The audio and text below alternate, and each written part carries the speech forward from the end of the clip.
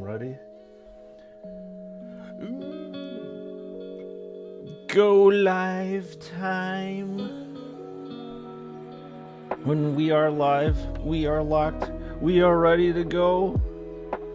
So let's gold. Woot woot.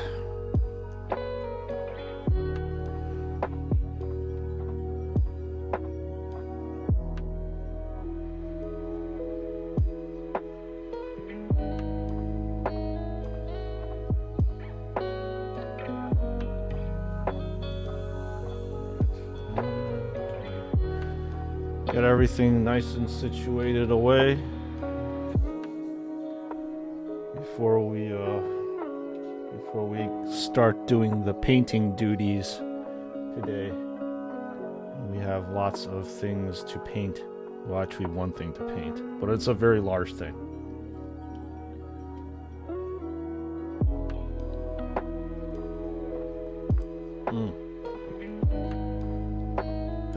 There's nothing like a nice hot cup of tea in the morning to get you started off during the day.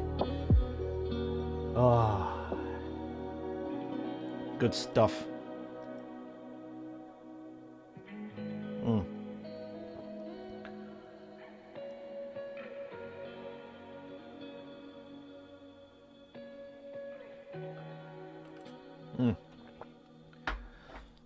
Yes, sir. Yes, ma'am. That stuff is good. All right. Adjust my mic over here.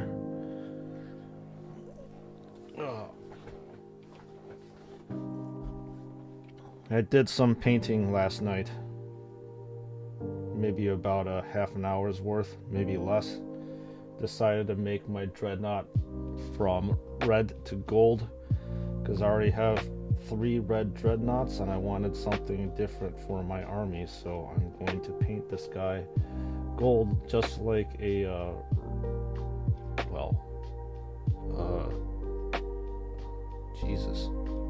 a Custodes Dreadnought. Gavin, what is up? How you doing? Welcome to the stream. Happy Thursday night to you over there. Hope your battle was your daily battle was good. Welcome on in, man. Good to see you as usual.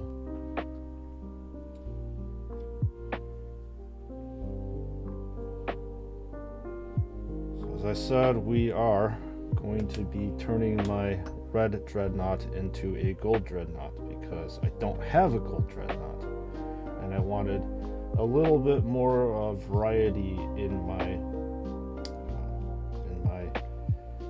Space Marine Blood Angels color lineup, and I think I accidentally shouldn't have painted that area.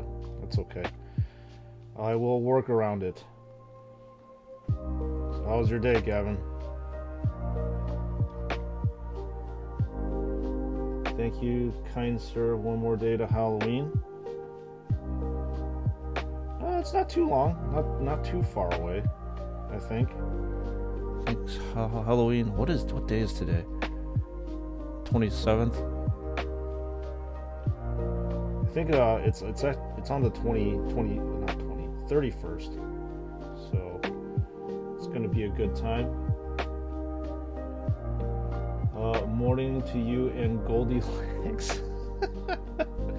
Oh man, inner puns. Be on the lurk. Happy painting. Yes, I will always have a nice and happy time painting. This is very soothing and cathartic to me. One more day closer. Yes, indeed, one more day closer. It should be good. But Dominatrix, welcome in onto the stream. I know you're going to be lurking, but thanks for dropping in and saying hi. I hope your day goes well today. And well, since you're lurking, just enjoy the lo-fi beats then. And then the sound of my droning voice. But I'm glad to see you all in here. It's nice to see, quote unquote, see familiar faces in chat.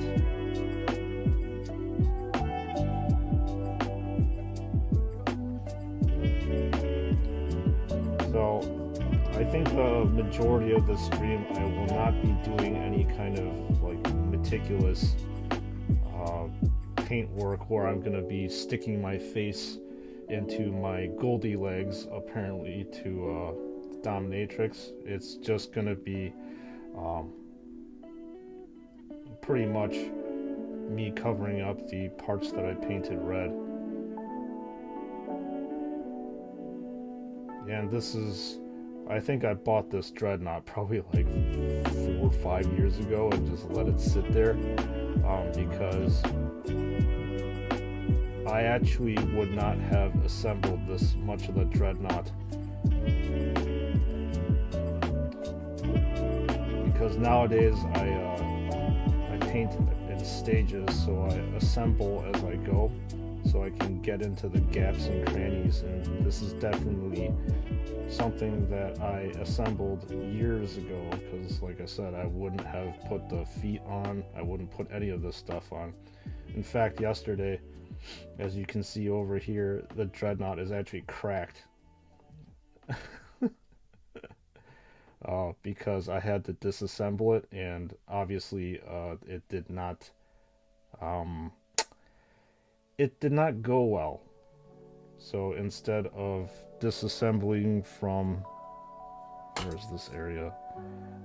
This area here, it disassembled from here. So there's a yeah, there's some damage, but you won't be able to see them and it won't bother me because that's what glue is for. And then I can obviously paint over the areas that have issues. If anything, I can use green stuff to fill in the gaps, but we'll be alright here, even though it looks a little bit funky right now. As I said, not a lot of high detailed work today, just doing the base coat to turn it red, and I've got to figure out what areas to paint gold or not, because I think the secondary color is going to be red. I just don't know what areas that I need to leave red and what I need to turn into a gold color. But at least for now, I have determined that most of the lower body is going to be gold. So we shall go from there. So this is going to be actually a pretty chill stream for me too.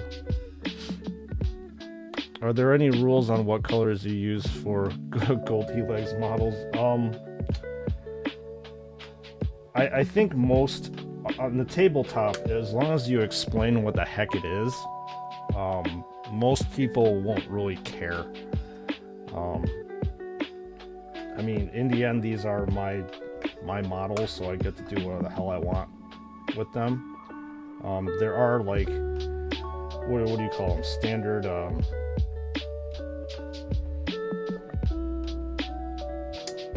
like standard loadouts or standard colors for different types of models. So this normally, obviously, would be red.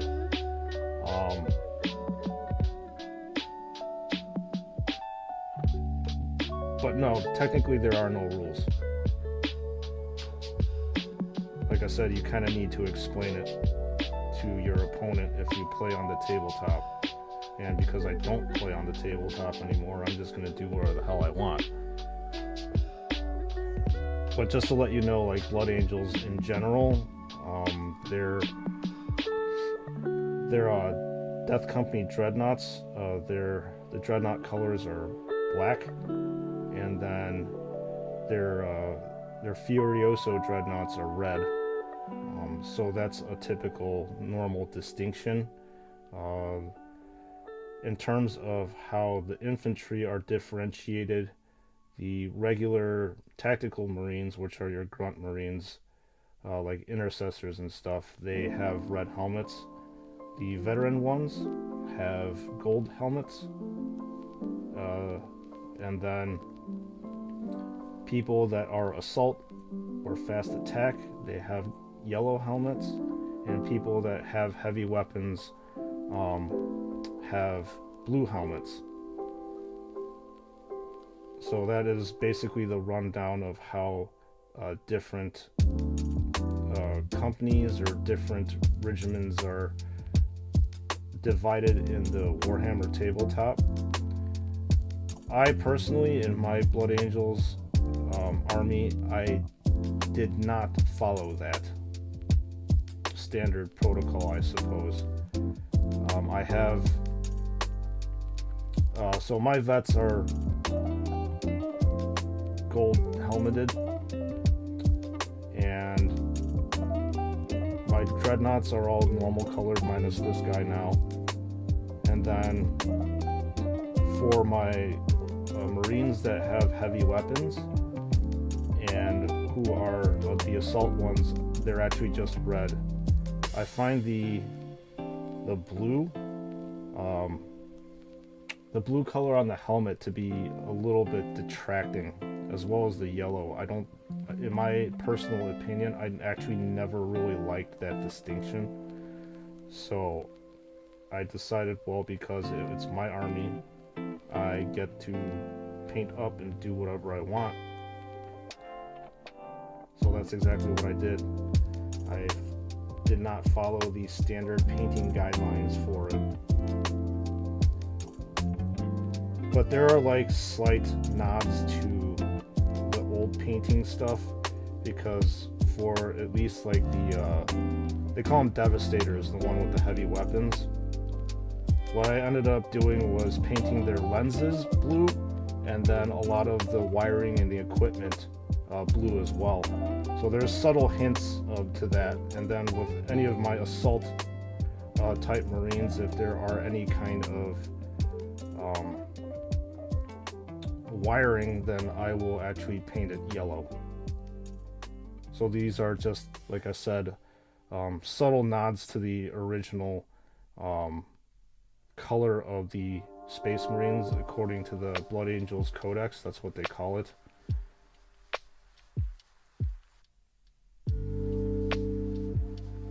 But they're not like in your face prominent as it was before. You do you, bro. Your simulation, your reality. Yeah. And like I said, if you actually play this game on the tabletop, as long as you explain that this is what the unit is and this is what it does, people are like, yeah, it's cool, it's fine, whatever. I don't think a lot of people are like huge sticklers for, oh my god, this has to be, you know, red colored or yellow colored because this is what the book says it's supposed to be.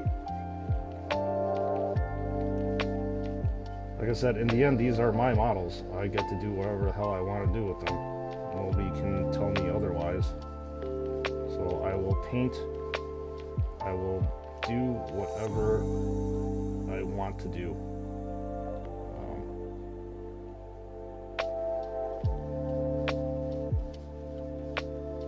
I mean, the same thing if you're buying these action figures too. Nobody's stopping you from going in and modifying them in the end to make it to whatever you want, right? I suppose if I was bored enough, I can turn all my Ultramarines action figures into Blood Angels action figures if I really wanted to. So it's my money. I get to do whatever I want.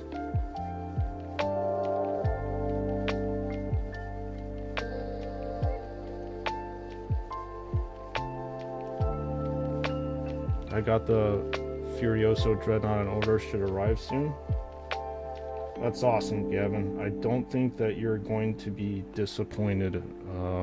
It is a very, very awesome, awesome Dreadnought. I mean, I'm super biased, obviously. But yeah, you won't be disappointed. It looks awesome. And it looks very imposing. And I love those blood claws too.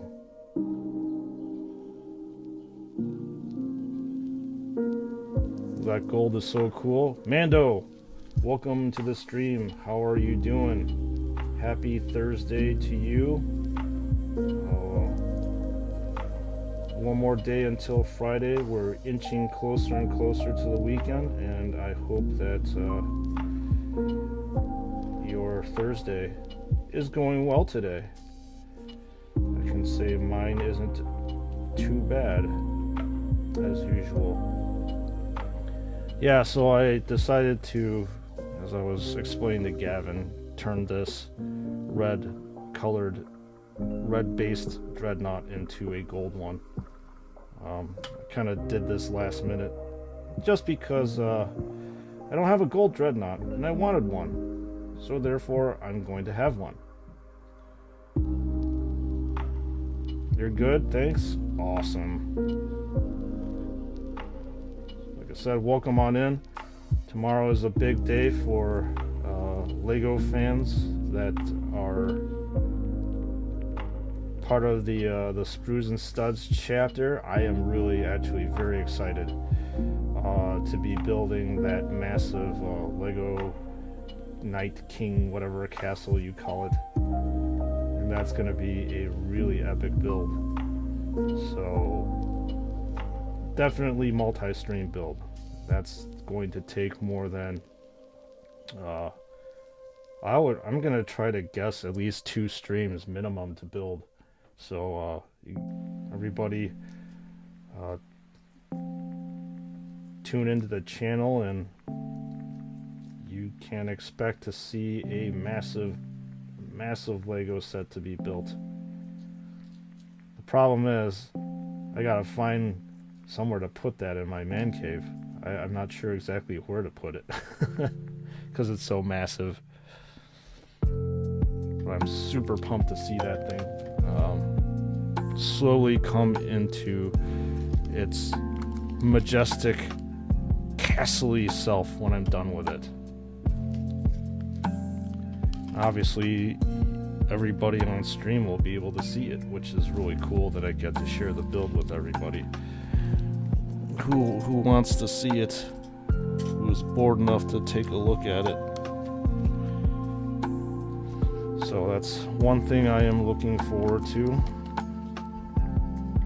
And on Saturday, as I said, hang out with friends. We're gonna have a party. Lots of nice things to look forward to here the weekend. So yeah, it's gonna shape up to be a really nice weekend coming up. I hope everybody's weekend is going to be as awesome or better than mine.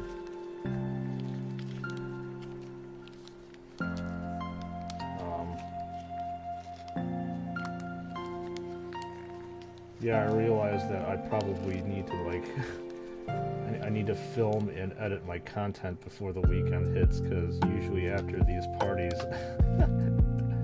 I'm a little bit hungover, and the last thing I want to do is get up in the morning and film and edit.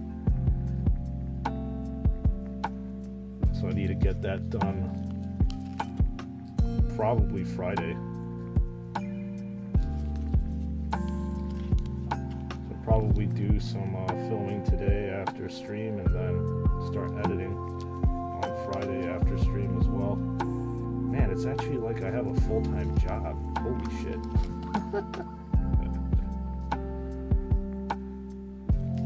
And they say content creation is easy.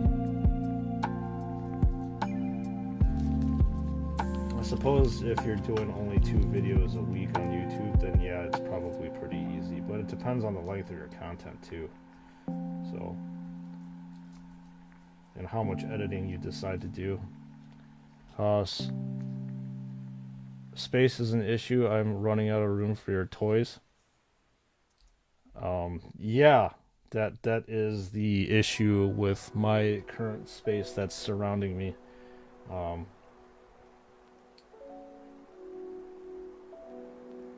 I have a lot of Lego sets that I have shelved over the years to make room for just Warhammer models and action figures, and then a bunch of other things that I have shelved. I mean, I've got a bunch of Pokemon stuff too, like Pokemon, I guess, statues or whatever you want to call them, that I've also shelved. It's too much stuff, too much fun stuff, and I don't know where to put it all. I should do a drunk stream. Yes, I can. The problem is that I will not be able to do what I'm doing right now. So there's no way that I would be able to do a drunk stream with me painting or building Lego sets, because that would be a disaster. Unless if I decide to paint some kind of model that I decide to throw away, because I already know that I'm going to be not happy with it. If I'm that critical of myself, it's not going to be good, because when I sober up, I'm going to look at it and go like, this is not going to be good.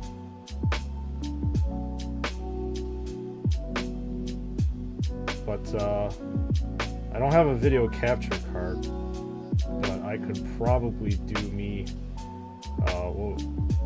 playing video games drunk. That's fine, although my gameplay would suck. That's what I could probably end up doing. But the problem is I need to buy a capture card for that. I don't have one hooked up.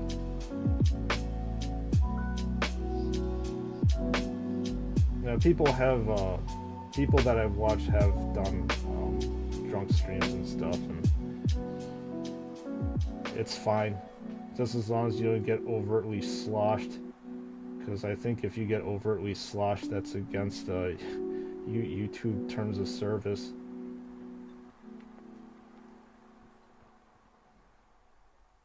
Or every time I die I have to take a sip or whatever it is. I can't do every time I die I have to take a shot, because I'd be dead. Literally. IRL.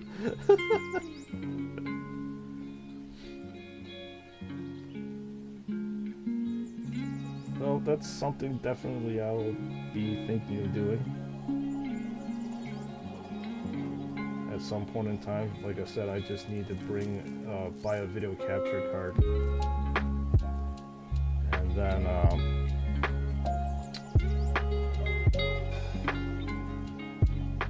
see how it goes. Reagan, welcome to the battle, brother. How is your Thursday going? Or the rest of your Thursday going? Because I think it's pretty much at the end of your day. Almost Friday, almost the weekend. Hope you are doing well, work was well. I'm gonna guess you're probably in your man cave chilling out right now. And yes, it is Dreadnought time.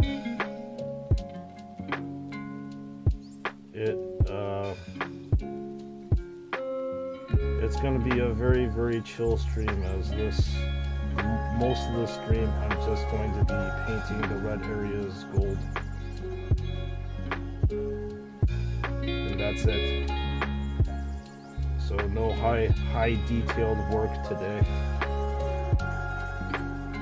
Well, there probably will, because I think I should be done with this in a few hours, or maybe less, depending on how fast I decide to go with this.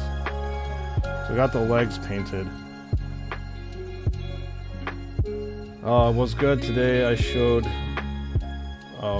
you showed my channel to your beloved, your beloved Space Marines. Good. They all subs to you.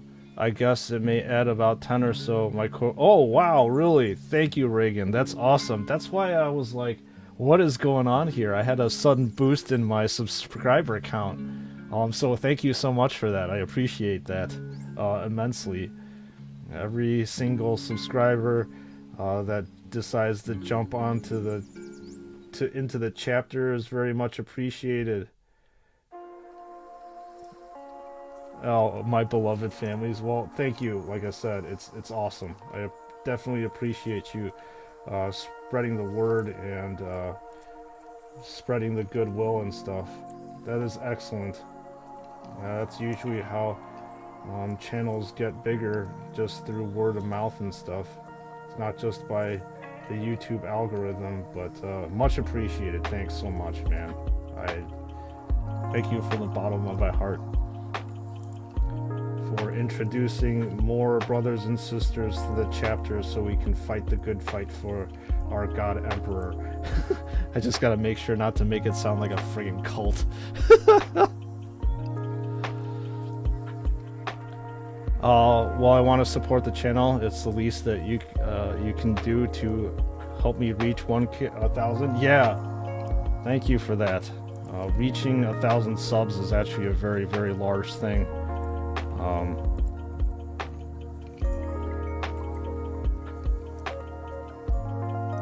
And I'm gonna be pretty transparent about channel stuff too. Like, at least I think most people. What's going on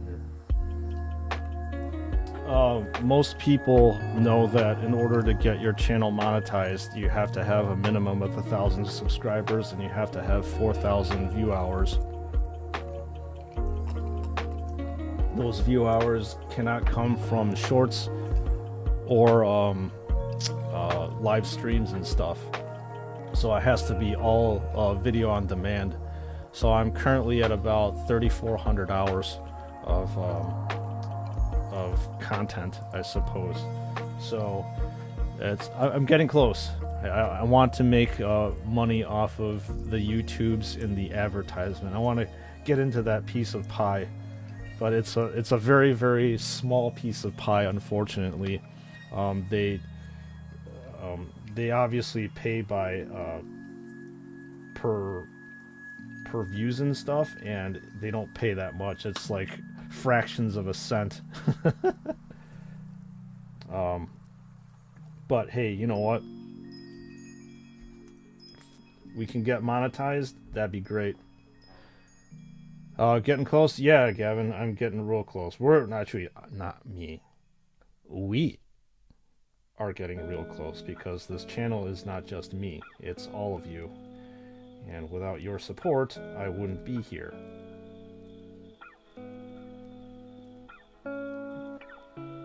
So that's why it's brothers and sisters of the chapter. We are going to get this done, not I, because we are part of the same channel, part of the same crowd, and we, like battle brothers and sisters, work together for the same goal, for the greater good, even though we're not Tau. Luke! How's it going? Welcome on into the stream. How is your Thursday going? Or Thursday night, as the case may be. Thanks for joining the Discord and saying hi there. It's good to have more members there hanging out in the Discord.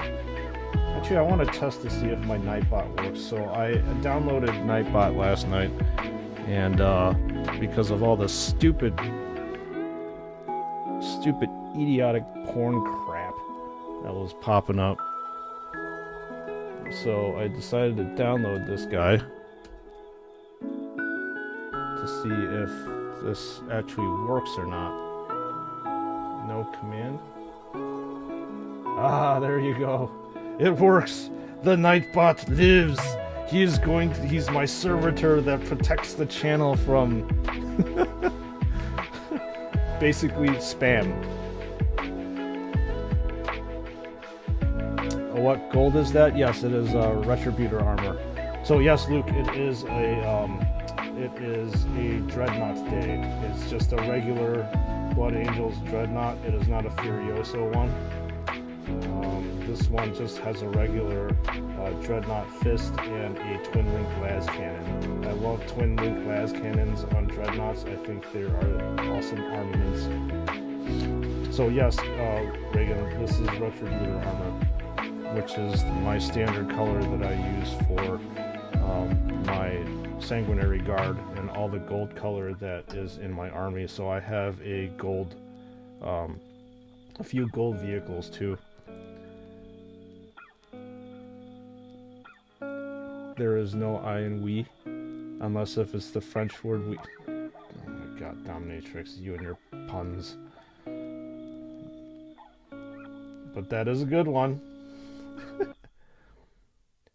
What is the difference between Furioso and a regular one? So within the game set is it is different loadouts for weapons.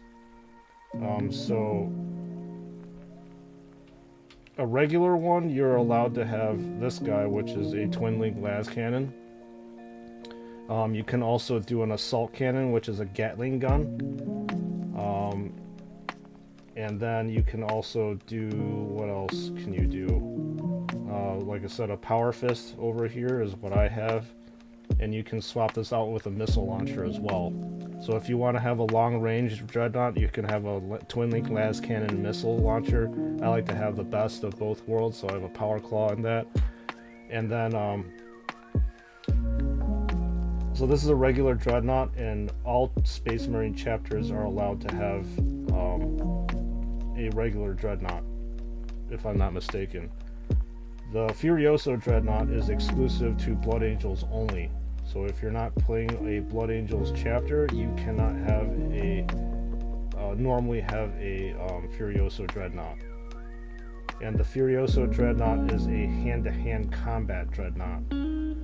So you actually get two what they call Blood Claws, which are upgraded power fists, I believe.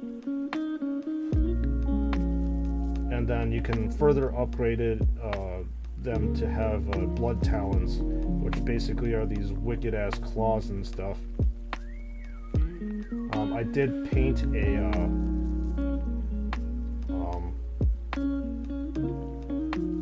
Death Company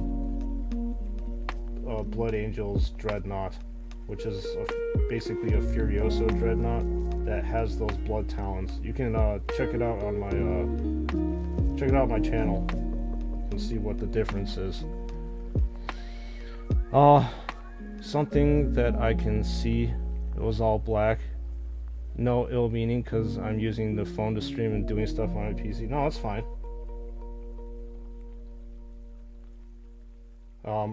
Yeah, it's only because I wanted to finish my Death Company. I have 5 models to paint left, I think. That I wanted to get that one started, and I also wanted a Death Company chaplain. So that's why I decided to do everything that was all black. But now we have moved on to painting this originally red Dreadnought in gold. So yeah, anyways, Luke, I hope that made sense to you. What the difference is. So we're pretty much looking at a hand-to-hand, the Furioso is hand-to-hand combat. Up close and personal, just like how Blood Angels like to fight. And this one is, I can stand back and fire energy bolts to people, but if need be, I can go in and do some hand-to-hand combat as well. Yeah, Reagan, there's really not much to see though. I mean, right now it's just me base coating pretty much.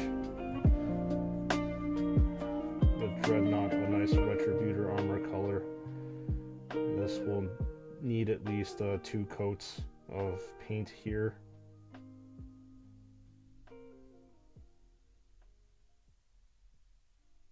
So it'll take a little while. Right now it's too cold because I actually have Retributor armor in a spray can, but you need to be in a specific temperature to do it, or else the paint does not dry or it doesn't look correct. So that's why I'm having to do this manually by hand.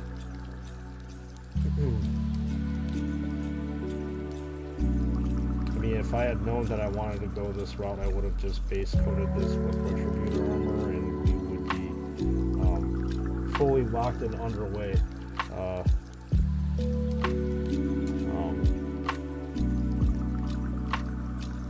And not doing this. We would just be started doing the detail paint work right away. So just doing it the old school way now.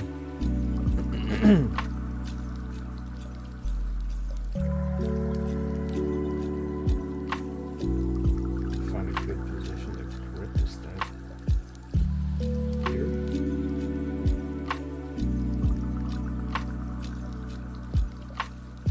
Okay, that works. Yeah, I could probably use a paint handle too, but yeah, it's okay. Well, let me see. Games Workshop does a good job of creating all these accessories for you to buy that in inflated prices to help you quote unquote paint.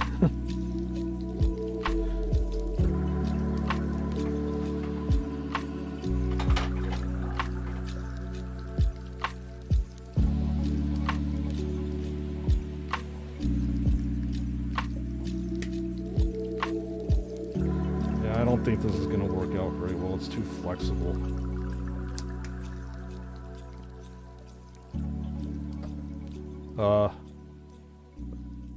Good news, they will release Blood Angels Terminators 2. Ooh. Oh, man.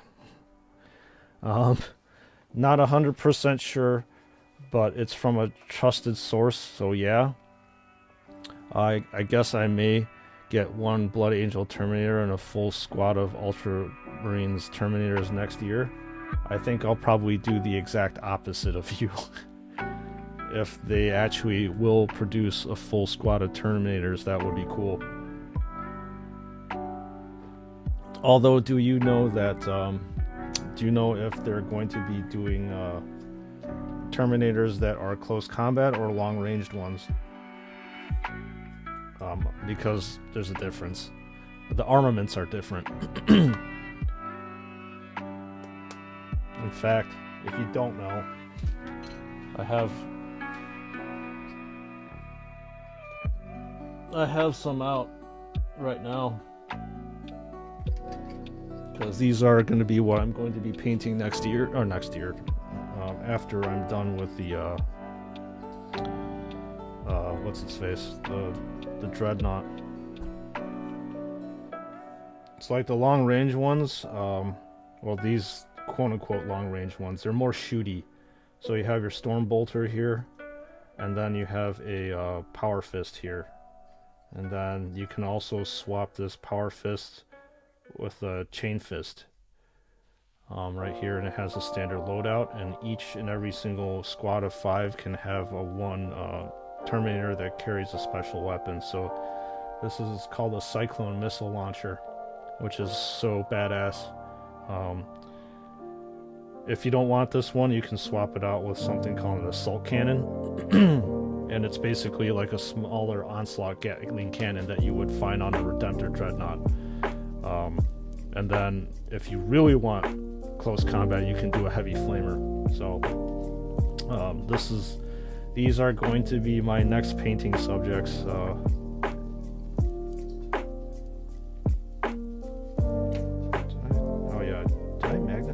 No, clearly I did not magnetize this, and it fell apart on me already. Alright, well, whatever. Makes my life painting easier. So that's a quick explanation. And then the close combat ones usually have like 2 lightning claws or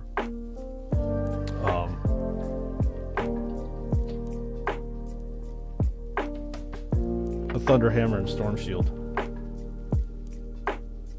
You're getting an echo, Gavin? Is anybody else experiencing an echo? Because I didn't really change any of my stream settings from yesterday.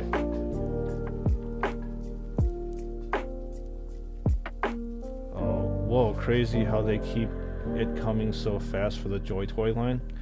Yeah, it is very crazy that the rate that they're releasing these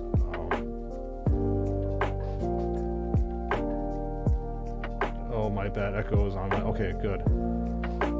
You saw the Ultramarines use the hammer and shield? Dude, that is my favorite loadout by far. So Luke, yeah, I think they're rolling it out because they know that people are buying it and people love it. There's a very quickly growing community of people that are gravitating toward this, and it is a entry into the tabletop universe. So people who've never been exposed to Warhammer before have seen the action figures, and then it gets them into more into the hobby, and all the proceeds go directly to Games Workshop, which is the parent company of these guys. I'm sure that Games Workshop has to divide the costs between Joy Toy when somebody buys the action figures, because it's Joy Toy that actually makes them.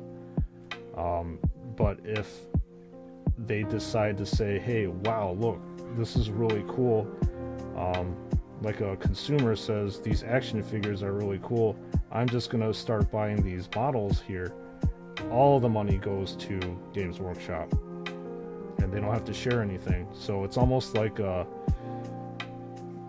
advertisement, actually.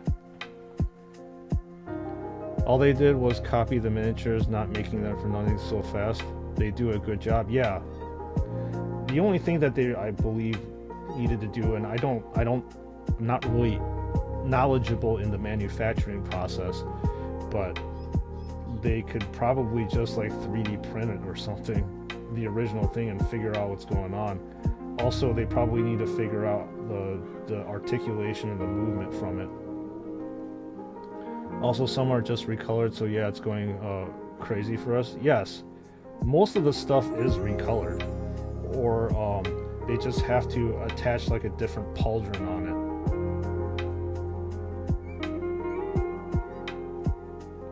They still need approval. So yeah, I mean, I know that was directed to Reagan, but they absolutely do need approval from Games Workshop to do this, because they have to do licensing fees and stuff. Games Workshop is releasing license for merch for toys to everybody else. Yeah.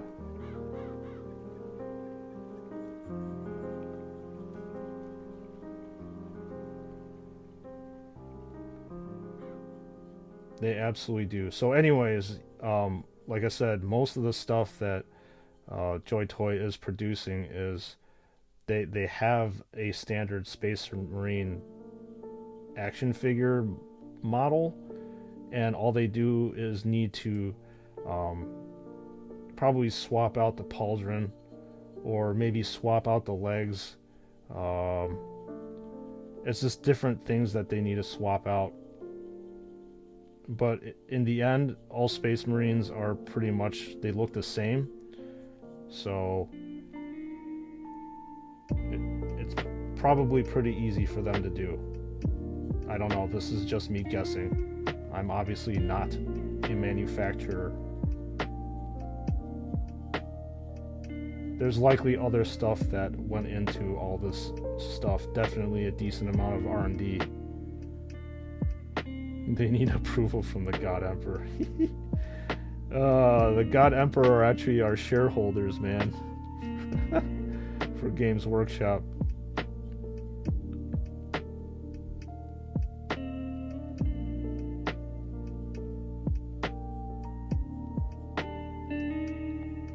So yeah, in terms of licensing, I think they've licensed it out, but it's just kind of a matter of swapping out a few different parts, and then you've got a whole new Space Marine.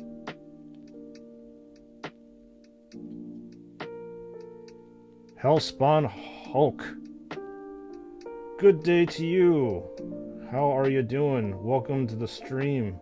Thank you for stopping in and saying hi. It's always nice to see new people in chat. Early streams? Well, I'm in the US and I'm in Central Standard. So that's why it may seem like it's early. But it's also, depending where you live, late for some people. There's a few people here that are from Australia, Indonesia, so those people will be considered late. But there's no such thing as late though, or early. It's just we're all hanging out and having some fun here. But regardless, Hellspawn Hulk, welcome on in. Hope you enjoy the vibes and your fellow content creator here droning on about stuff. I was so glad Joy Toy brought out Warhammer line. As always, love the models, but love the larger size. I can't argue with that one, Gavin. In all honesty, like, I think I probably said this before, I was not aware of Joy Toy. I was aware of McFarlane before all this stuff came out for all these action figures came out for Warhammer. So McFarlane was already there, but Joy Toy was something very different for me. So it was really nice to see them start producing stuff, as they obviously are very experienced in building mecha and action figures as well. They've been around for a while, if I'm not mistaken, so it's pretty badass just to see them do their stuff and do it well.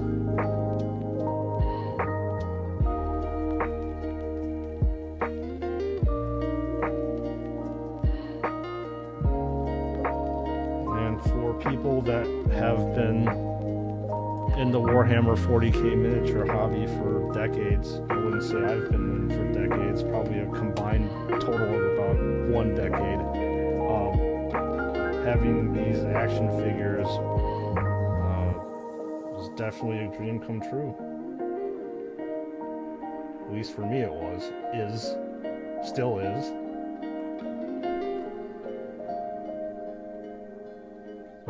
The detail is amazing, and so is the paint. I'll just say that the detail is amazing, Gavin.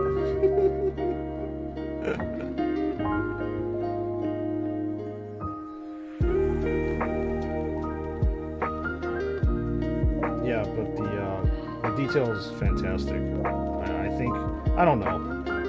They could have taken one of these miniatures and 3D printed or 3D scanned them in and kind of figured it out from there.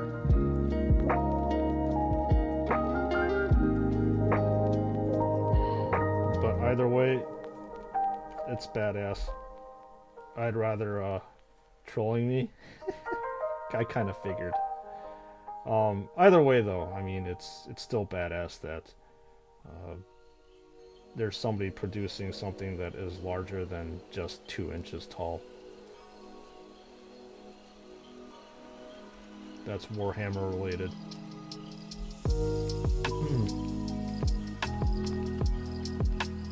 So we'll see what the future holds. But I think that the future is pretty bright for Joy Toy and Warhammer. Hopefully that they don't have a dispute with regards to licensing fees and how much money that each is getting off of their sales and stuff. You know, how people can start arguing, oh, 50-50 split isn't right. I'm doing all the legwork and you're getting all of it. It should be like 70-30 or something like that. So I sincerely hope that their relationship does not sour, because if that happens, I think I will be very, very very, very sad if that occurs, and I hope it does not occur. They just need more quality control. You're not a tech marine. Neither am I. But yes, they definitely do need a lot of quality control to their stuff. But other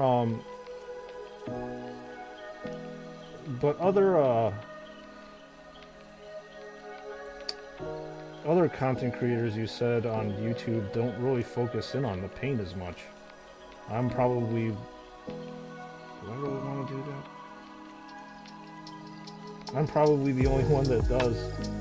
Gee, I wonder why. Would I say Joy Toy models are more detailed than the GW models?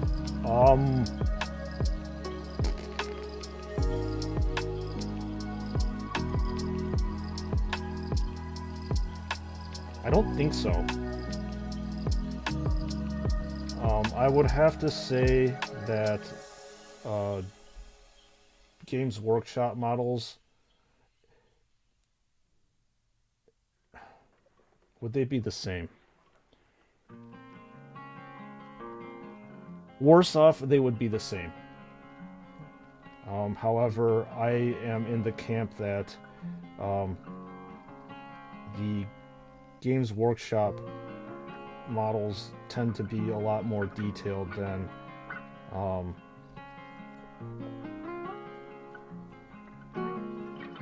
Joy Toy, but I may be wrong with that one.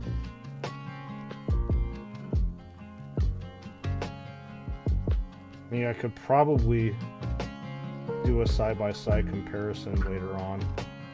I don't know how good of a content that would be for the channel, just comparing the quality between a GW model and then the exact same model that the Joy Toy one is based off of. But I think that, you know, the Joy Toy ones are definitely based off of the Games Workshop ones, so like I said, they probably are equal in the end. Different scale, I think GW is popular for detail for that scale. Oh yeah.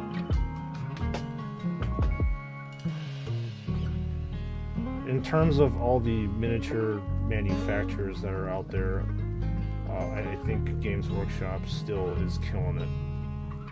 I mean, I've seen some Star Wars stuff, and I've seen some like Dungeons and Dragons stuff. I wouldn't say they don't compare, but there's just Games Workshop just does it so well. And don't get me wrong, I'm not 100% Games Workshop fanboy, but they do screw up things here and there.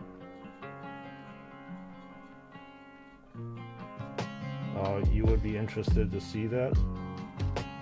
Okay, I mean, that's another thing. I actually hadn't thought of doing a comparison between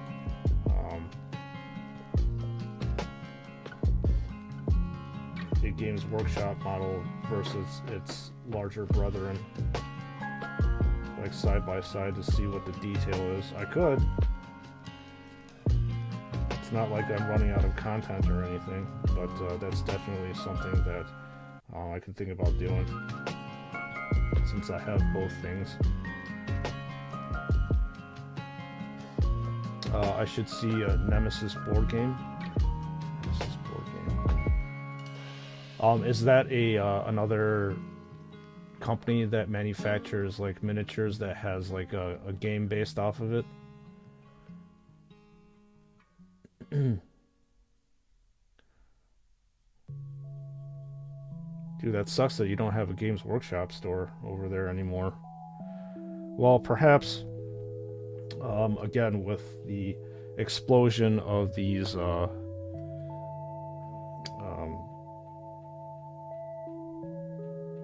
action figures, perhaps Games Workshop will open up the market over there. Who knows?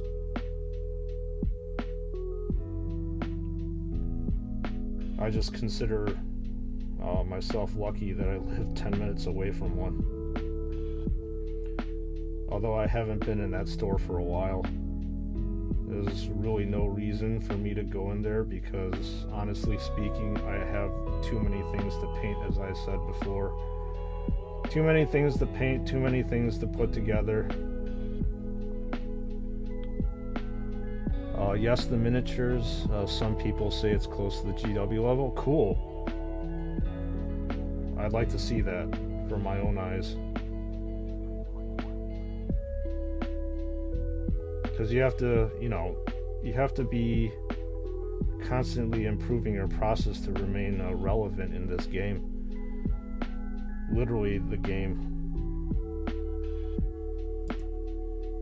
Not sure what color I want to paint this quite yet. The sarcophagus area.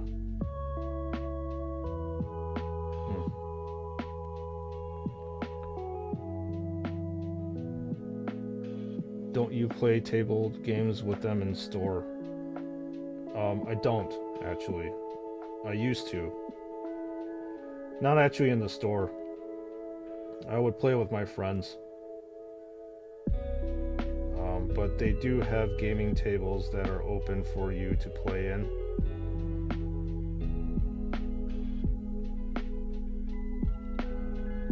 But typically I will just go into the store, pick up what I want or need, and then leave. As I said, ever since the pandemic started, I haven't played a game of 9th edition. So 9th edition is the most current rule set for all these models, and this will be a repeat. But I think I'm probably going to be repeating myself a lot on stream. I just don't enjoy playing the tabletop game anymore. There's just too much rules to memorize, and I kind of get stressed out while playing, and I don't want to be stressed out in my free time. Got plenty of stress at my work.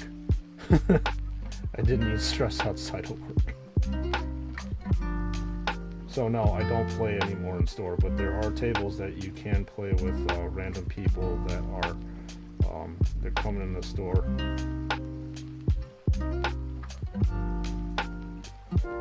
I just typically now will pay attention to the news and see if there's any new Space Marine units that are going to be released, and when they are released I will pick them up if they fit with my army. That's when I will go into the store and look.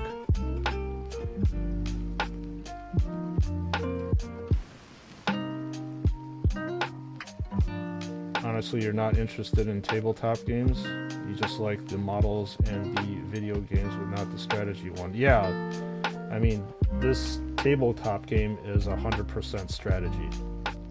There's so much stuff and so much rules that go behind it. It's almost like a game of insane chess that has different thousands of rules and stuff. But also there's a lot of RNG involved too, because you're rolling dice. So it's also a game of chance.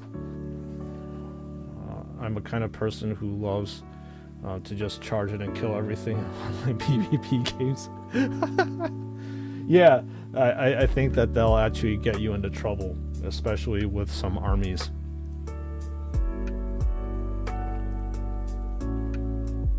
So for example, let's just say if I decided to do a Blood Angels versus like a Space Wolves game, you as the Blood Angels player has to be slightly more conservative in your attacking plan, because both of them are assault-based armies. But the problem is that the Space Wolves are a better assault-based army than the Blood Angels. And there's other factions like the Tyranids. If you decide to just bulldoze your way in, you will get mauled to death. Because they are something called a horde army, and once you get into hand-to-hand combat with these things called like gene stealers and hormagaunts, they'll tear you up. You'll lose the game real quick if you decide to blindly charge in. So there are tactics that are involved. Am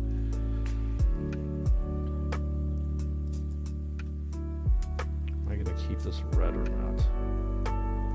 Actually, yes, I will. It's a nice contrast. Yeah, I'll keep this part red.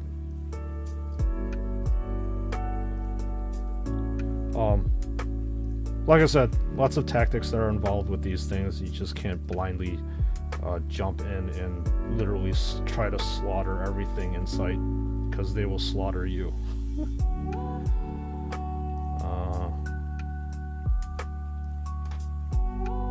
Let's go back and recolor these areas here.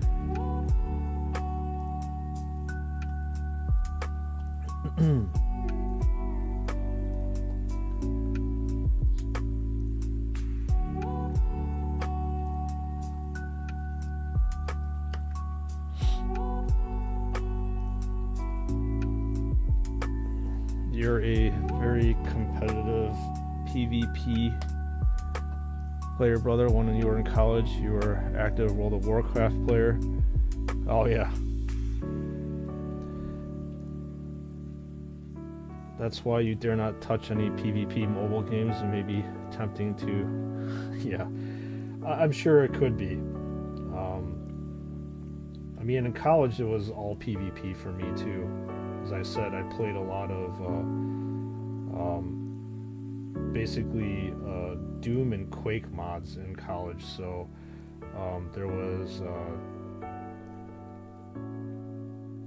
Team Fortress, Capture the Flag, all that stuff for Quake and stuff, and it was all online PvP gameplay. And then when Counter-Strike came out, that was insane too. There was a ton of people that played that. I played that as well. I played a lot of StarCraft. That was a huge thing back in the late 90s.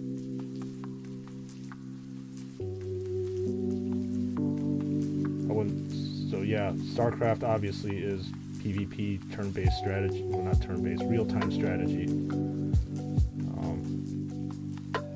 So at one point in time, I was into that. But now, for me, it's just insanely difficult single-player games,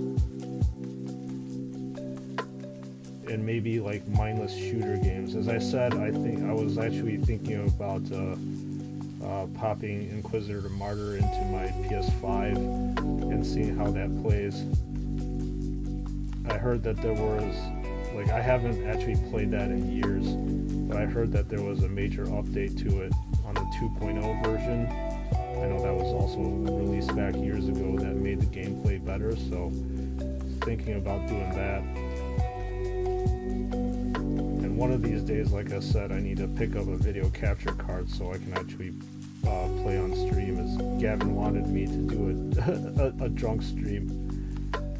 I can do it, but I just need games to do it with. I'm sure as hell not going to be painting or building Legos when I'm drunk.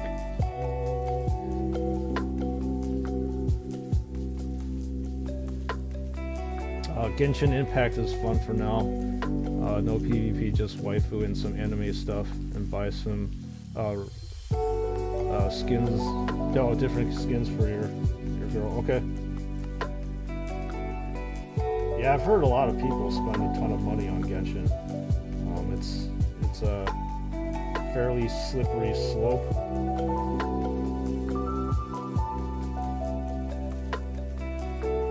That many people have fallen addicted to. So you have to monitor how much you spend and how much time that you play.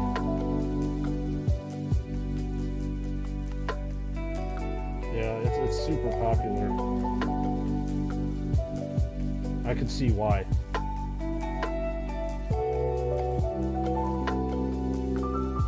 One of my friends plays it on in their spare time.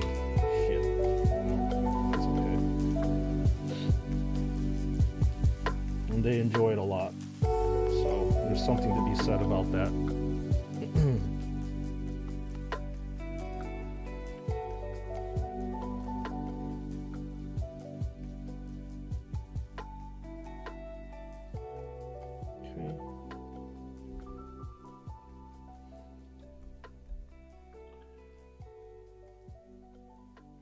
So far so good. Like I said, super chill stream. No big detail work today.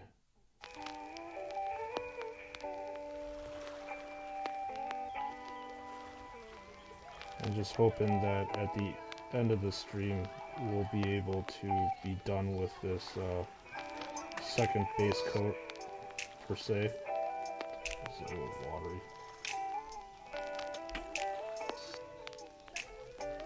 Some people take it to the extreme. I think their waifus are alive and have feelings, so they keep... Yeah, I mean, that's very interesting too, like how people get really obsessed and addicted to all this stuff.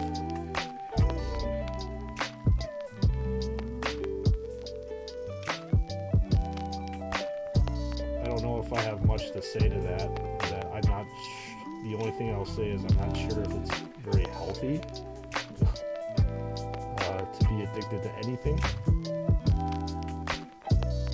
and to obsess and fantasize over constantly. I mean, something that's not real. And that's all I will say to it, because everybody's got their own thing. Suppose in the end, if these things aren't harming themselves or harming other people or relationships around them, then I really don't have much to say then. But that is a very political statement coming from me.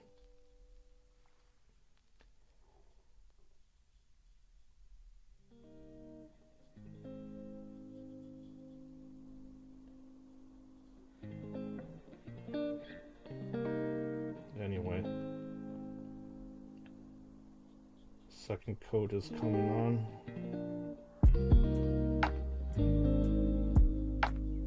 I just have to think about how to approach this Dreadnought.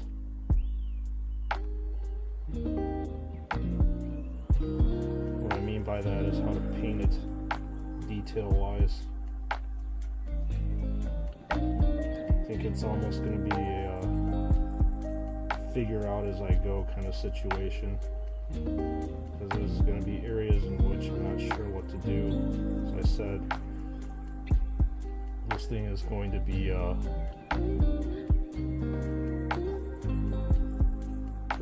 to be gold as a primary, obviously, but the devil's in the details, so they say. I gotta figure out what colors to paint these engine stacks and all that stuff. I don't know. I have a general idea of what colors to use. So red, purple probably are going to be my two main colors that I'm going to be using. Well, can't argue with people's hobbies. We do extreme stuff for the things that we love, though. Yes, you're correct, like I said, Luke. That's why I said, you know, as long as their hobbies aren't really hurting themselves or the people around them, then that's their thing, right?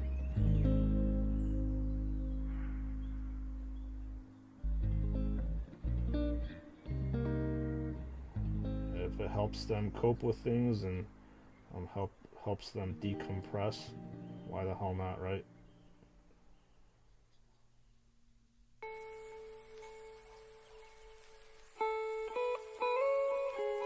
And that's what hobbies are generally there for, to help decompress.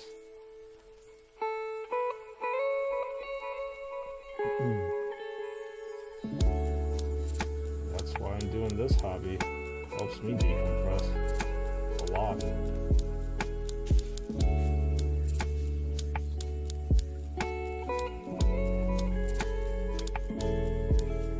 I think the music helps too.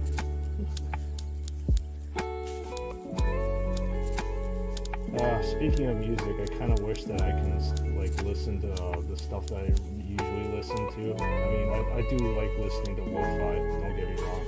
That's why I'm listening to it now. And at times I wish I could play something a little bit more upbeat, but unfortunately, in this day and age with copyright infringement and all that stuff,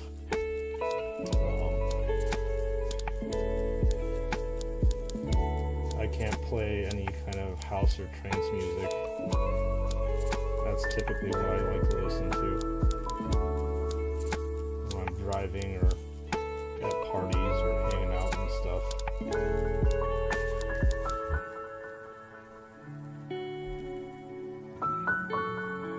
So, copyright-free music is the only way that you can have music on YouTube, unless if you futz around with your audio settings and stuff.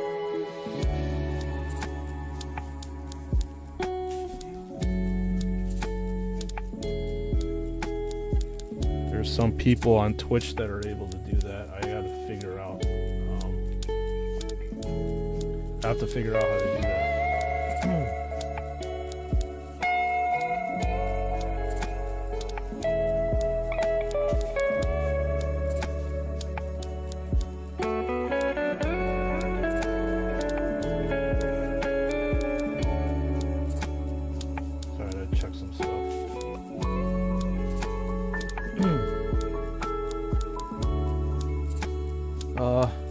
Getting lost in other woods will help them function in the real one. Yeah, I completely agree with you.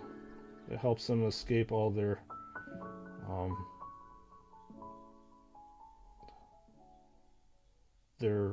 I suppose real life issues.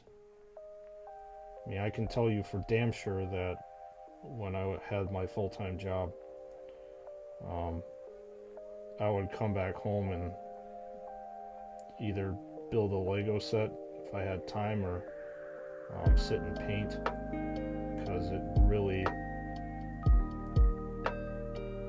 takes my mind off of just the stresses from work.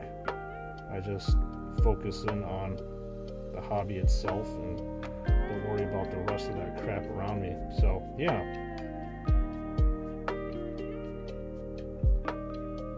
everybody does their hobbies so that they can decompress, find an outlet for your frustrations as well as escape from reality. What made me attracted to Lego? Everything.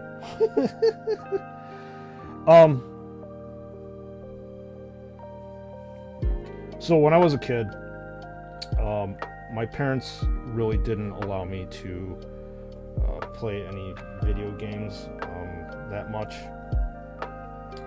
I had a Nintendo and a Game Boy growing up. So where am I getting with this? And my parents would only allow me to play these video games probably like it was a treat when I got to play it, because they would hide it or they would do whatever to prevent me from playing. But they only allow me to play like once a week for an hour. So as a kid, you know, you can go outside and play, and fortunately there's only so much that you can do outside. So the direct answer to your question is I needed to find something to do with my time, and Lego is exactly that.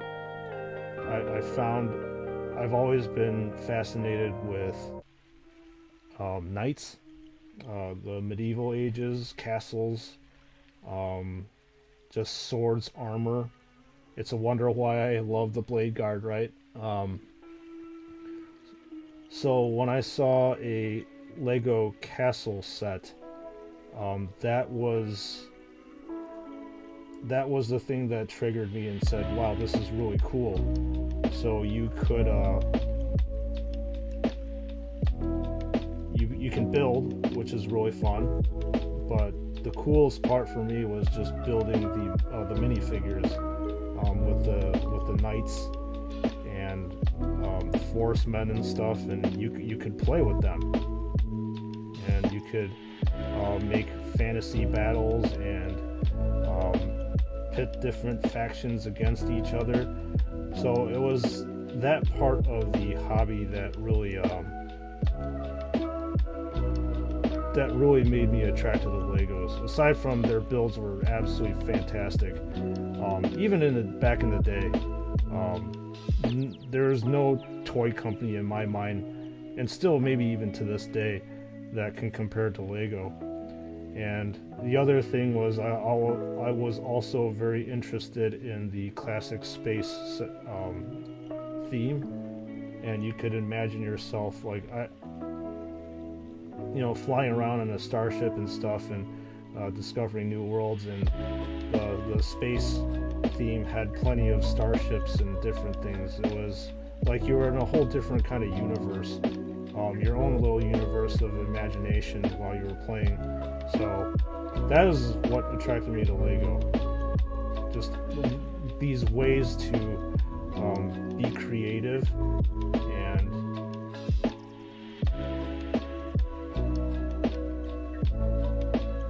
kind of like make you imagine things. Typical Asian parents. Yep. Video games only an hour or two. Yeah. So that's what made me attracted to Lego, and even to this day, that's what attracts me to it. I mean, there's just to be able to like create something literally from nothing. I mean, all you're given is a bunch of different pieces in front of you, and you're supposed to craft all this stuff. And I always thought that shit was so cool, being able to do that.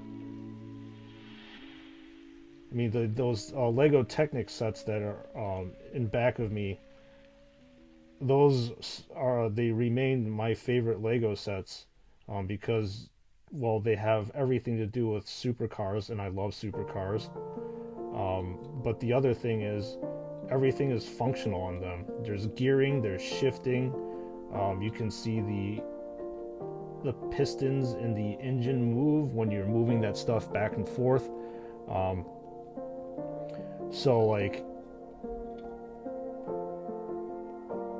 it's just such an advanced, that's why I call them adult building toys, because some of these things, they're not, they may look like they're for children, but they're really not. Most children don't have the time to sit there for like over there and spend like 12-16 hours to build all that stuff. And that set there is around $500, so it's definitely not for children. My father was so strict, he would go berserk if he saw 2 cabinets of Space Marine. Jesus, really? You're a grown-ass man. I would think that your dad would have let go of that by now.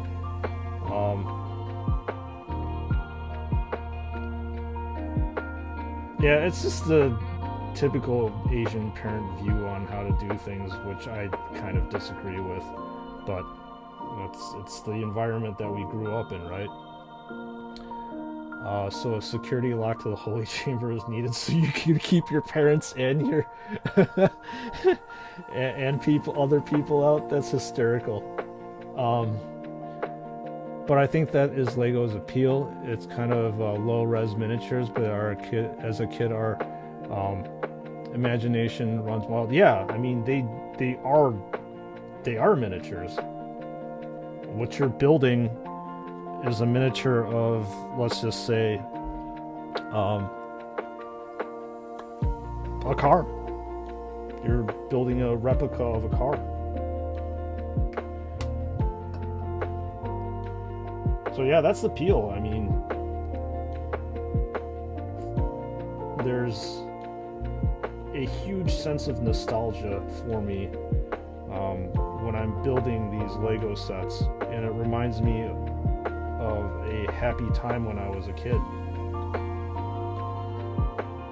And I would sit there and endlessly build build Lego sets. And you can break them apart, rebuild them again to something that you would want. And you can let your imagination run wild. Yeah, I mean, you hit the nail on the head, Luke.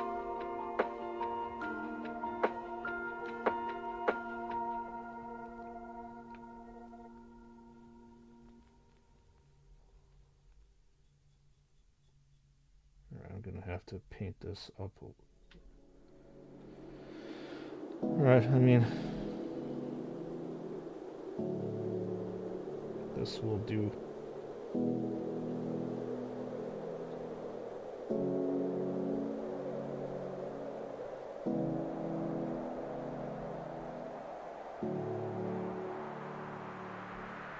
Yeah, the gold parts will do right now. I'm okay with it.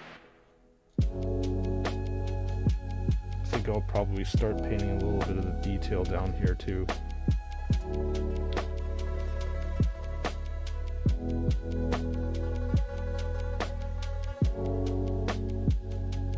Yeah, Lego is one of those things in which I just love. Too bad, too bad they're really getting expensive though. They are obviously hiking up their prices just to match their, I guess, global economy / distribution issues or whatever it is.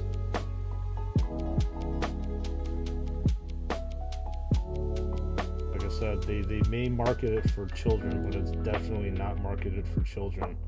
The set, as I said, that I was going to be building tomorrow, I mean, what kid has $400 available for them to build, to buy? And then let alone a kid trying to convince their parents to spend $400 on a Lego set. I think parents would probably be pretty hard pressed to spend that kind of money for it, unless if it's like Christmas or something like that. Or the kid decided to kick ass in school.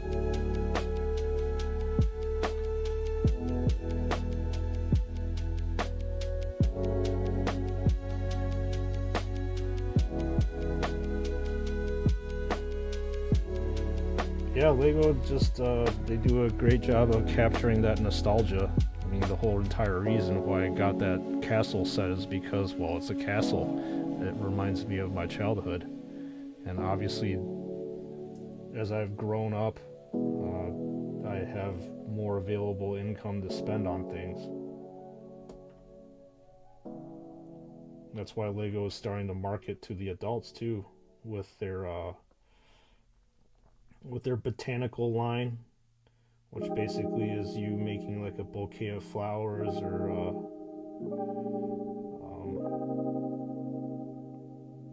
other stuff like bonsai trees. Kids definitely don't give a crap about bonsai trees. Well, most of them don't. They want cars, they want trains and shit.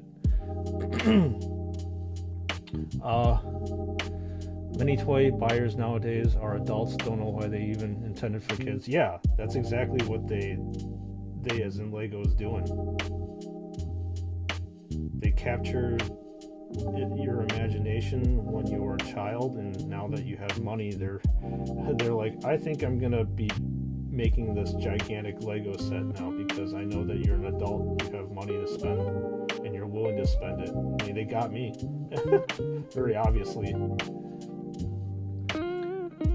They bought it for themselves and not for their kids. I mean, yeah. When I go to the Lego store, there are plenty of dads and moms that buy these sets for themselves. It's funny when I'm at the counter, a lot of these store employees will ask, do you want a gift receipt? And it's hysterical when either the mom or dad says, nope, I don't need a gift receipt. It's for me.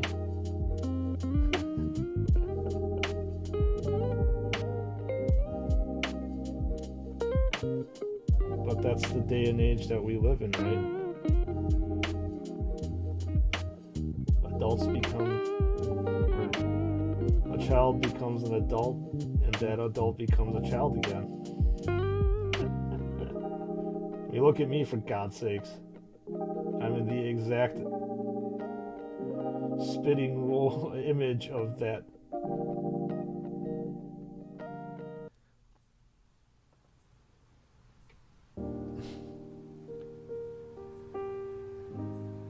Yeah, that bonsai tree, Gavin, is pretty sweet. I did enjoy building that. It was actually one of my first, actually, I think it was the first Lego set that I decided to build in front of the camera on this channel. Or a full-length one. I did a test one with a Lego brick set, but that was my first full-length one, I believe. Still have it. It's actually sitting next to me over there by my Sister of Battle.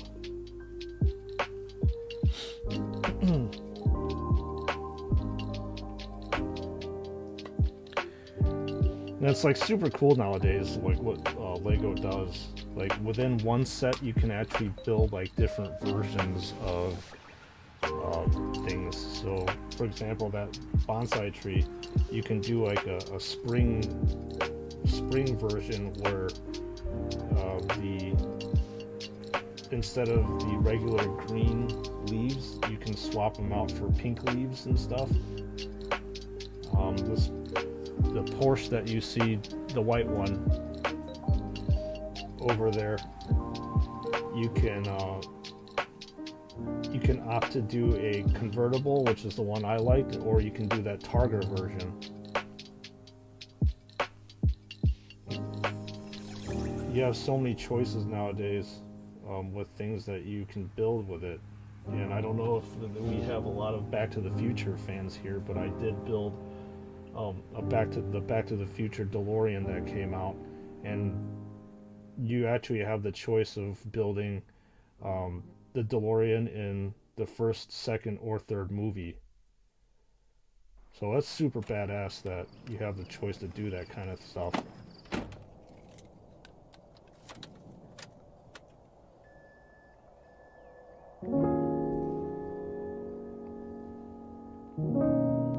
Have I tried rotten tofu in Taiwan? Yes, I have.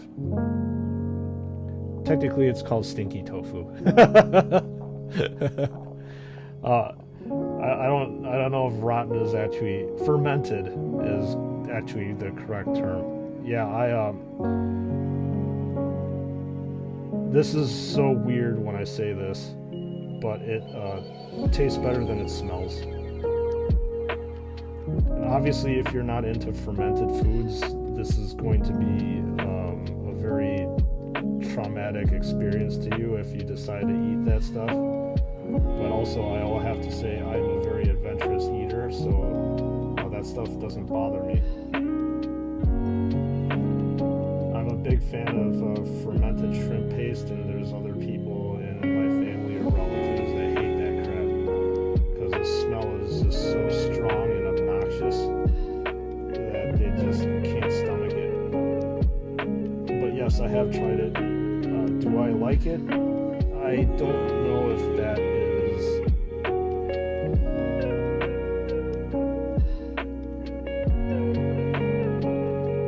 I'm trying to find a term for it. I suppose I tolerate it, if that's actually a term. I will eat it. It's almost like durian, for example. I don't know. You definitely have durian in your country. I eat it, but it doesn't mean that I like it. And durian definitely tastes better than it smells, but it's just that mushy consistency that I cannot stand. It's not the fact that it smells, it's the consistency that turns me off. You just watched that build? The transition was really good or cool? Which one did you watch? I know that you commented on the 9/11 one. Did you watch the Did you watch the DeLorean one? Is that what it was? You also do like some uncommon foods. Dying to try if you have the chance? Yeah. I would recommend you to try it. I think in general most Asians are they tend to be a little bit more adventurous when they're eating, as Gavin has a triple barfy face going on. I think that us just talking about this stuff, Gavin's like, nope, I'm now going to drop off the stream. I can't stand this stuff. Talking about fermenty foods and whatnot. You're okay with durian, not your favorite. Some people even eat rice together. That's odd, man.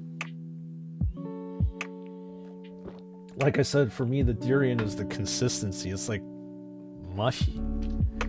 And mushy stuff on top of rice is odd and it's sweet. But that's just me. That definitely is not my definitely not my thing.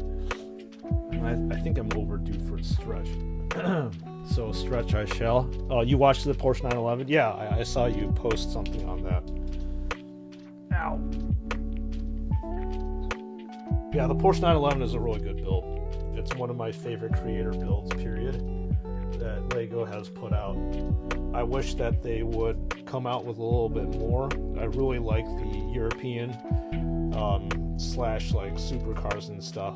So the last really good creator car build, in my opinion, was the Ferrari F40. I don't know if you can see it. You probably can. It's the red car, if I can point correctly. It's the red car right there. That's a Ferrari F40.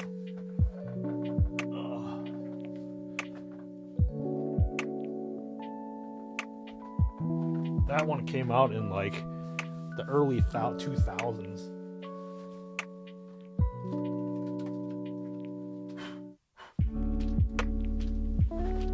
Yeah, I love this thing, man. So cool. It's a bit dusty. And it even has like functional doors. This actually functions as well. I believe that you can flip up the headlights.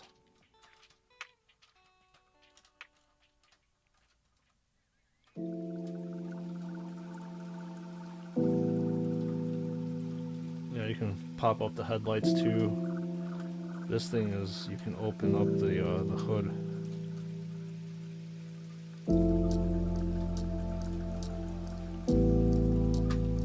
On the back you can also open it up. But anyway, we're not talking about Legos until tomorrow.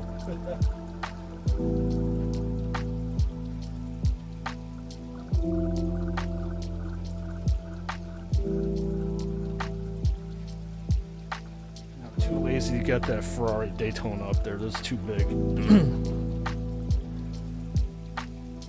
Oh, you should try Tempe? It's a national dish here, but maybe expensive. What is Tempe?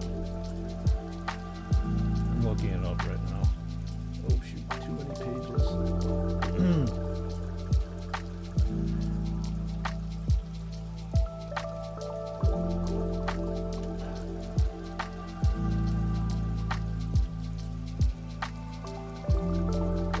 There's Tempe, Arizona. I don't think that's what you're referring to, though.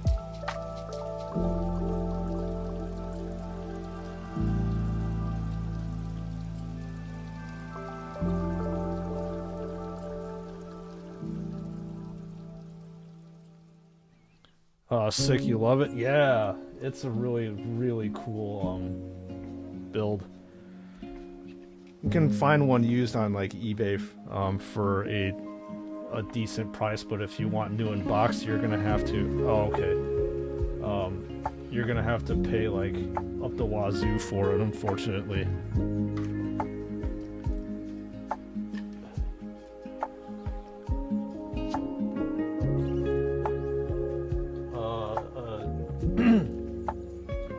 Traditional Indonesian food made from soybeans is made by a natural culturing and controlled fermentation process that binds Soybean to a cake foam. Interesting.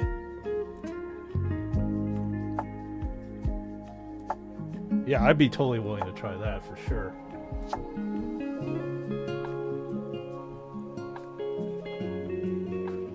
A fermented soybean cake. Nice. Okay. You should pose the Blood Angels with that Ferrari. Gonna be cool. Yeah, red armored Space Marines next to a red car. Yeah, that would be cool actually. Maybe I'll just do that for a joke. I'll do that like on the Discord and stuff off the stream.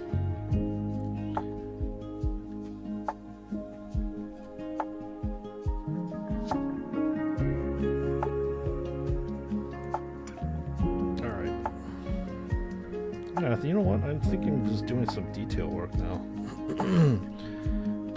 Base painting your miniatures are meh.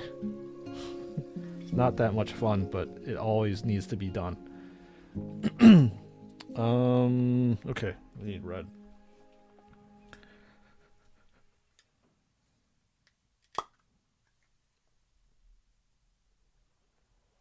I'm trying to think exactly where I would go to buy it though. Would I have to go like in an Indonesian store over here, or can I just go to like any other Asian store to try to find it? Next time I'm grocery shopping, I'll definitely try to check it out to see if I can find it or not. 'Cause like I said, I want to try new stuff. For me, variety is the spice of life, and especially when it comes to food. I'm super adventurous, and I want to try it. Is it so by fermented, it's weird that you would say it's a sugary fermenty, so is it salty then?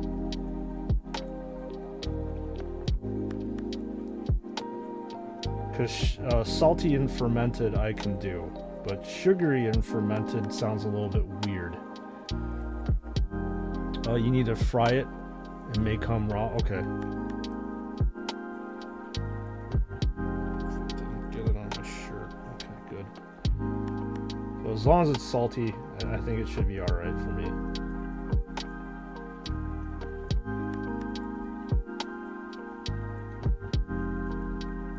Then we have no problems. Sugary and fermenty? That's odd. Well, I suppose that would be like, what, beer? Alcohol? Sugary fermenty? So I guess it's not really that odd. It comes plain. You can add soy sauce to sambal or any spice that you like. Okay. So it's almost like tofu. It just adopts basically any flavor that you decide to add to it then.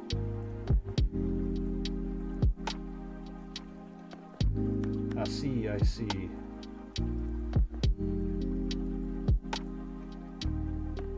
Okay. Good enough then. Like I said, thanks for recommending that to me. I will try it and see if I can find it or not over here. There are a decent amount of Asian grocery stores around me, so I hope I'll be able to find it.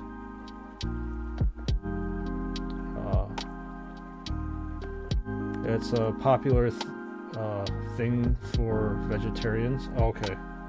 If you're a Westerner. Got it. Well, you can enjoy it with alcohol. Some people said it does fit in well. Okay. Gotcha. Will do. Will do. I need this thing to dry. Thankfully, I have another one of these things.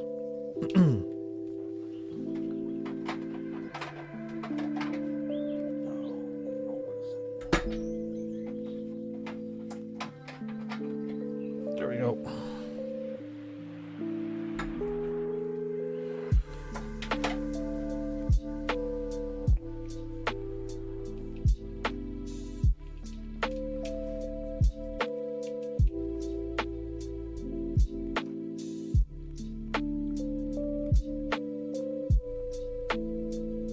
one for each side. It's like a true peasant dish. You know what? Some of those dishes are really good. You do whatever you can when you're poor and there's not a lot of food available to you. You gotta do what you can to get you by. So to change topics, just curious, what is my most favorite Lego sets of series besides the medieval one? Okay. So as I said, the Technic stuff, so the thing that you see back there, the green car over there, so it's the kind of more of an adult type of set where you can put that together and you can see the gear shift. I thought that Nightbot is supposed to block this thing. Good lord.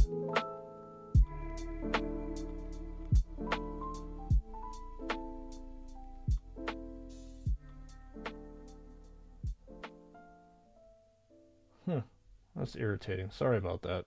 Okay, looks like I have to tweak the settings later on for that automated thing.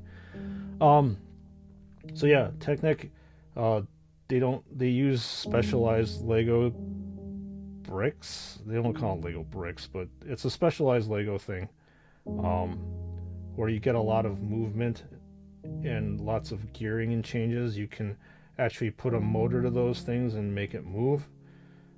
So it's definitely geared to adults because they tend to be very expensive. So that's actually my most favorite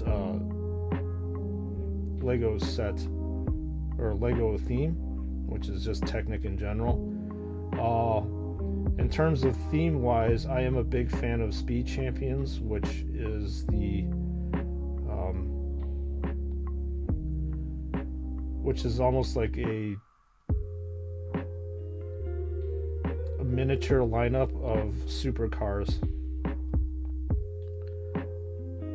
So you have like miniaturized versions of the Bugatti Veyron and the McLaren P1, the Porsche, what was it, their electric car, I can't remember, or a hybrid electric car. So there's a bunch of cars that they, or I guess quote unquote miniatures that they make, which I really like a lot. So that is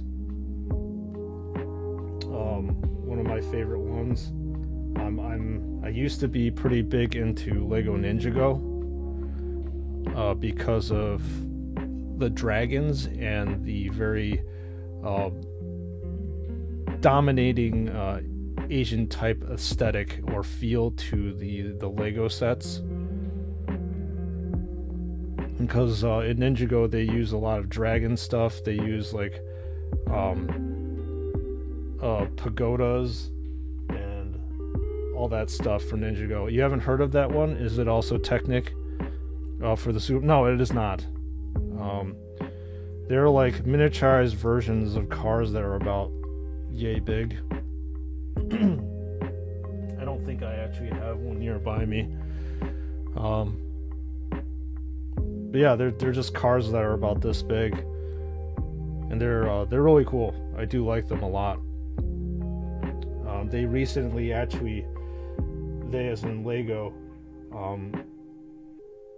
started doing cars that you find in movies. So James Bond, for example, has a miniature version of the Porsche Aston Martin DB5 that he's so famous for.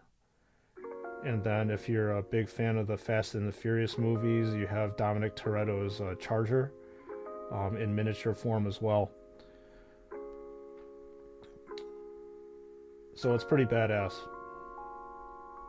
And ever since that theme came out in like 2016, I've been pretty much collecting every single one of the cars that have come out for it. So that is probably my favorite set. Like I said, Technic, Ninjago is another one of mine. When Lego had licensing for the Lord of the Rings and the Hobbit series. That's also one of my favorite ones that they've ever produced. They stopped producing it a long time ago, pretty much when the whole entire Hobbit line came, or the Hobbit movies were done. Around die-cast size. No, it's bigger. It's bigger than die-cast. Well, it depends. Actually, you know what? You're right. It is about die-cast size. Sorry.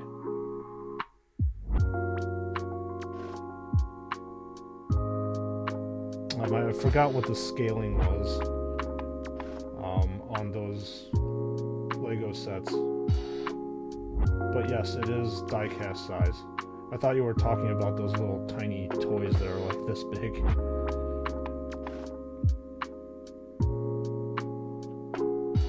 But there are obviously cheaper alternatives to, like, buying the cars themselves, right?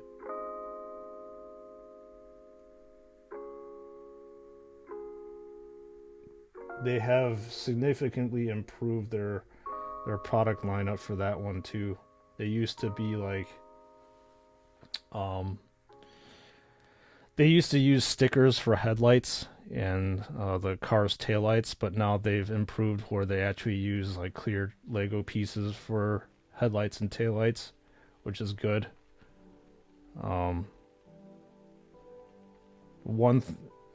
One thing about Lego sets that drive me absolutely crazy are stickers. So when Speed Champions started, they still heavily use stickers on their cars, but their reliance on stickers was a little bit less than what it is now.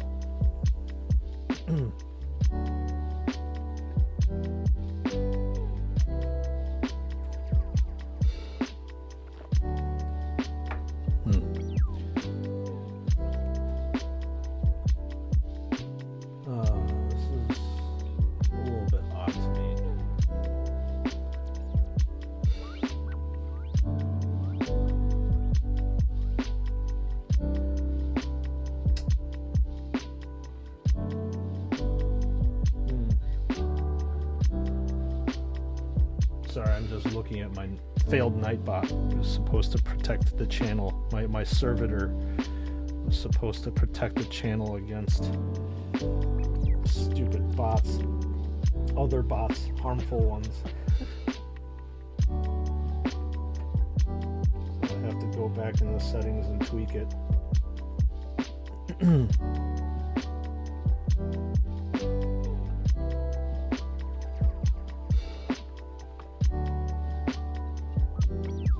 Anyway,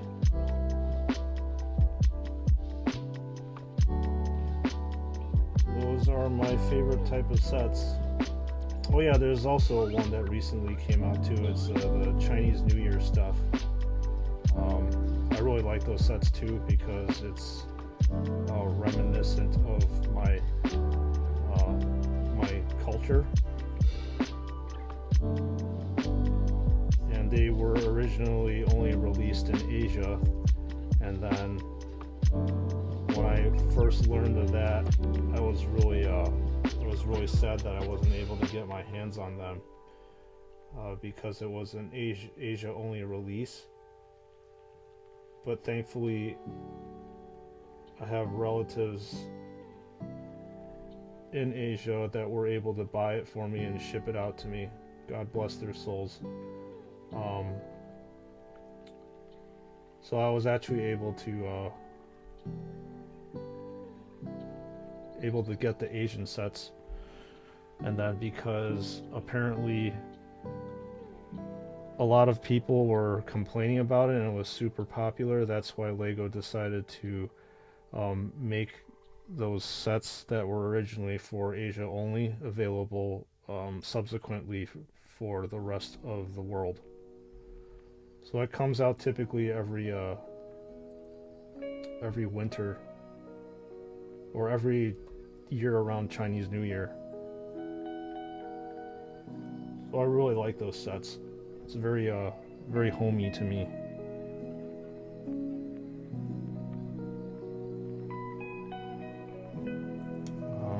Aside from that, I think that's about it. I never really got into Star Wars that much, which I'm thankful for because it's super expensive.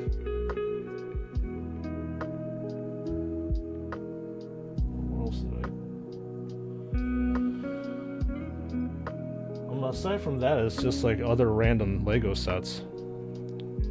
So it would be like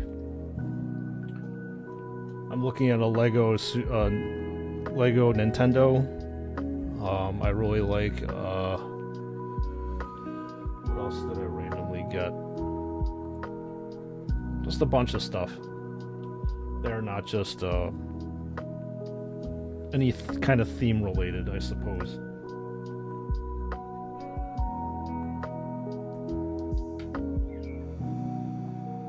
Okay.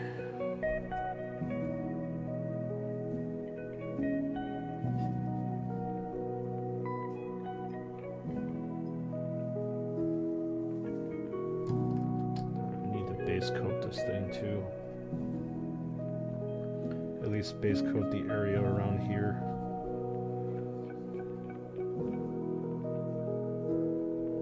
Or should I just do this first? So I don't want to keep touching this thing. So I guess I'll base coat it first. Right outside. Thankfully there's a gigantic paint handle for this. It's super weighty.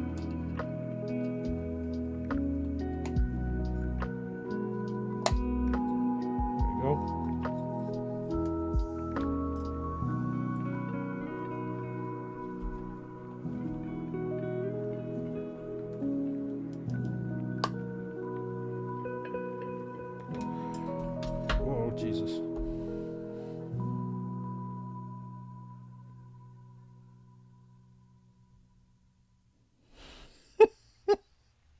Sorry, I'm laughing at your comment, Reagan. Little girl saw my Lego short vid and said I am handsome. Well, tell her thank you. I'm flattered by that comment. That's not the point of the video, man. I was so enraged. She comes attracted to that old dude in his basement. Hey!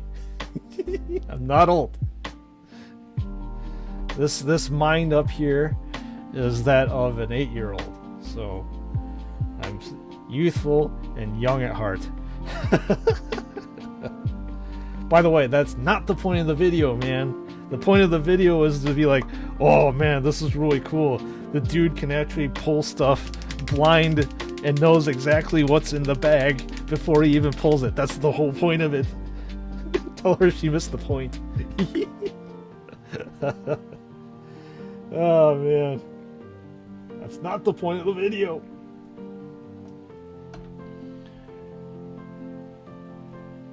And then also for the rest of the videos out there, like especially when I help, when there's a new Lego minifigure series that comes out, I always like to help people with my videos to get exactly the minifigure they want to pull. So that's the point of it. Still older than your dad, yeah. I'm a lot older than a lot of streamers that are out there. Or streamers or YouTube content creators. See, like I said, I am young at heart, so I'm doing younger people stuff.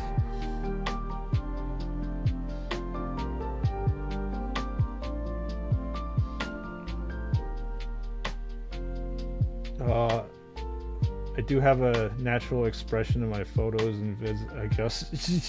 I'm photogenic, well thanks. I appreciate that. It's not my intention to be that way, but thank you.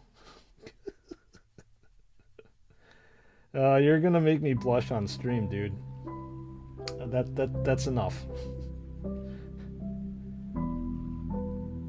Maybe that's what she meant. He had good yes, I do have very good expressions. I'm very dynamic when it comes to that stuff. It's fun. I like being dynamic.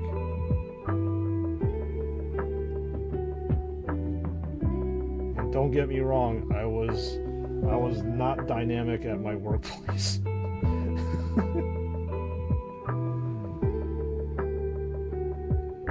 But the thing is, if you're surrounded and doing the things that you love, of course that you're going to be a lot more happy and a lot more dynamic, right?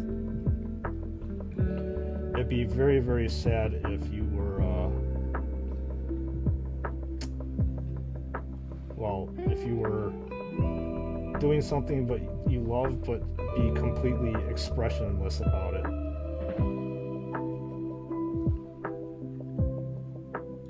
That would not be good. That's not what you want. Then a lot of people are going to start questioning your authenticity and seeing like, does he really like what he's doing? He says he likes what he's doing, but is he really doing it? Is he doing that, or he's like lying? So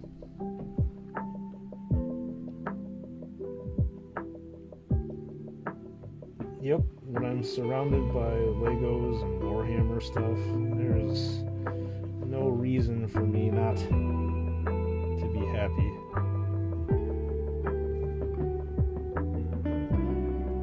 It's a complete 180 change from my old workplace, and that's why I love doing this so much.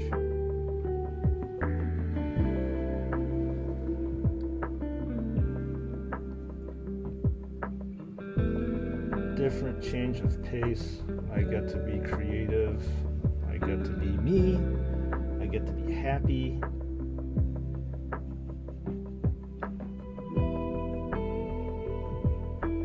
I love what I do.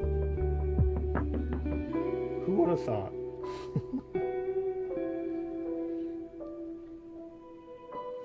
Who would have thought?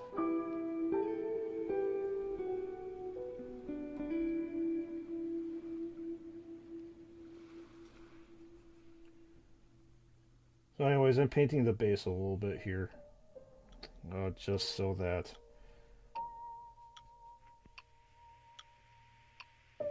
and then obviously go around this area because that's where I need to glue the feet back again.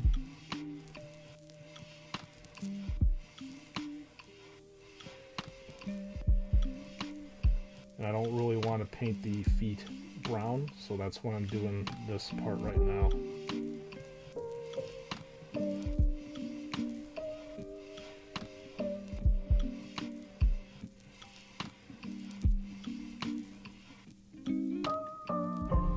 Is a Dreadnought useful on the tabletop? Well,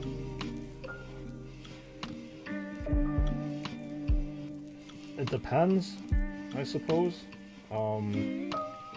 I like using it. Are they strong and can change the heat of battle? They can. However, because they are vehicles and people know that they're powerful, they usually will target.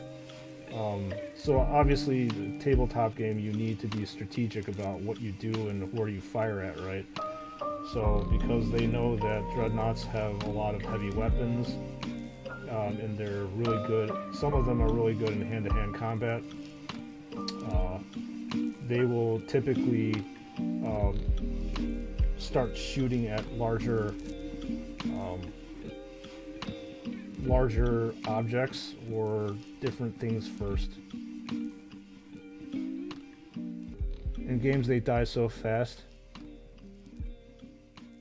Yeah, they do actually die pretty fast because, like I said, most people, when they see a Dreadnought across the table, they know that it is a very powerful thing and they don't want it to be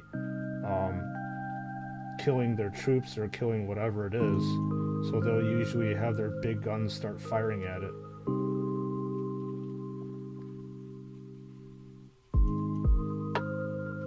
And these things in game aren't cheap. They cost a lot of points.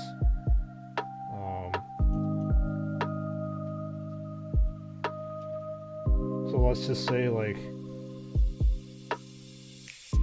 your standard Warhammer tabletop game will be around about 1,500 points, and these things can be, I think, probably around 200 points.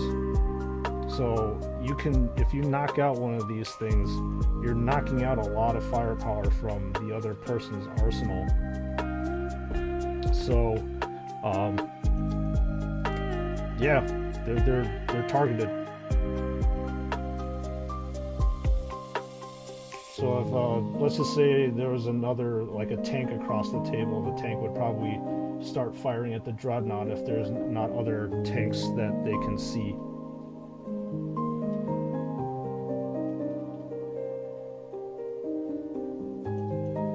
I mean, this is all a strategy game, right? If you have a 100 point unit, for example, that knocks out 300 points worth, I mean, you fully made up for that right there. Oh, Blade Guard are awesome. They are absolute beasts on the tabletop.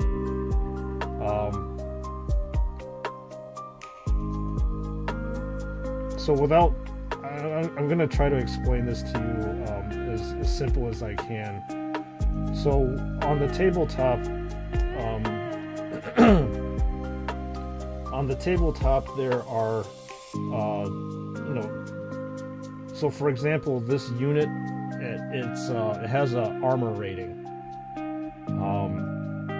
and that armor rating can go up or down depending on what's shooting at it, or actually that's a lie, it can go down. So if a big huge laser cannon is firing at this particular guy, it can make this model's armor basically go down. So they call it armor penetration. So what I'm trying to get at is the Blade Guard also have a modifier, but their storm shields give them a invulnerable save, which means that most of the time, depending on the weapon that the opponent uses, you can't make that armor worse than it is. So they call it an invulnerable save. And because they have that invulnerable save, it makes them very, very hard to take down. So pretty much, so they call it a 3+ invulnerable save, and the tabletop game is based on a 6-sided dice. So 3+ invulnerable save means that if you roll a 3 or better, then the unit will not have any damage coming to it, which means that it is not being damaged 67% of the time, which is a huge modifier. Hopefully that explains it. Hey Chris, how's it going? Welcome on in. How's your Thursday going? Welcome to another very chill stream here, just talking about Warhammer tabletop rules and pretty much anything that comes up under the sun.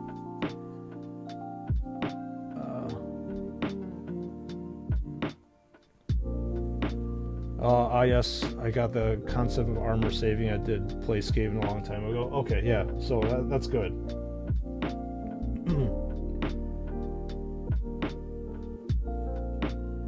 So that's like how the game goes, and you have to like memorize the strength of a weapon and the toughness of a particular model.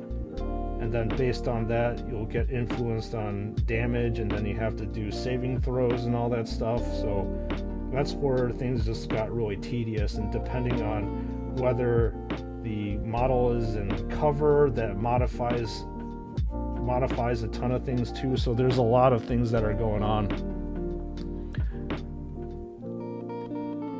Going okay. So far been a cool day. Good.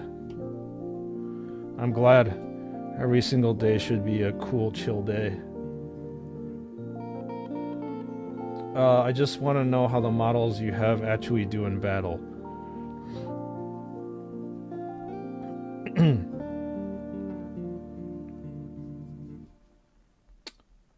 So as I said to you before, the Blade Guard do very, very well in battle. And because they do very well, they cost probably more expensive than another model. The Ultramarines champion, he does okay. He's not... not a lot of people run champions.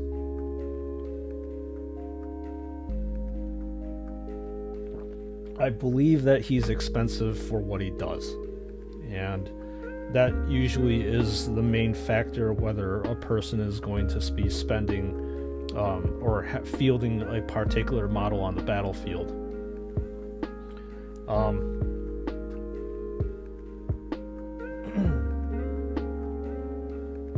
Let me take a quick look.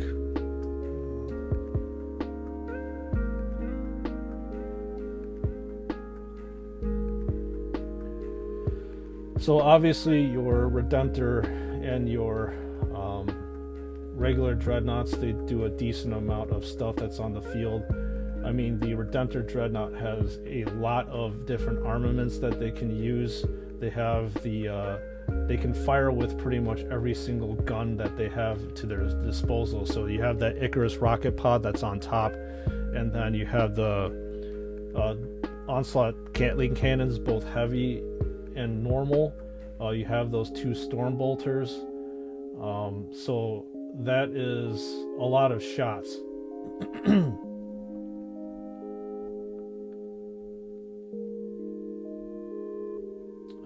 For example, like Bjorn the Fell-Handed, if you get that guy into close combat, he will shred a lot of characters and a lot of vehicles. So is Ragnar. I'm just looking at the lineup.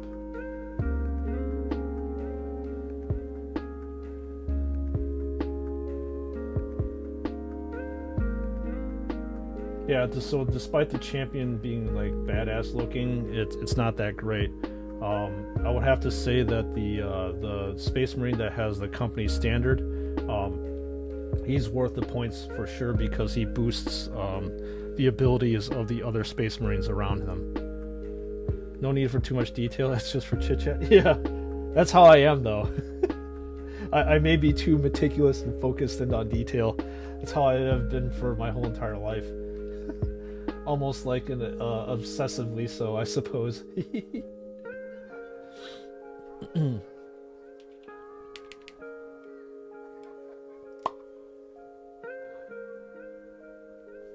So that's exactly why you see all my videos. They're super detailed, probably compared to your average other action figure reviewer. I've always been very detail oriented when it comes to pretty much almost everything that I do in my life. I don't know, it may be slightly overwhelming though for a lot of people to tolerate.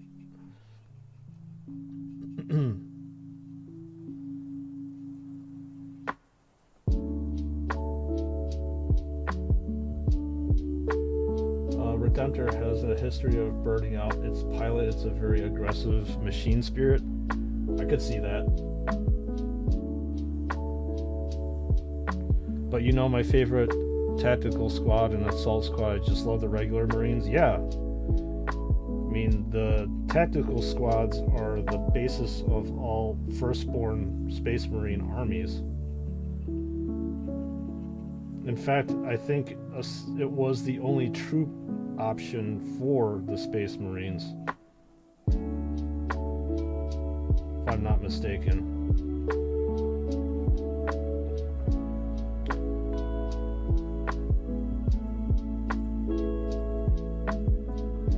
Well, yeah, my other guy just keeps saying it's beautiful, it's fantastic, it's a good model. I mean, they're all good models.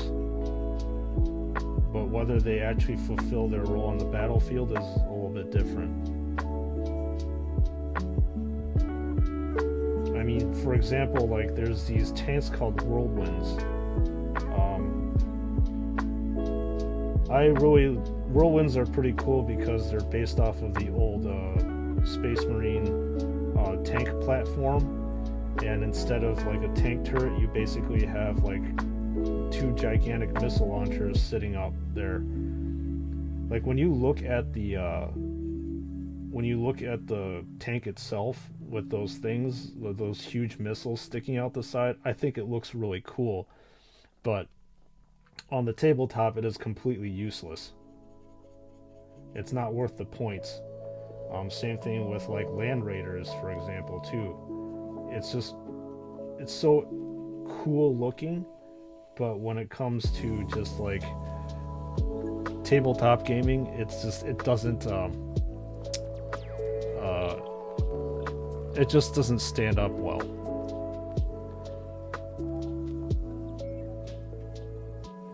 He isn't going to go into detail as much as you. Yeah, that's how it is. And most people, that's what they want. They just want to see what's going on. Like, I'll let you know, the average view time for my videos is about like 4 to 5 minutes out of the 12 that I usually make. And the reason why I do that is because this is how I am. That's how I review things, and I want to go into detail. And I'd rather give a person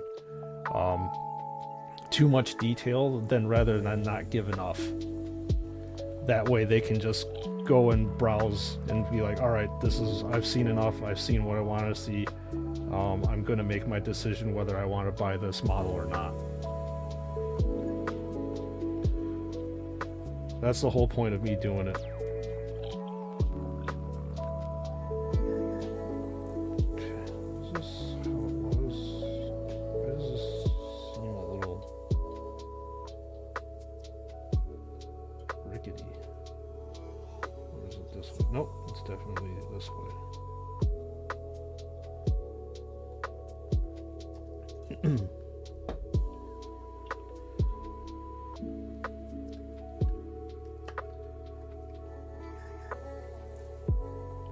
Yeah, I'm super detail oriented.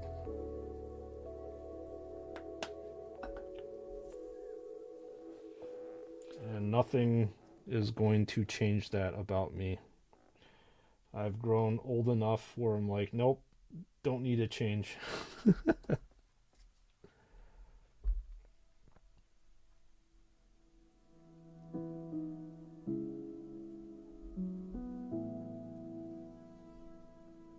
That's probably why I nitpick on my own painting and details.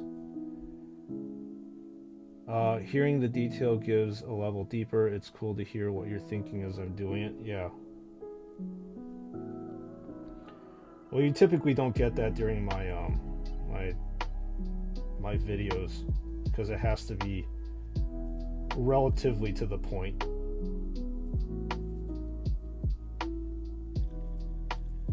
But then with live streams, obviously, it's a whole different format of how you present things. That's where I will actually sit down and have no inner monologue and sound like I'm crazy, because I have to let you know what I'm thinking about things.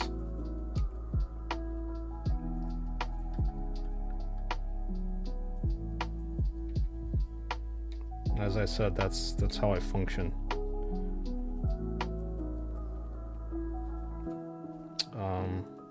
So what was I gonna do here? I was actually gonna color these pipes red. Probably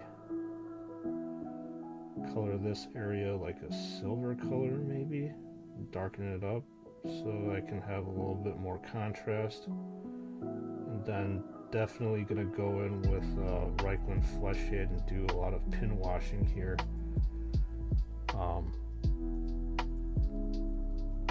Just kind of wish that I had not putting my hands on this thing because it rubs off the paint.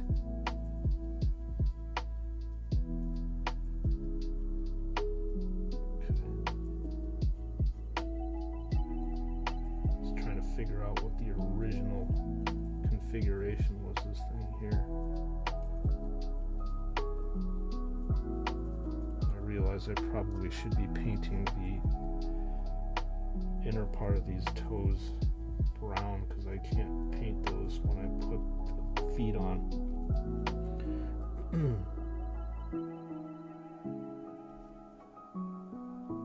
Yeah, my stomach's really rumbling.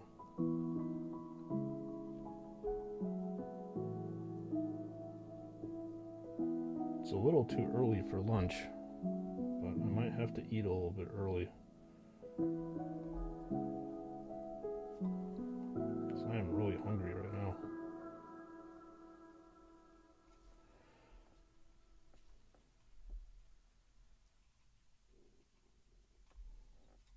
Okay.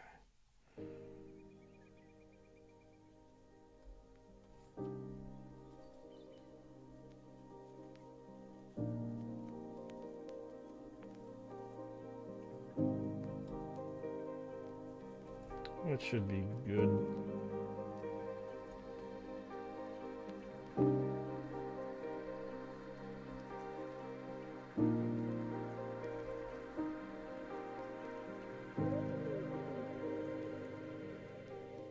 There we go. All right.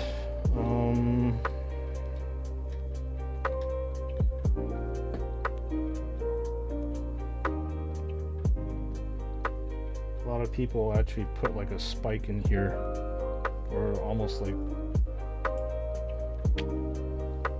I can actually find something for that. Lacquer paints don't come off as easy as plastic. Yeah, I like the acrylics because they dry faster. It's almost like I could do something like this.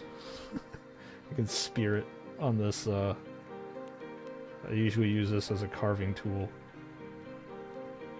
But actually, you know what? This works. I will use this. Actually, this works really well.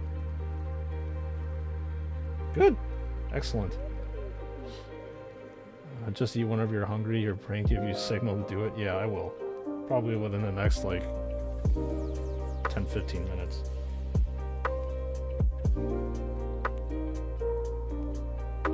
I actually do not eat that much, if anything at all. Pretty much I will eat dinner at like 6:30. I will not have breakfast, so that's why I get hungry so easily, so early.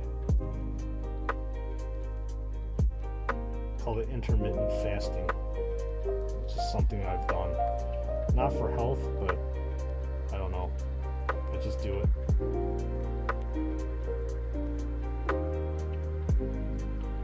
So that's why I'm typically very conscious about my lunch hour.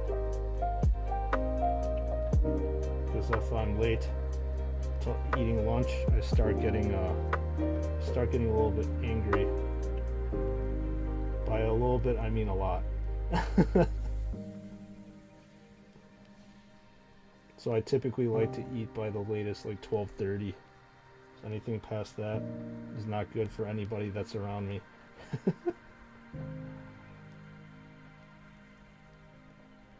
Obey the brain. I typically do. Unless if my brain tells me an impulse of starting to drink at 5 o'clock in the morning. No, I haven't gone to complete degen status.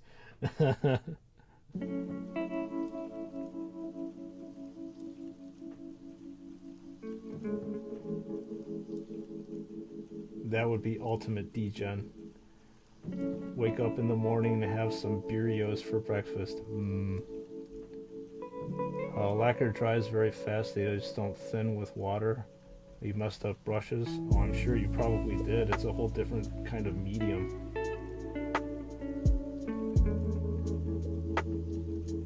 I used to actually paint with that stuff, and I can't say that I enjoyed painting with lacquer or oil-based paints. I just never got into it.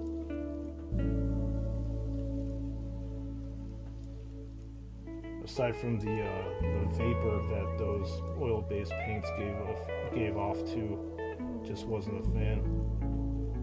So I prefer these acrylic type ones.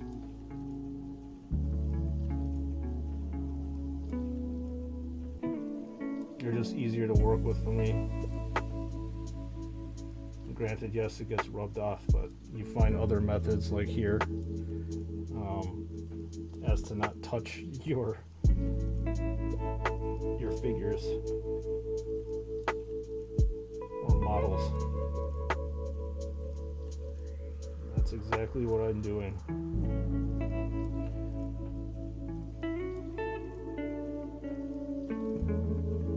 As they say, necessity is the mother of invention.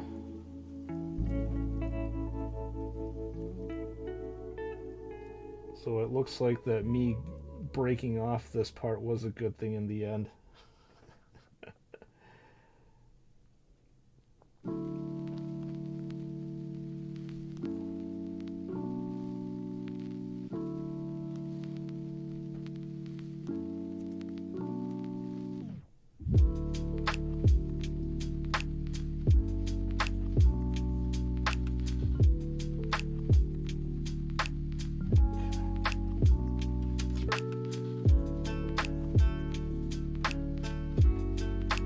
It's almost the same as like a lot of people who paint faces and stuff. It's hysterical because like they will take one of those Space Marine heads and literally set them on a pike or like a toothpick or something like that, and it looks like, you know, one of those old like medieval movies and stuff where you see actually pictures or of people literally with a head on a pike as you're going to the castle to intimidate them. That's exactly how some of these painters that I know paint. Love it.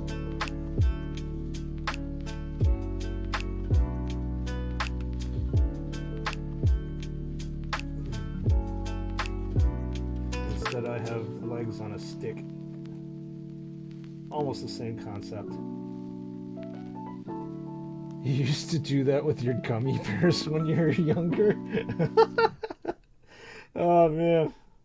That's evil, dominatrix. Gummy bears are cute and chewy and delicious. Why would you set them on a pike? It's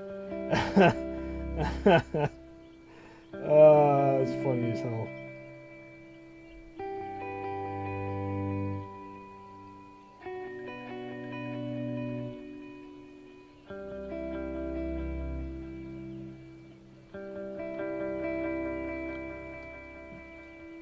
Different colored toothpicks for different gummy bear factions. That is intense.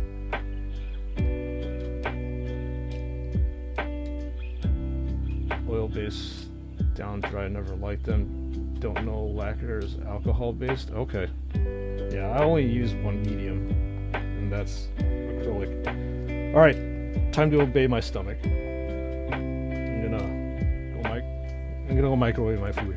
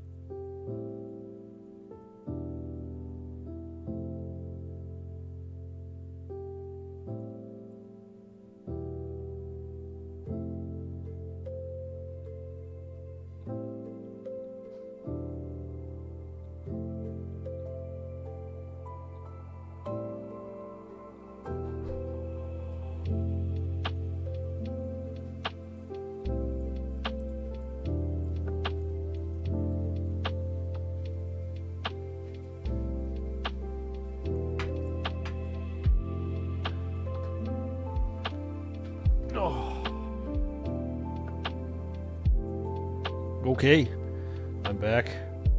I will soon disappear again because I need to eat.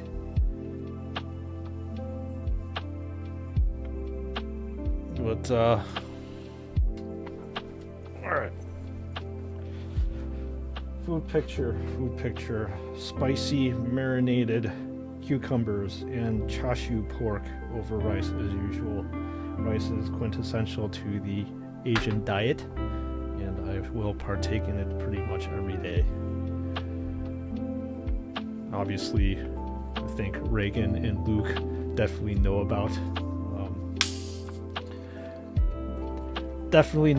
that rice life.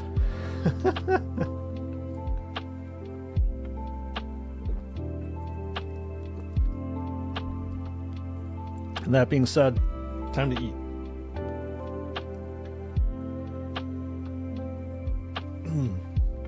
What's my favorite gummy bear? You mean flavor, Chris? Then I would have to say my favorite gummy bear flavor or type of gummy bear. Well, it's not really a type of gummy bear. It's like a trolley gummy, I suppose. The sour gummies that you see me eat. I know they're not gummy bears per se,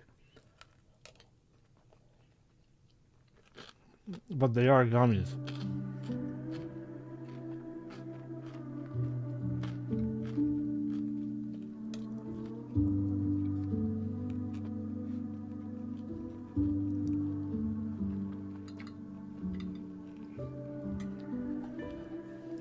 In terms of flavor, I would say probably like strawberry, watermelon. Those are my favorite.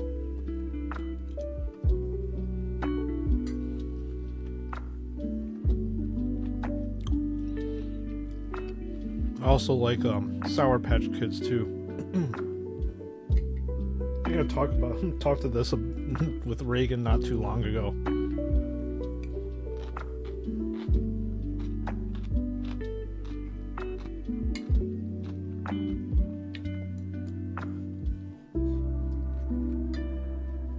Ooh, hot.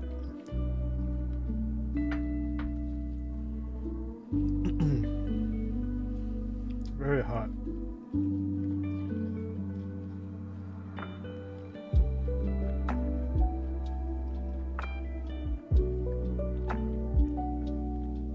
Kind of debating what I want to do with the rest of this thing.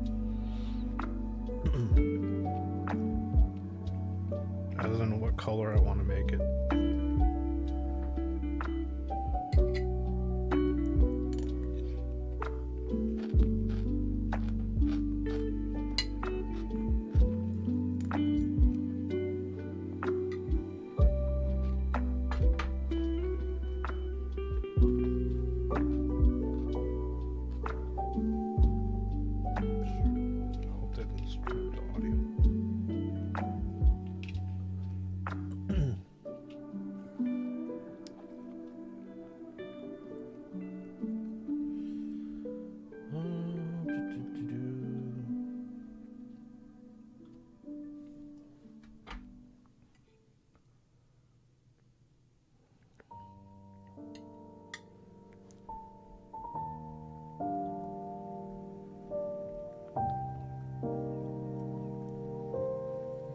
Favorite gummy bear?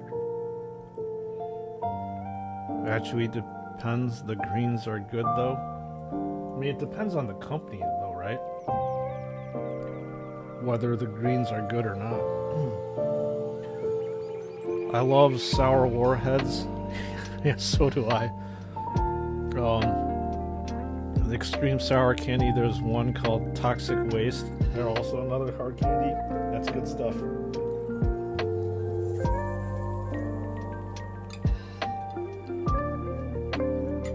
Yeah, gummy bear flavors are really different though. It depends on which company makes them, obviously. Because green can mean a lot of different things, whether it could be lime or sour apple or some other stuff in between.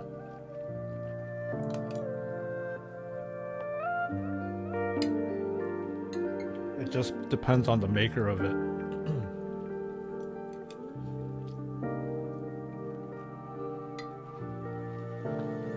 So sour warheads are good. I used to eat something called they're called crybabies, which are basically like gumballs, but they're coated with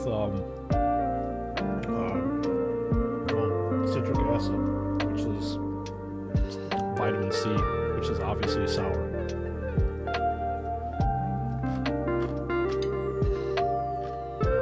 And then after you got through the that layer, sour layer, it turns into gum. And by that time, you've already ruined the inner lining of your mouth, as well as eroded away all your teeth.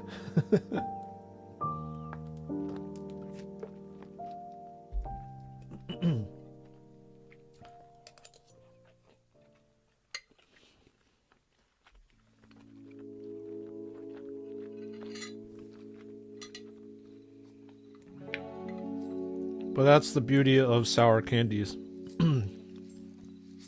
You don't eat the sugar-free gummies, and they sell them here still. I mean, I understand the need for sugar-free gummies, especially for the diabetics that have a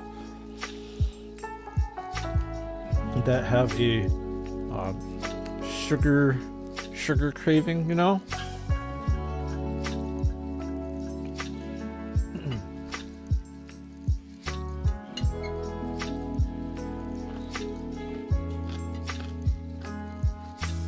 I know for a fact that I don't know if I would be able to live without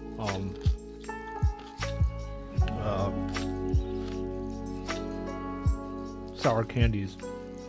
So I would, if I had diabetes, so I would have to switch to a sugar-free sour candy.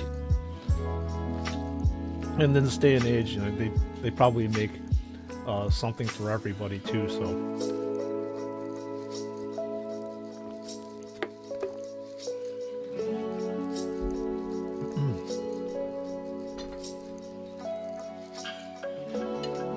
For those of you who have jumped on the stream, I am eating right now. And I will be done shortly, and we'll get to painting again.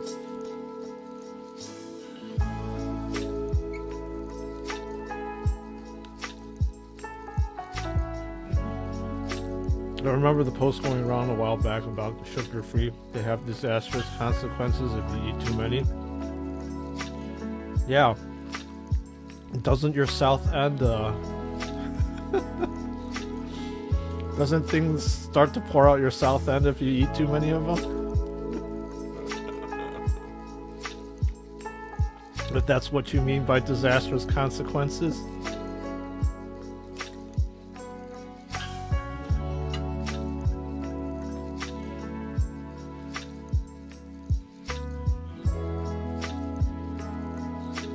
I would think that would be very disastrous, especially if you're on a road trip. You wouldn't want to have that happen to you. Oh man. Oh yeah, I have definitely seen that post.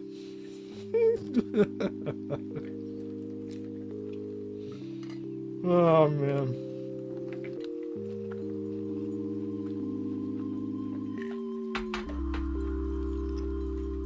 Sugar-free gummy bears by a company messes up your insides. Oh yeah, it messes up a lot of things. Definitely not in a good way.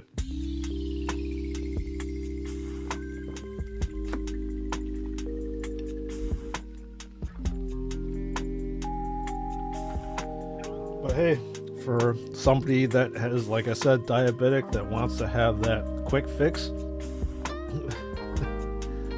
there you go, you got your quick fix.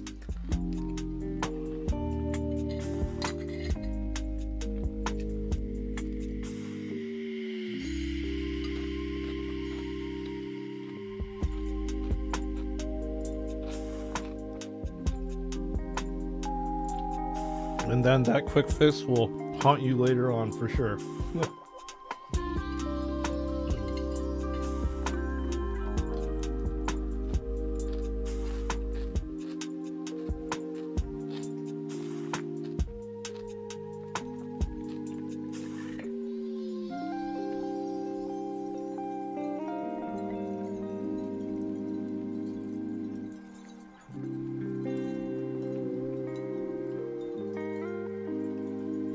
Left one guy in the bathroom for 48 hours. Jesus.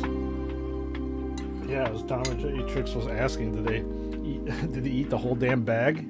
Jesus. He needed to learn how to stop at that point in time.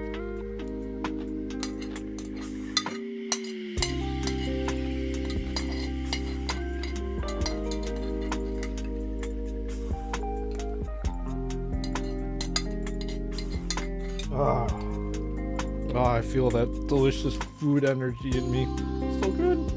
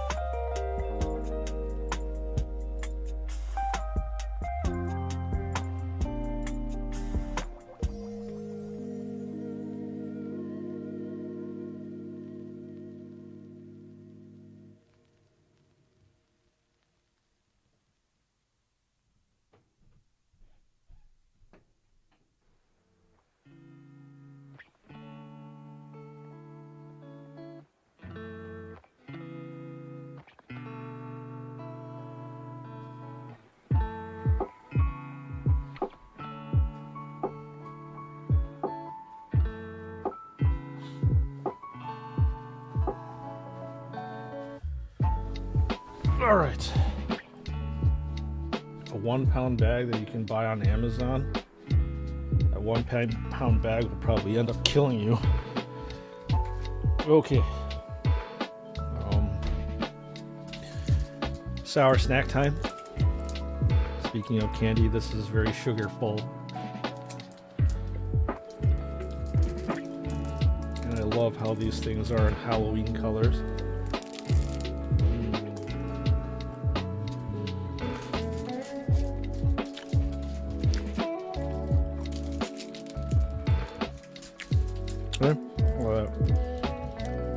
Halloween colors.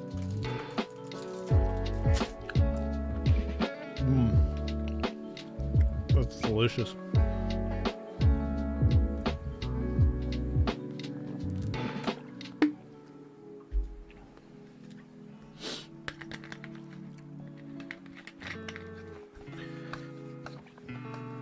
All right, you obviously did not come here to hang out with a person and see that particular person eat candy for the rest of the stream.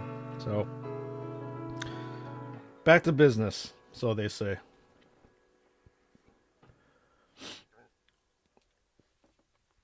You're eating Chupa Chupa bites, right? Or it's like eating a sour gummy.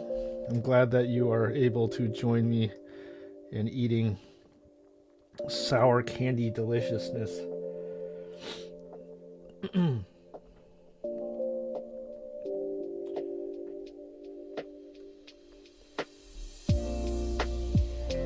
One should not enjoy candy alone.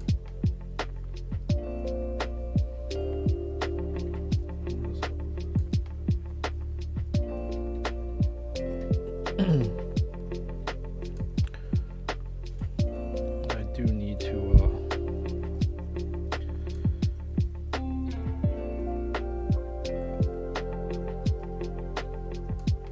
make my wet palette actually wet. My paint is starting to dry underneath.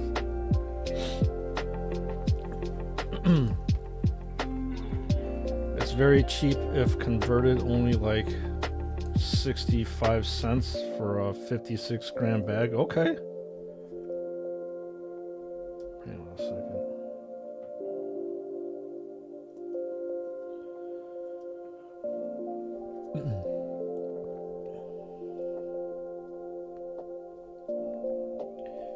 Reagan, you need to get the real sour candy. The type of sour candy that you can feed, 10 people per bag. That is ridiculous, man.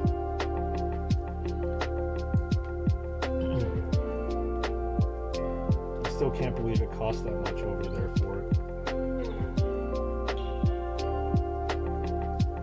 You don't like sweets or chocolate, but I love sour candy. Crybabies, you can buy a big bag at the dollar store. I didn't know they actually made them still.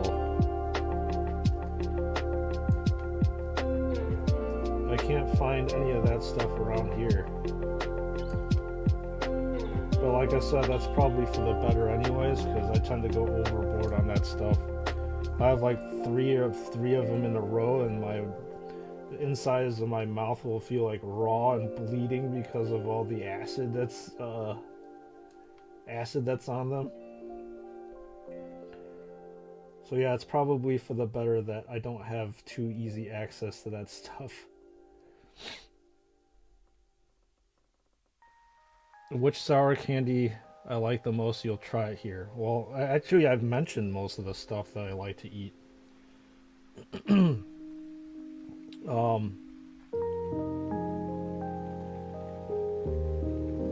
I like the sour Skittles a lot too. I already showed you that I love eating those Sour Punch straws, Sour Patch Kids, Sour Patch Watermelons, Sour Bright Crawlers, whatever the random crap do I eat. I eat a lot of random crap. But I don't think I've mentioned...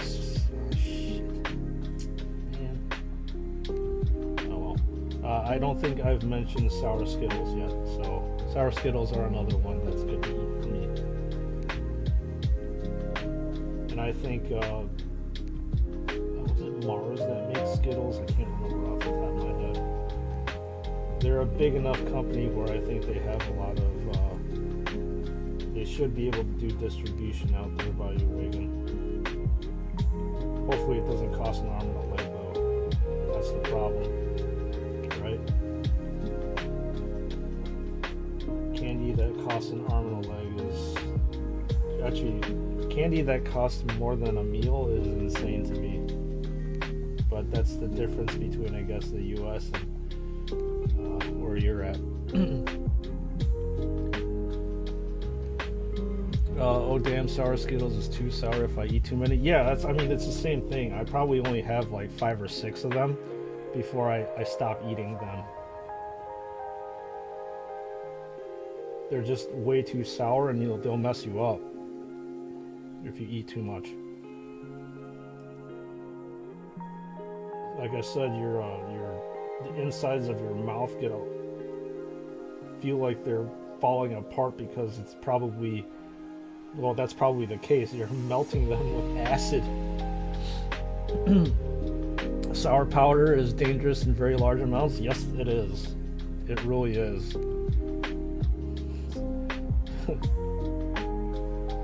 It's like, son, why are you in the ER right now? Because I had too many sour candies in my gums and my teeth and my, teeth. Well, they actually can bleed, and the insides of my mouth won't stop bleeding.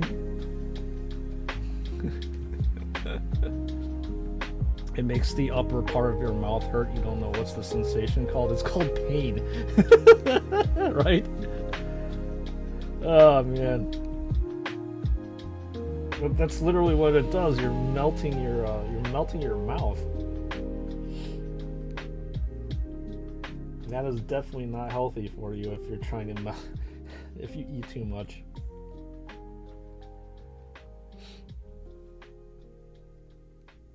That's why you learn early on that eating a whole bag of sour Skittles is you're not gonna make it. Like if your mouth isn't gonna hate you by the end of you finishing that bag, I know that your stomach's gonna hate you.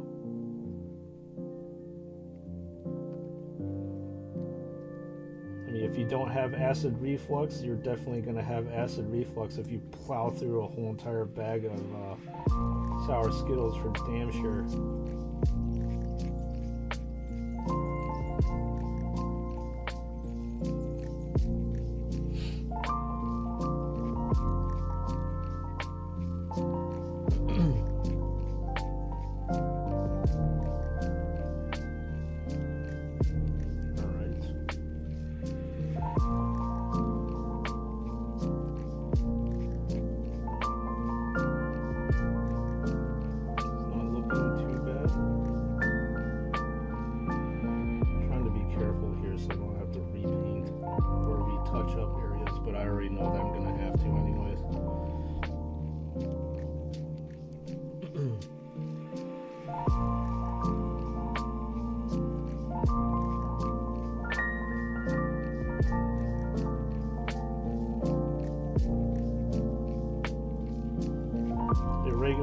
what's your favorite food to eat over there?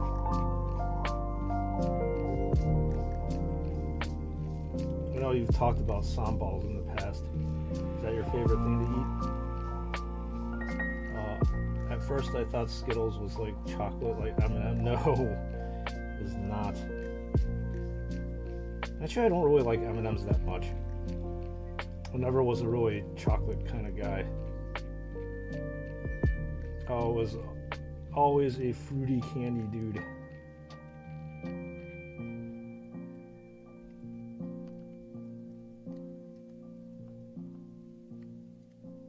It's like if I was to actually visit Indonesia, what do you recommend eating? Actually, even though I've kind of been, when I was a kid, I went to Singapore, but unfortunately, when I was in Singapore, I didn't know a lot about food. I was a kid. And if I actually had the opportunity to go back to Singapore, I would. Because I heard the food there is pretty amazing. They have like I think a spicy mud crab or something like that. Really good. And just all the stalls and stuff. The extreme sour warheads and toxic waste has burnt a hole on people's tongues. I've eaten a box of sour Skittles, but I have high sour resistance. That's all the power to you, man. Like I said, usually after 5 or 6 sour Skittles, I need to put that stuff down because it just hurts too much. It hurts good, but yeah, it's a little much.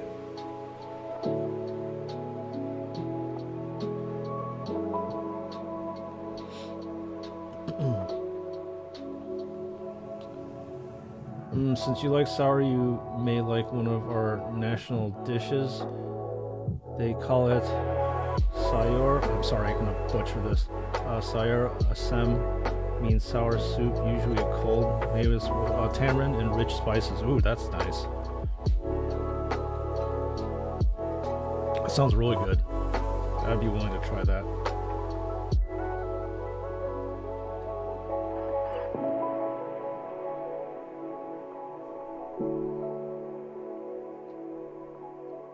So it must be really good on, well, then again, in Indonesia, it's really hot most of the time anyways, so it's got to taste good on a hot day. It cools you down but burns you up at the same time because it's cold and spicy.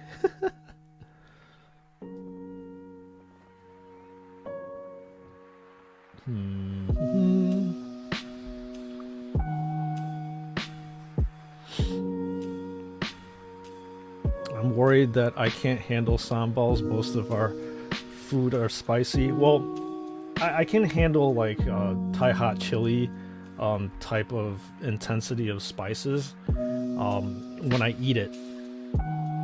The problem is it's usually the next day after that is when the issues start coming. Trust me, I love eating spicy food myself. I really feel as if like a meal is missing if it's literally missing spices. However, that being said, my stomach and my intestine area does not handle spice very well, so yeah, you already know what happens on the southern end then. That's the crappy part of my body. There's a lot of people that can handle spicy food, but my stomach starts cramping up and it's no good after that.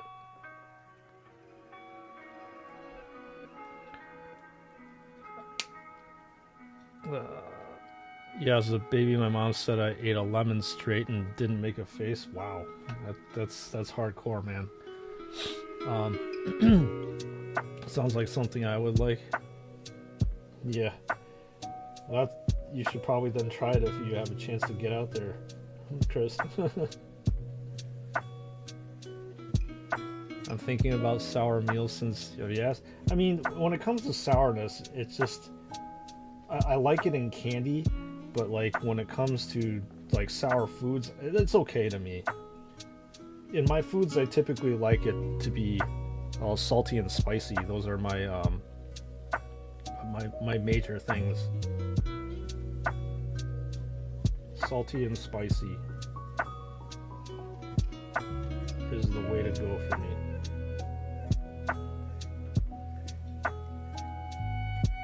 Pempek, it's fried fish cake with a sour kind of sauce. Soup, crunchy and sour. Oh, okay. That sounds like you are almost like a Thai thing. You know how Thai people are, they do a very good job of blending salty, spicy, sweet and all that stuff, and also the different textures. That kind of sounds like it. Or at least the complexity, I mean, sorry.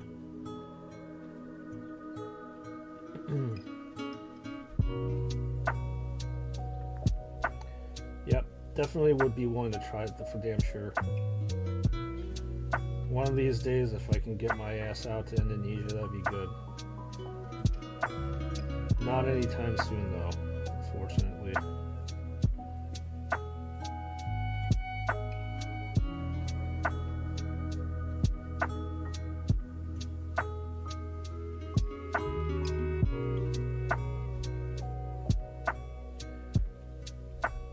I wish I actually had some time to fly over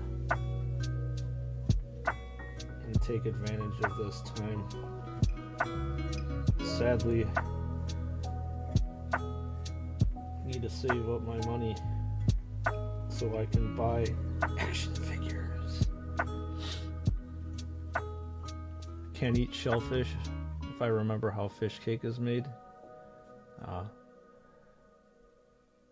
You did mention that, Chris. Sorry to hear that. I dare say that Thai is more extreme in chilies than us. Okay, yeah. I mean, I can handle... I don't know if you have jalapenos over there in Indonesia, but I can handle those perfectly fine. Like I said, where I start having problems is the Thai hot chilies. I can handle it, but it's gonna come at a price. The next day, if not a few hours afterwards.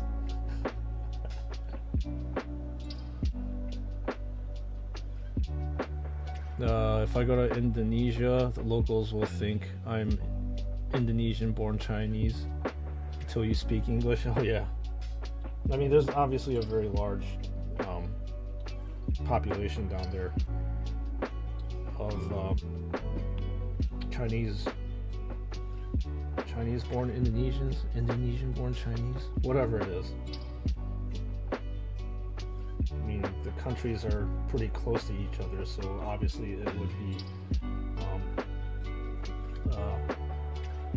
natural to find somebody, people like that. Ghost peppers, I have never actually had a ghost pepper, Chris, and I don't know if I really would want to try that. There's even stuff that are spicier than ghost peppers. I have a limit. I usually like it when spicy foods like augment the flavor of the dish that I'm eating, but I don't want it to be the only flavor of the dish I'm eating. Or I don't want to turn into a nuclear warhead because of the dish that I'm eating. Or the pepper that I'm eating, for that matter.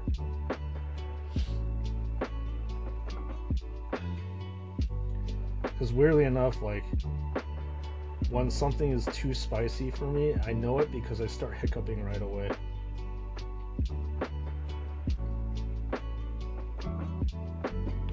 It's almost like my body's natural defense, like, what are you doing to me, man? Why are you punishing me like this? Have you had ghost peppers before, Chris? In Reagan, do they even have ghost peppers over by you? They probably should. They have like stuff like, what is it, Carolina Reapers or whatever it is.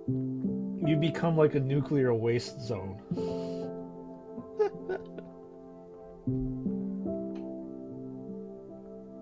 No thanks.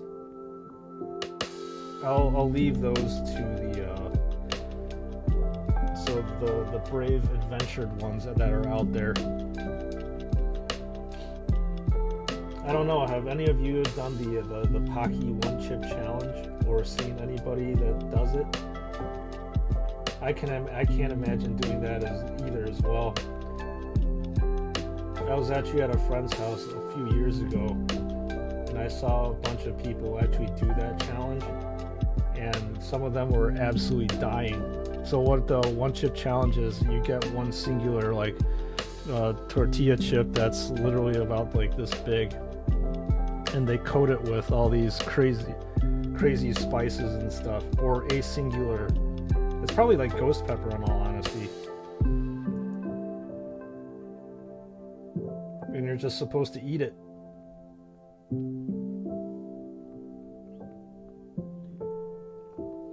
Yeah, some people turn into human fireballs. I was like, nope, that is definitely something that's not for me.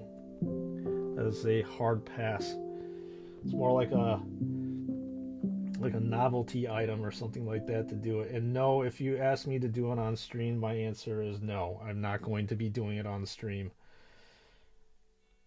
Unless if it's like a huge incentive or something like that, I'm going to put my body through that crap. Don't get any ideas. Yeah, I've seen it. That's how you found about Pepper X. Those are funny because they don't feel in the first 5 seconds. Of course not. And then they literally get punched in the face. Their insides are being ripped out. Their tongue is being ripped out. Everything is being ripped out. And the Ono sets in. Yep.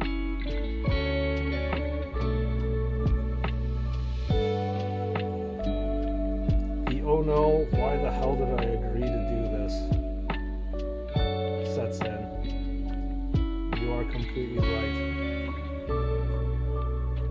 And I don't ever want to be on the end of where I'm saying, oh God, why did I do this?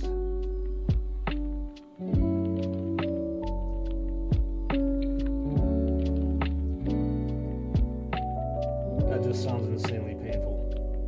So hard pass for me on that. Frostman, welcome to the stream. How is it going? Good to see you on this lovely Thursday afternoon for you. What's good? What's shaking?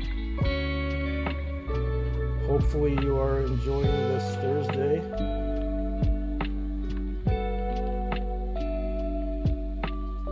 We are just talking about nuclear foods that people put in their mouths, like Pepper X and Pocky's One Chip Challenge.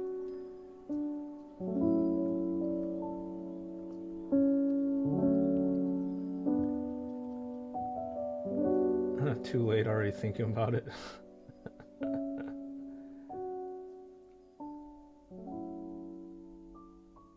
The One Chip Challenge.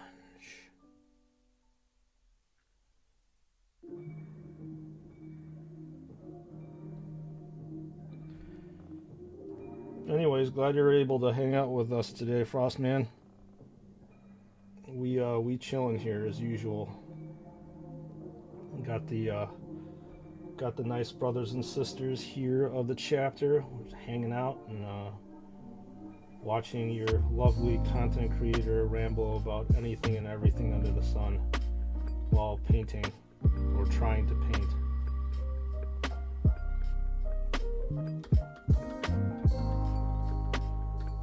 Alright, I think now is time to pin wash these areas.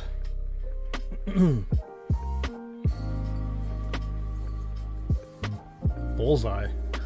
What is that? What are you're bullseyeing? That you're having a good day? That I said that you're having a good day and you're saying bullseye? Awesome. I will assume that's what it means.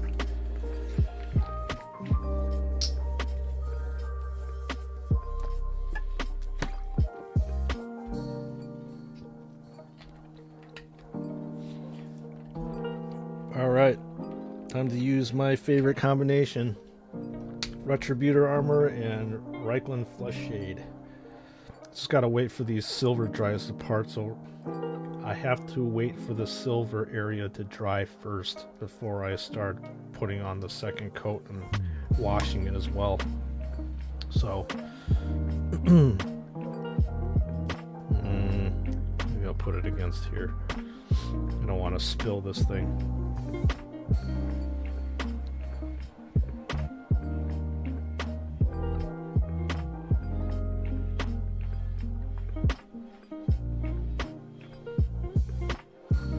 In case if you missed it, Frostman, we are going to be building the Lego castle set tomorrow. I decided not to ask the general people in the channel whether they want to see a specific set to be built. I am opting to build that set because that is the set that I've been wanting to build the most ever since I bought it. I think it would be nice to well, build it on stream so everybody else can enjoy it too. And you can also watch your lovely content creator miss some stuff live on stream. So yeah, look for that. I'm pretty pumped about it. I'm way more excited about doing that than me painting this thing right now.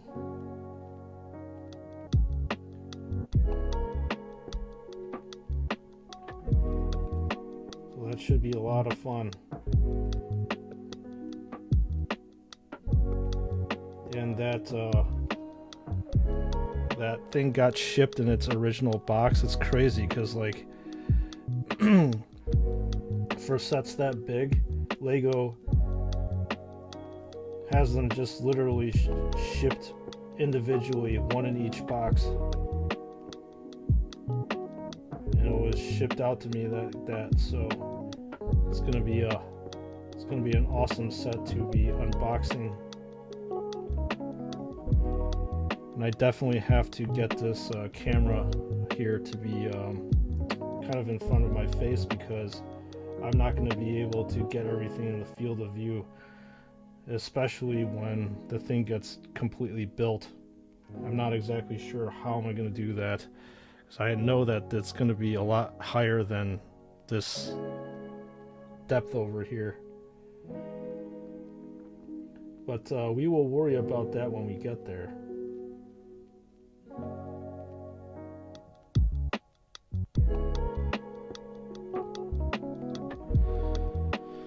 I know Dominatrix is looking forward to that build as well. Not so much for the build, but for the audio crackles.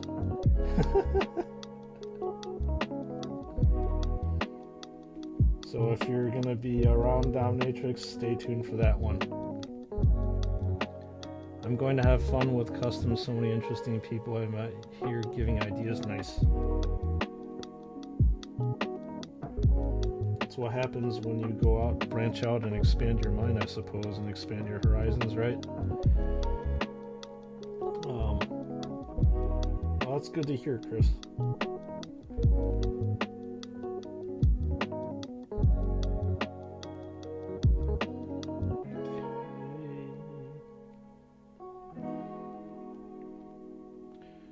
Just pin washing this stuff now. By pin washing means I'm specifically washing the areas and recesses that need to be washed. I usually do this with my gold color stuff, especially my gold colored armor stuff, because I don't want to ruin the brilliant luster of this Retributor armor gold. So pin washing is the most precise shading, I suppose, you can do. Putting the wash exactly where it needs to be, nowhere else.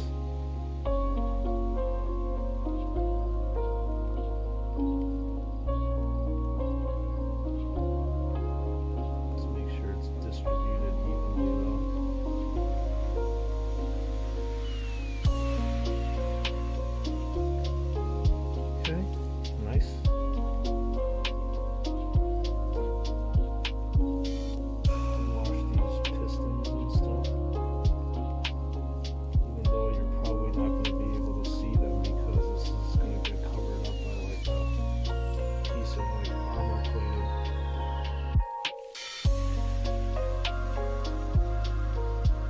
this area you're definitely not going to see, so I'm not going to bother doing that much with it.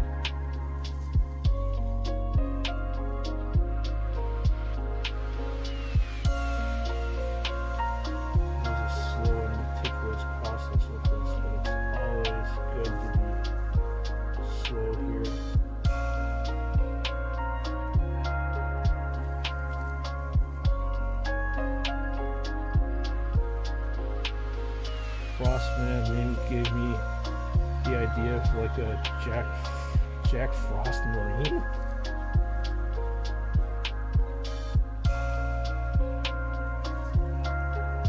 A cold-based themed chapter, or is that what you're talking about, Chris?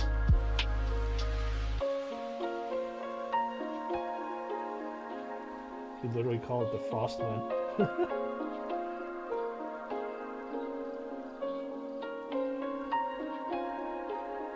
That'd be a very interesting name for a chapter. You gotta get a good story behind it, though. Your name is actually means sea in Indonesia. Okay, or cool. Maybe you can give Chris an idea of making a water-based marine then. Even though marine is literally in the name.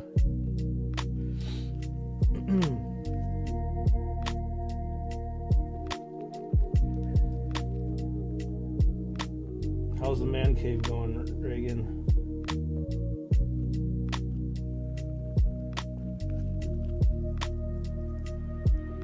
You said you were hanging out in there, doing something on PC where you're like programming stuff, or just hanging out?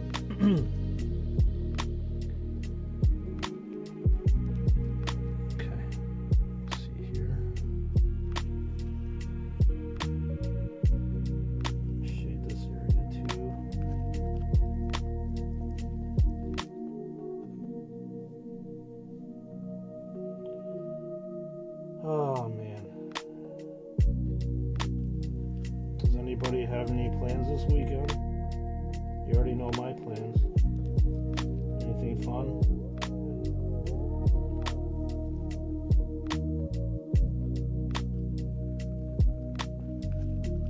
Chris, any Halloween parties for you? Dominatrix, I'm going to assume that you're in the US, so anything going on for Halloween over there or no?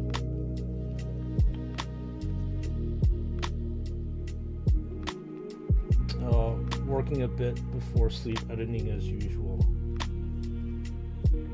Yeah, that's crazy, man. Editing is something that when I started my YouTube thing, I didn't think that would take that long. It's a thing that takes the longest to do, and I think it's the least appreciated thing. Because the reason why I say that is editing makes all the difference in the world between a fantastic film or a crappy film. You may have the best action sequences strung together, but if you don't know how to edit them correctly, it's still going to be a crappy film. Like for me, I think I said this, but like a half an hour video, when I try to condense it down to 15 minutes, will take like an hour and a half to do. I think, Reagan, you understand that.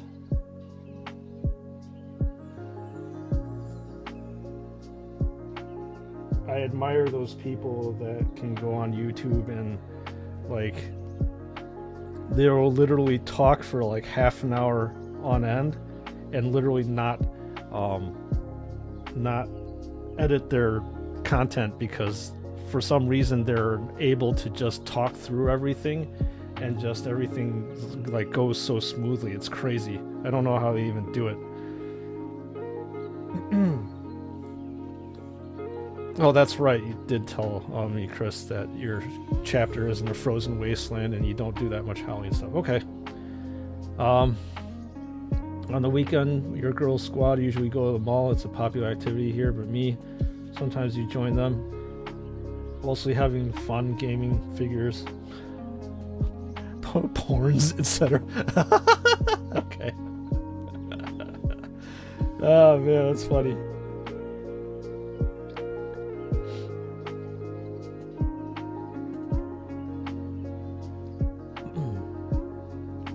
Hey, as long as you have some time to like to yourself and you can decompress, I think that's the most important thing, period, right?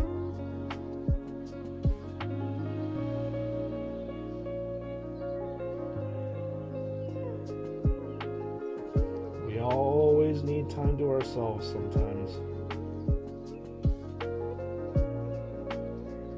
Get our head in the right space and all that stuff. So I hear you, man. I hear you loud and clear.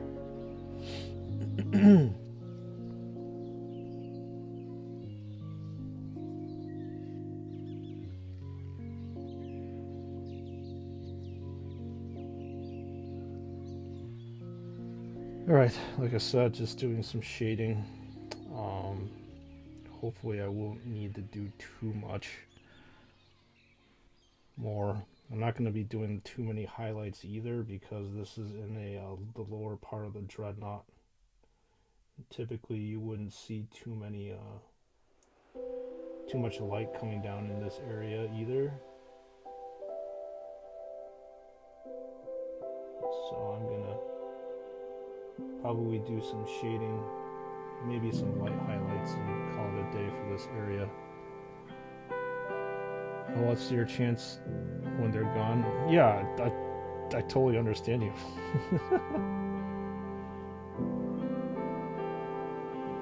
Judgment-free zone. That's what us guys do anyways. Me included.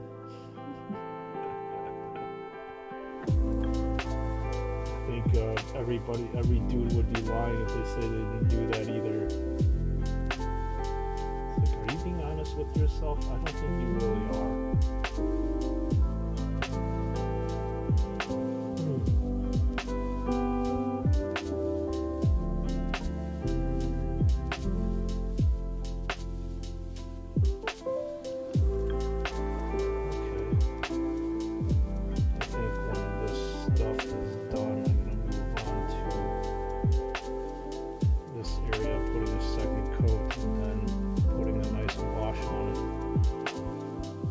Idea your daughter found out about. I mean, I don't think they would like it.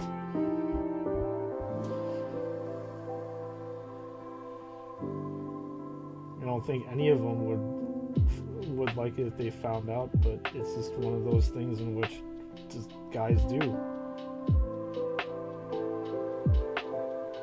Weird eyes and one word, disgusting. I mean, it's not disgusting. It's a natural thing. That's all I can say. Of course, there would be people that would be absolutely horrified by it. Like I said, it's a natural thing, so whatever. I don't give a crap. Nor should any person. As long as it doesn't ruin your life, though. If you become too obsessed with it, then that's when you know you have a problem. But if it doesn't affect any relationship around you, as I said before, to each their own. It's generally my opinion and attitude about things in life.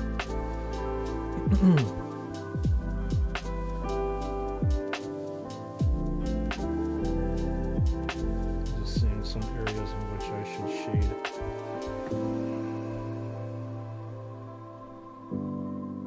Definitely should shade this area because it's recessed. Maybe this area too. I'm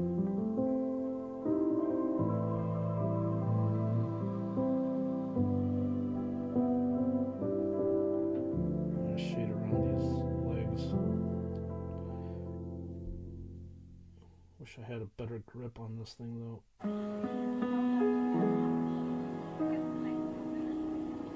Just do it here. Around all the little feet on this Dreadnought here. Special key to the sacred chamber. Like you said, it's your man cave, man. You can do whatever you want. Everybody needs to have an escape from reality and the stresses of everyday work life. And I actually feel sorry to people that don't have that ability or means to escape it.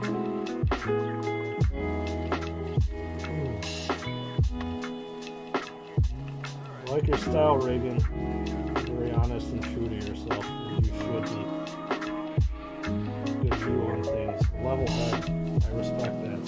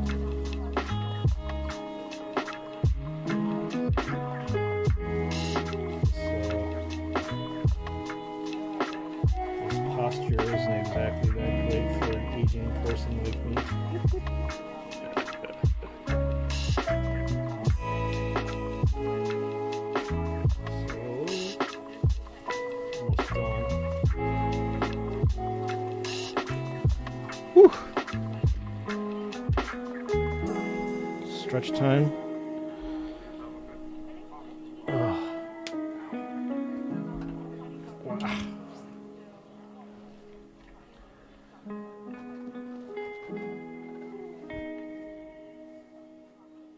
Well, I may be honest because you are not in my daily life circle. It make it just how you throw my taboo stuff to you to relieve myself. Well, that's fine, man. That's cool.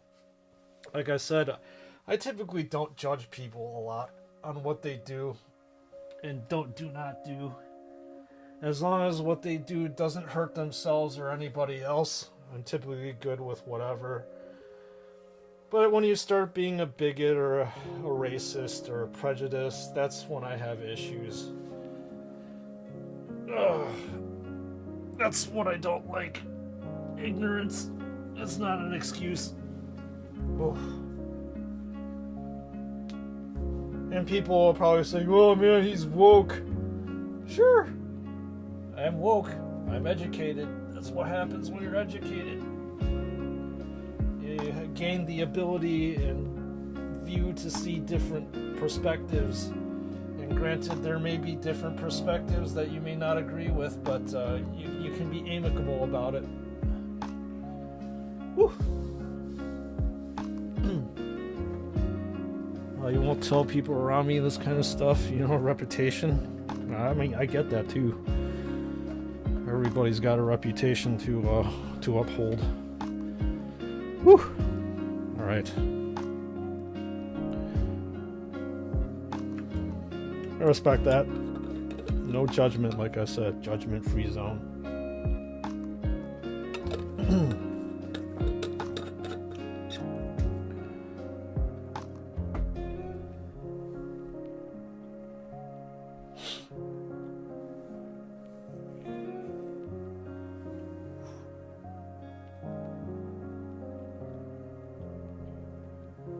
Okay, back to the job here.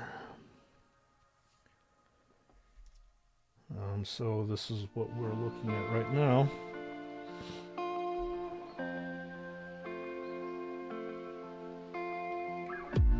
I feel like it's on like a kebab or a stick. And I'm roasting it on a fire.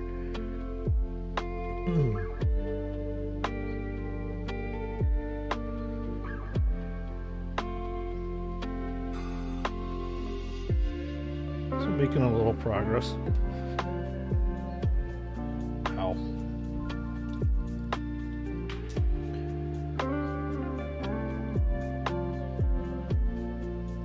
It's like there's places that I missed like this. I want to shade up. Shade up here.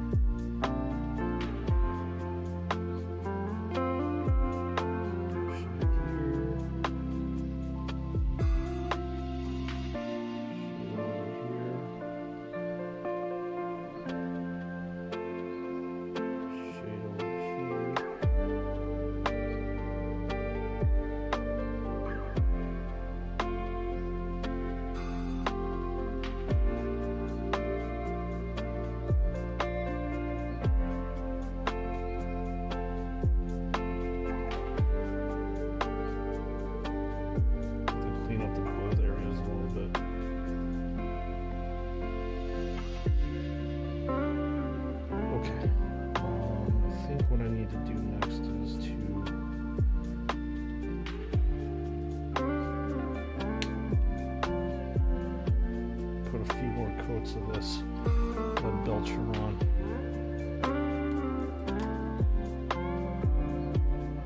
Andrew Yang. Why does that sound familiar?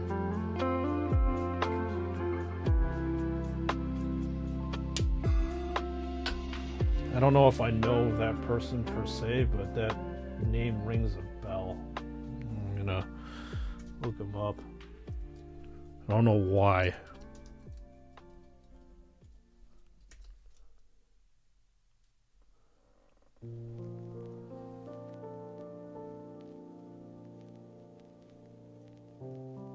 Businessman, attorney, lobbyist. Oh, political. That's right. I remember now. Yeah, he was trying to run for mayor, I think, for what's his face, for New York, I think. Aiming for president. Never mind, I talk politics. Just curious about him. His news just come and go. I think he might have Taiwanese origin like you too. Yeah, I think he does. I don't really follow politics too much, so he just came up because of the what's his face? It was just on my news feed, but no, I don't really follow him, and that's why he sounded familiar, because I did read about him.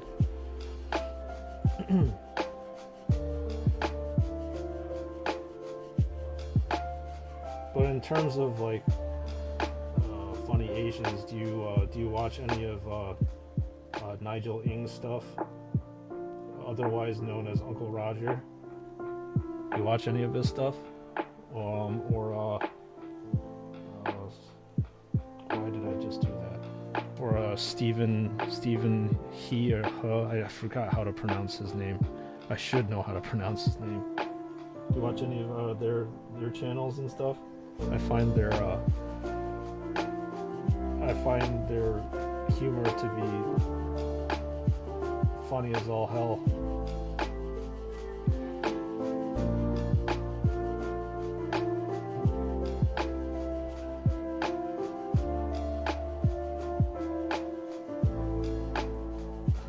Do you know when Trump becomes president, there's a lot of meme of him becoming the God Emperor of mankind? He's the God Emperor of some people, that's for damn sure.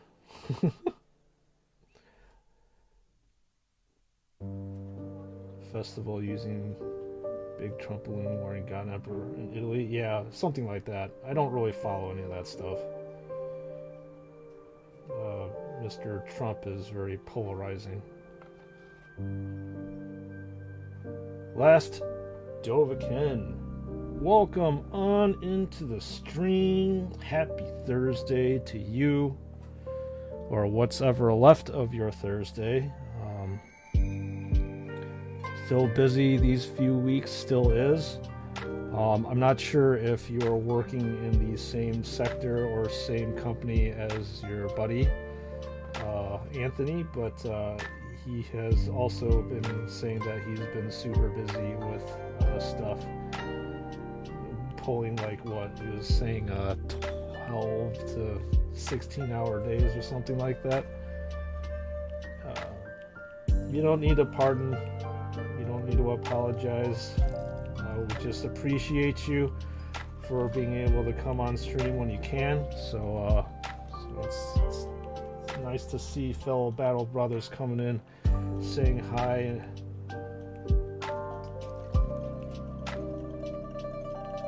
So yeah, hopefully things are going well for you, bro, and that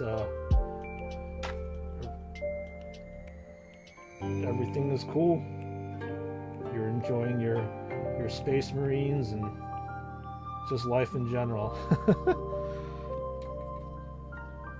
Speaking of which, I finally got notification from Flimatoy that my Ultramarines captain, the one with the white helmet and obviously the Roman type sword, is finally coming out to me, which is good because you all apparently wanted me to review this captain, so that would be some new content coming in the next few weeks, so I'm pretty excited to get that into my grubby little hands to review.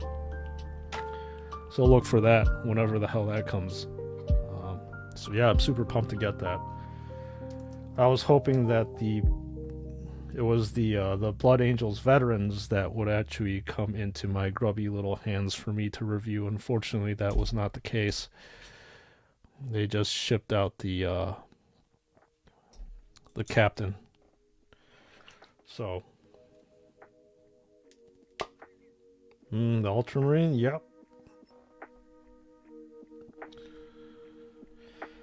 You already know that Space Marine content is the most popular content on the YouTubes.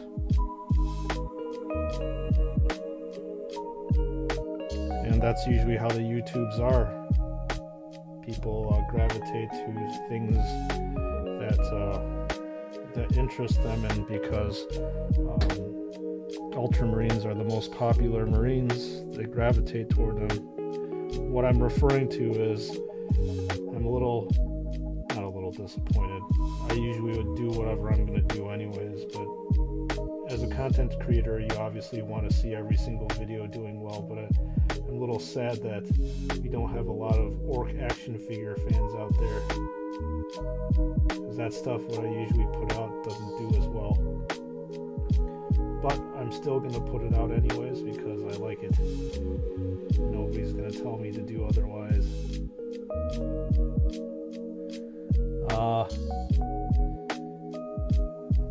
Anthony started working early. I'm still studying for more knowledge. Okay.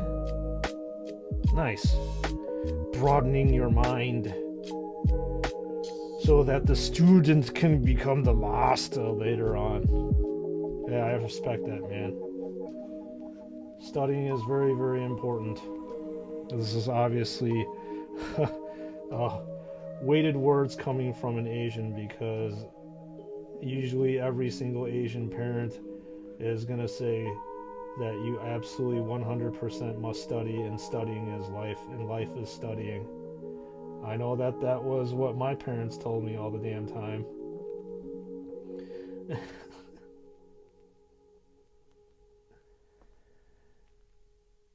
And I'll say this on stream, not that I really care, but I know that my mother would probably flip out if she saw me do this for a living.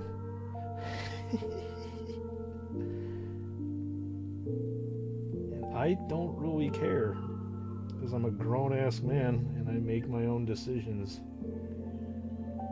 But I can honestly say that she's going to say, no, it's a bad decision. But anyways,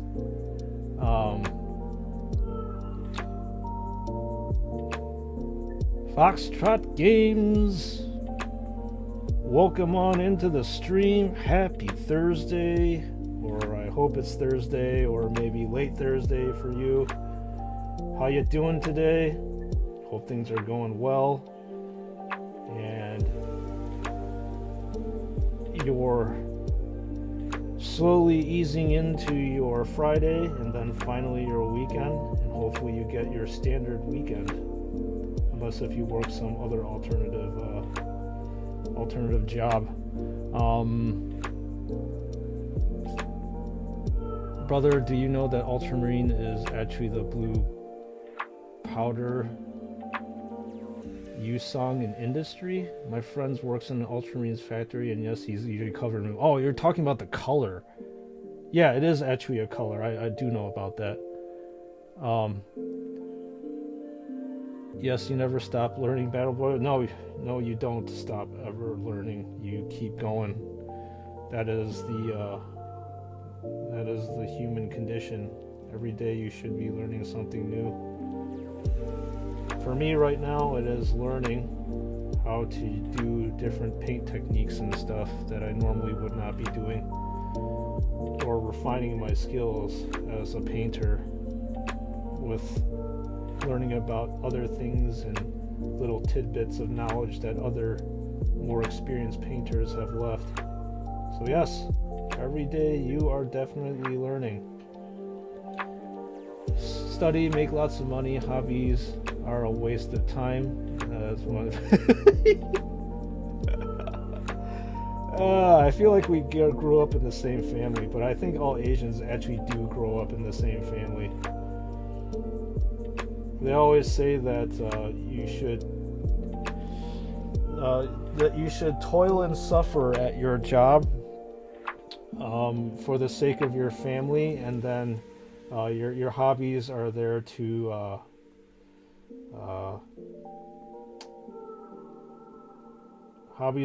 relieve your stresses. But that's stinking hysterical, man. My response is, why can't you have your cake and eat it too? That's my response. But that's actually coming from well, then again, I am actually a first generation immigrant, but I would have to say, in this day and age, sometimes you gotta think out of the box. Life is too short to not pursue things that you love. And if it doesn't work out, you can at least say, you know what, I tried it. It didn't work out for me. I think that's probably would be one of the largest regrets in my life, you know? If I didn't try something, you're further going to wonder, what if I did do this? What if I didn't do that? But I can say that, hey, I tried YouTube. It didn't work for me.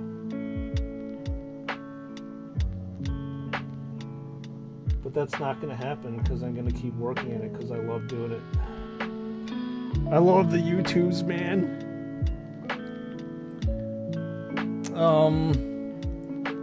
It is the first day of my half term on Thursday, though.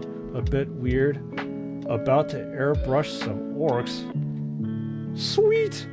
Somebody that actually loves orcs. Foxtrot, do you paint miniatures? Or are you doing like action figures and stuff? By orcs, like 40k orcs, obviously. Because that would be pretty cool. Because most of the people in chat here, they actually don't hobby and paint these guys. They're all into what's its face? The action figures rather than the miniatures.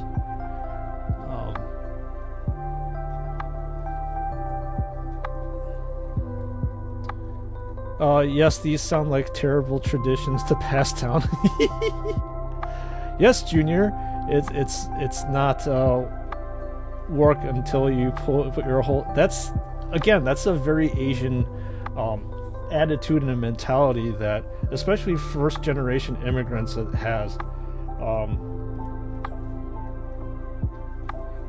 Like you're supposed to, in Asian culture, you're supposed to do something that is quote unquote safe. You know, there should not be any risk involved in anything that you do. If you have to provide for your family, there can be absolutely no risk. So that's why you need to study, because studying hard and getting a white collar job is the only way of like supporting your family. And that's how typical Asian families function. I mean, I'm speaking from my own personal experience, but there are obviously variations and everybody in between. But that's how I was brought up. Unless if you work nonstop until 40, then settle down and enjoy life. I mean, even now, with this economy, it's really hard to sustain yourself. As I was griping early on stream, like, when you go out to the grocery store, you're spending like fucking $200 on groceries when it used to cost like $100 for the same amount. And I had to swear because it literally fucking drives me crazy. Cost of living is so expensive. My brother was so angry he found out to have Skaven armies long ago. He did destroy them with a tractor in his own workplace. Jesus, man. I can say my old man didn't do that. I would be pissed. Actually, my old man, he encouraged me to play with the Legos and stuff. He didn't mind it. He was only He didn't want me to become like a zombie when it came to video games, so the only time that he got pissed off was when I was playing video games too much. Yeah, but he had absolutely no issues me playing with my Legos or Warhammer or Magic the Gathering or any of stuff like that. Anything that I wasn't like plugged in directly into, he was fine. Reaper can claim you at any moment. That's true, Last Overkin. Hopefully not anytime soon. You weren't kidding. That's what you did. Yeah, I mean, I can relate with you. I can very, very wholeheartedly relate with you because my dad is a traditional Chinese man, and he was very regimented and stiff and focused on stuff and all serious and shit. I mean, that's how I was. 40k minis. I'm sorry it took me that long to address you, Foxtrot. That's awesome. So, is orcs your primary army? And then and then if it is your primary army, do you what's his face? Do you have a faction that you play, like Snake Bites or something like that? And what do you think about the new, or it's not new anymore, the Gazkul mini? Well, you can't really call it a mini either. That thing's a fucking gorgeous diorama or whatever it is. I'm lucky you actually hate him. That's rough, man. I can see that you've had a pretty rough childhood, and it's just tough. We can only wish to have better relationships with our family, but I can, coming from also personal experience, like, yeah, for some reason, like, Asian fathers are supposed to be standoffish, and they're supposed to be like, whoa, authority figures and stuff. But because of that authority figure kind of look, there's a separation between just father and son that they may not like. I mean, it's tough, right? But anyways, these conversations are like literally every which way. This is definitely a true chat then. Orcs are your main faction. You play Death Skulls. Nice. Excellent. So what do you think of... I'm assuming that you play 9th then, right, Foxtrot? What do you think of 9th? And how long have you been playing? I'm curious, because, like, I started playing again at the beginning of 8th, and I dropped it pretty much when the pandemic hit and did not pick up 9th. How do you think 9th edition has treated orcs? Because I occasionally like will read random stuff on just competitive gaming and stuff, and I don't see actually orcs mentioned really anywhere in the competitive gaming set. It's usually like Yanari or something like that. And then what else has been dominating these days? Eldar have been dominating. What else? Tau? No, wait. Tau got knocked down, I think, quite a few notches because they were way too powerful in 8th, and they nerfed them, right?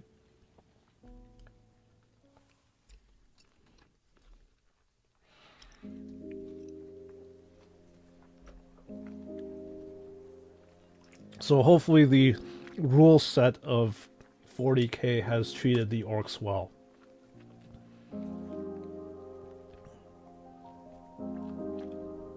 I mean, Space Marines were really good in 8th, and because of that, they seem to have been slightly nerfed and knocked down into a mid-tier army, if I'm not mistaken.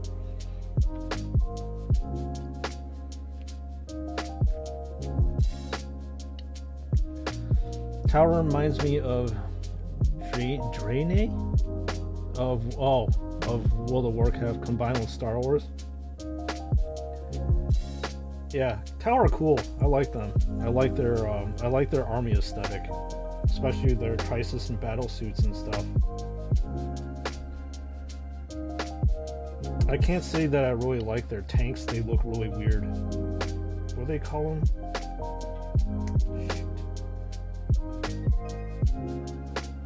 Don't remember what they're called. Swordfish, spearfish, something like that. Something fish. Razorfish? Obviously I don't play Tau, so I wouldn't know the lore.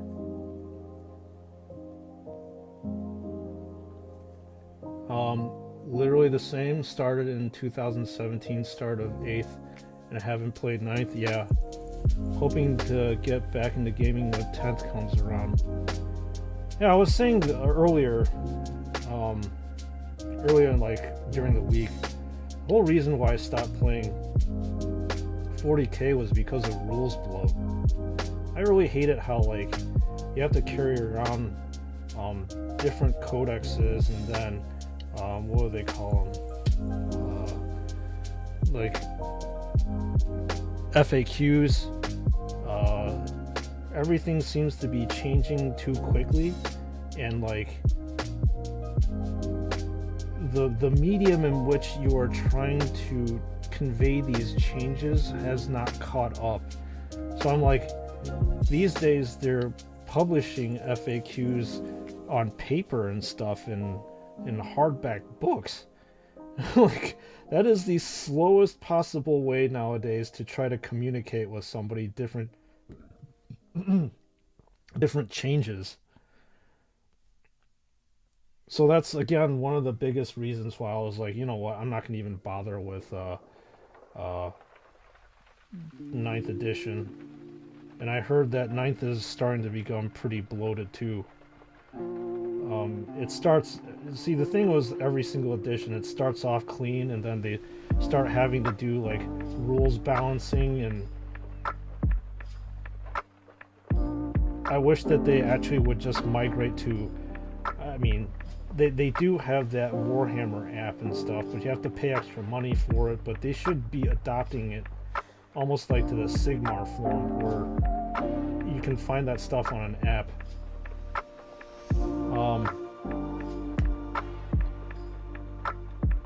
You got to focus on your college exams, but gaming keeps calling me. Well, you know, at some point in time, though, again, you have to like decompress. You know, if you're studying too hard for your exams, that's gonna fry your brains as well. So you gotta learn when to take a break and when to really bust your ass when it comes to studying. So I'm sure if you feel like you've got like a good handle on whatever subject matter you're trying to like learn and stuff, you could probably do a quick game.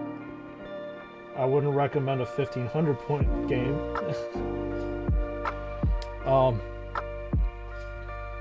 Tell me about it. It's too much, in my opinion, for a tabletop war game. You are 100% correct on that. I'm glad that you agree with me.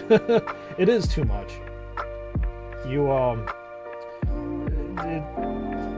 Having to like memorize movement, toughness, just weapon skill, ballistic skill, and then each single wounds, attacks.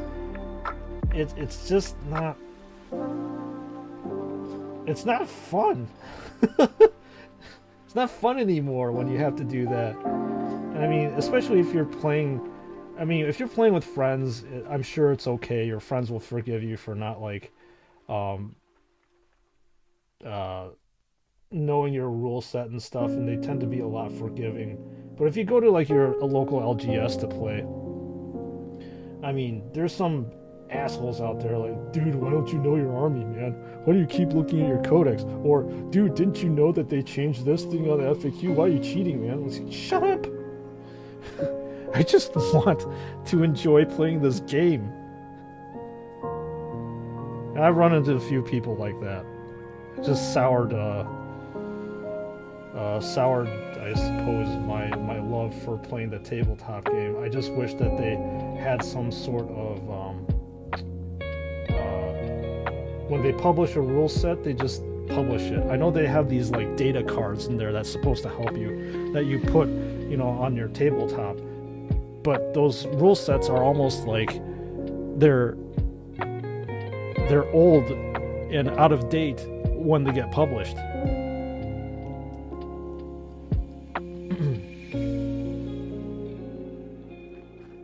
Sorry, I'm done ranting now.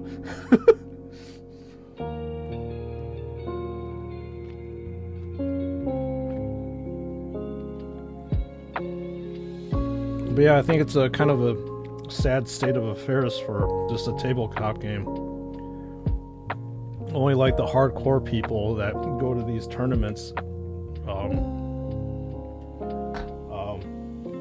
know the rule set.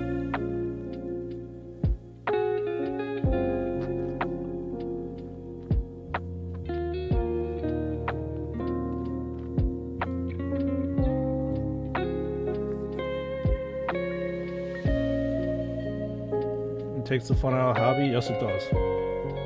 It sucks all the fun out of the hobby, in fact. Dovahkiin, what are you... Actually, both of you, Foxtrot and Dovahkiin, what are you studying? IRL, if you don't mind me asking. Are you also into IT, Dovahkiin, or no?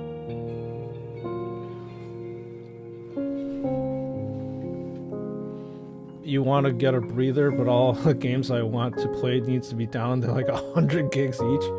What are you playing?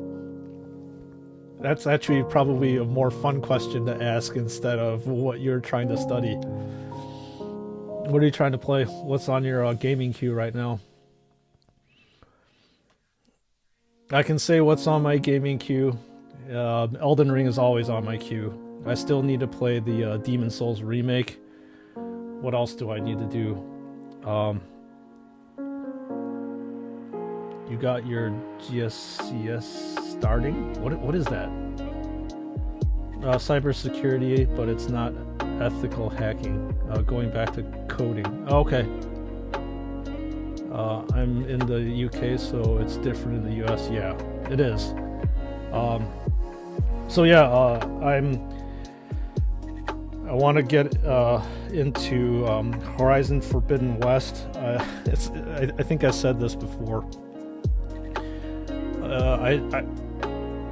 Forbidden West came out 2 weeks before Elden Ring came out, so I played it for those 2 weeks, and when Elden Ring came out, that was it. My whole entire gaming life was dominated by Elden Ring.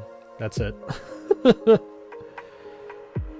And then actually, in all honesty, I really want to play, you might want to play this too, Foxtrot, if you're into it, the Blood, Shooters, and Teeth, which is the, oh, there are your exams before college? Okay. But yeah, Blood, Shooters, and Teeth, which is basically like a side-scrolling shooting game, and it's orcs. And it looks really cool. The last time I ended up playing a 40k game was Inquisitor Martyr, and I thought that was okay. Ghost Recon Breakpoint, Elder Scrolls, Old Republic, and GTA. Nice. Okay, those are solid. Especially Elder Scrolls, man. That's old school. Oh yeah, I really want to play that? Heck yeah. And it's, well, it's cheap. I mean, $30 compared to like what do AAA games cost now? Like $70 now for a legit PS5 game or an Xbox, which is insane to me. I'm gonna sound like an old man. Our games when I grew up were about only $50 back in my day.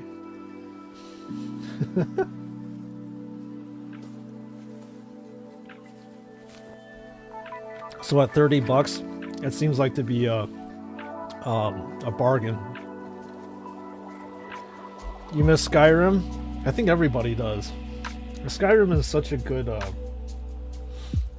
game. I mean, it's definitely withstood the test of time, and there's such a huge modding community behind that one. I think that's really what keeps that game really fresh for me, is that if you're bored with something, you can just put a new mod. I'm not going to say that it completely changes the game, but it definitely will change your gameplay and make it make it interesting again.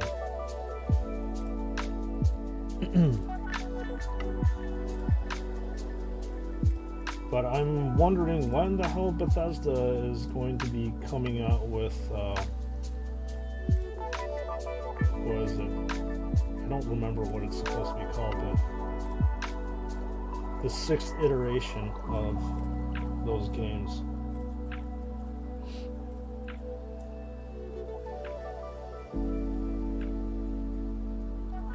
Getting the itch to play. Yeah, I thought Fallout 4 was really awesome. And we're wondering when the hell Fallout 5 is coming.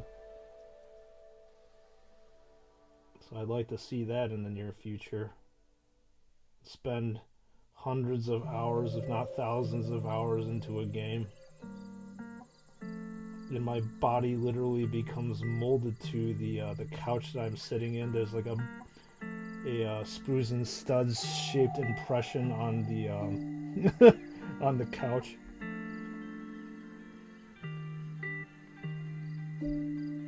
Redfall? Is that what it is? Elder Scrolls Redfall? Interesting. But regardless, I want to see that come out. Hopefully it'll be on next gen graphics and stuff, because Fallout 4, despite it being all cool and stuff, was already on previous gen graphics, so things were, we already know Bethesda is wonky.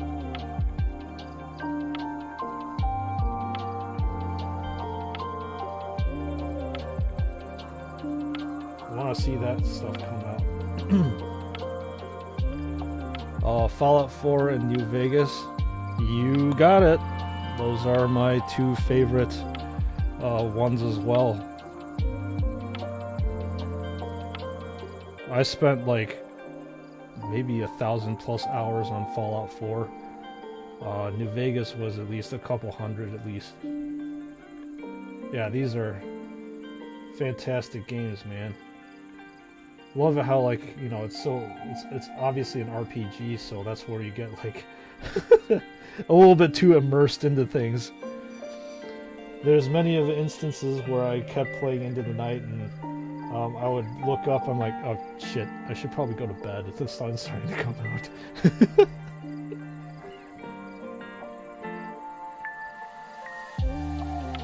Oh man.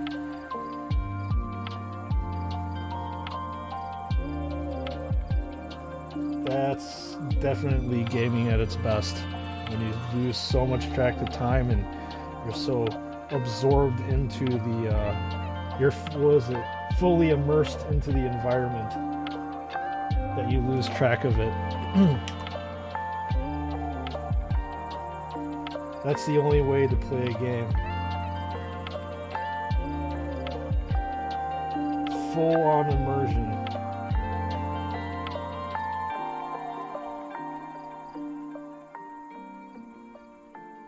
Alright. Hey, did you, Dovigan, did you see, I don't know if you've seen, but Amazon's doing a Fallout TV series? Do you have any thoughts on that one? We don't even know when that's going to come out, but it'd be interesting. I would watch it just to see if it's any good.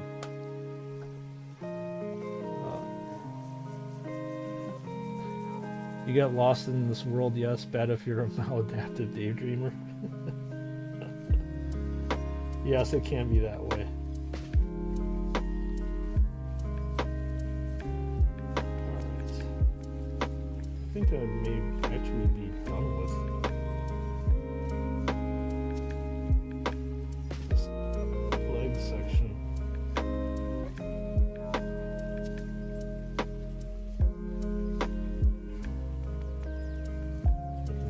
Stop having a leg on a spit. Like I'm actually roasting this thing over a campfire like this. Dreadnought bits. Crunchy. Has a little bit of a metallic flavor. You heard about it? I hope they don't mess it up. Hopefully they won't either. You know, for these things, it's probably best off if you go in with an open mind and no expectations. That's exactly how I am. Because if you have expectations, I suppose you can only have them either met, or most of it's just going to be a gigantic disappointment. I mean, for me, The Wings of Power was another Amazon produced, or is another Amazon produced big budget television show that I watched, and I completely came in with no expectations whatsoever, and contrary to all what people have been saying on the webs, I actually do like it. It started off slow, but I actually do like it. So hopefully whomever is producing that stuff will do a good job of translating the source material onto in movie form.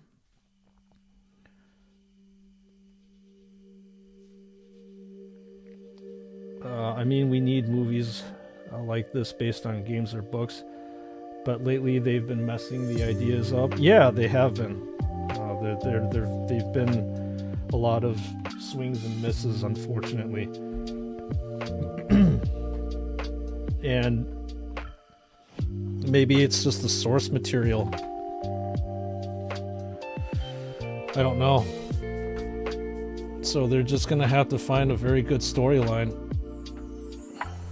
and see if they're able to adapt the storyline in.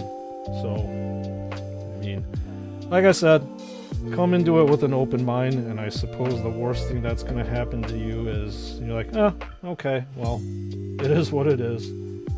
Instead of you having all these crazy expectations like, oh yeah, it's going to be killer. It's going to be the greatest thing, man.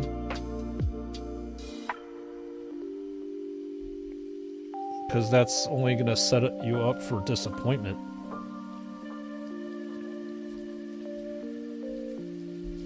Alright, so I think that's enough for that leg area. I can finally glue this here. If I can find the original position before I decide to break it off.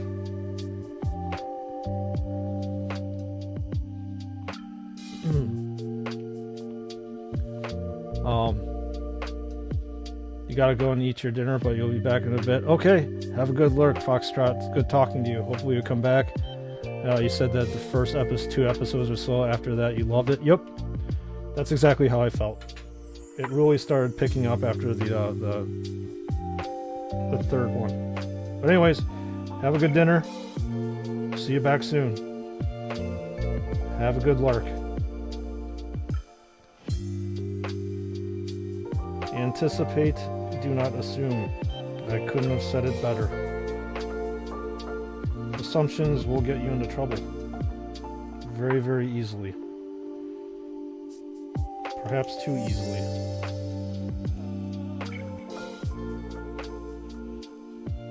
Alright, time to reaffix this Dreadnought's lower body to the base.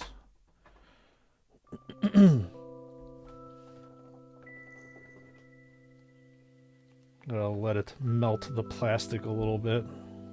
About 10 seconds or so, and then we'll reattach it on.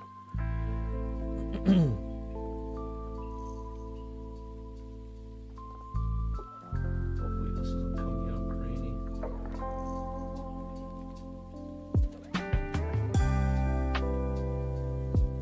Alright, I think this is cooked, quote unquote cooked.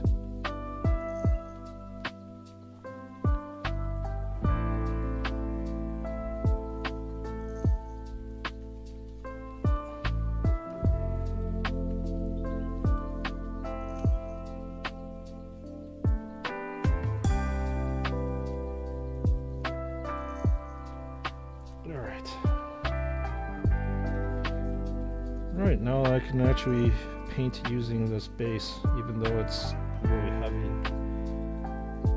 But it will do. It will do very, very nicely.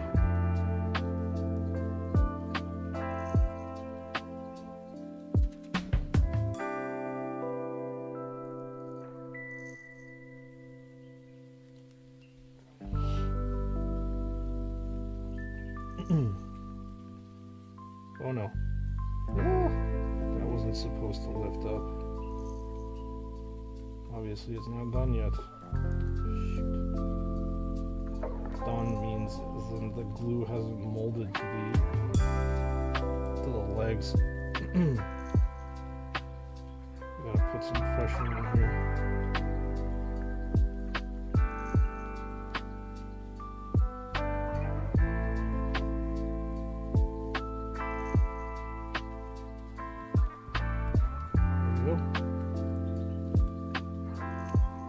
Starting to feel a little bit more solid.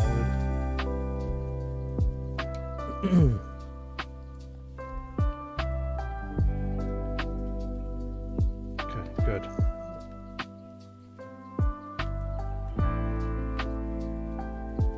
This is where we're at. 4 hours worth of work, and we have a lower half, or part of a lower half to show you guys.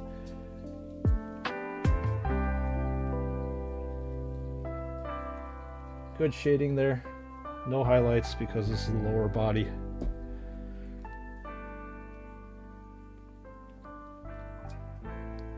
Half debating whether I should actually highlight any of this area. It probably won't. Maybe I'll just end up gluing this on as well.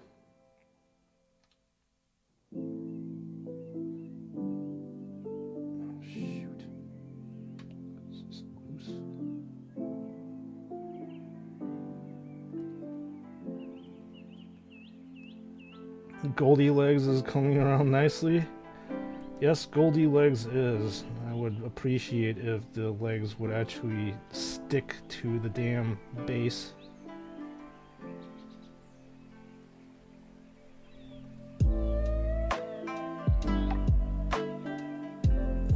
Maybe I just should allow it to dry a little bit more before I futz around with it.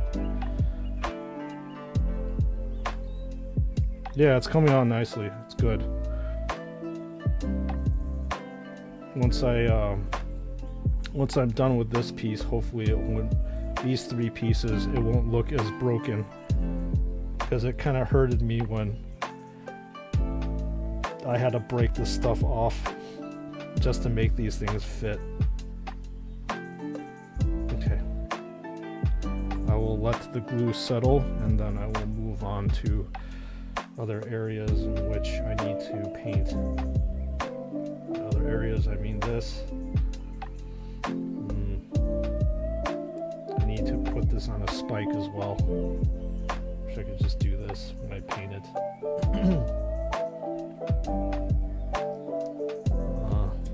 So Goldie Legs will hang out over here.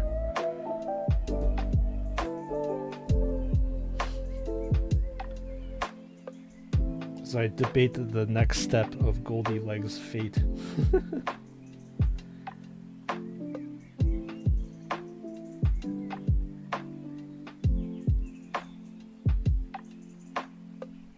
And how to paint this area.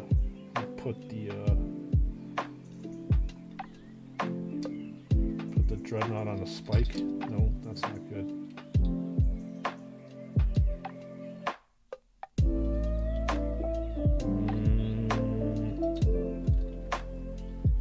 This is clearly not going to do.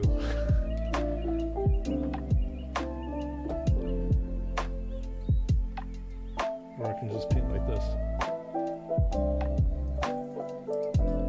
Since I need to paint this power plant area down here, I will do exactly that.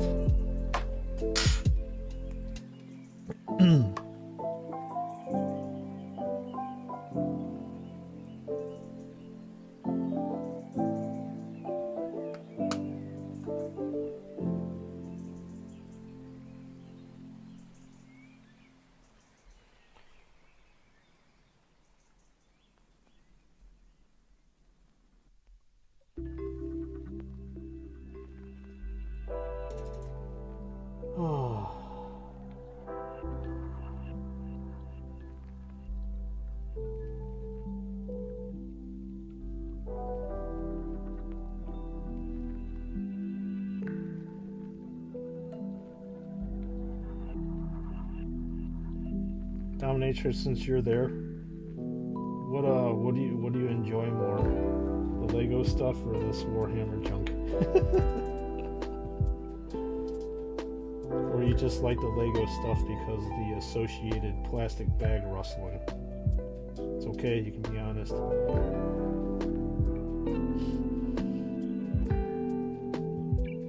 There is no offense taken.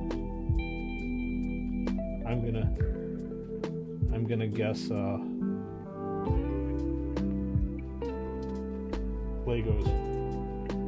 Frostman, should you pre-order the Tech Marine? I don't know, it depends on what the missus is gonna say to you. I mean, should we be buying any of this stuff is a good question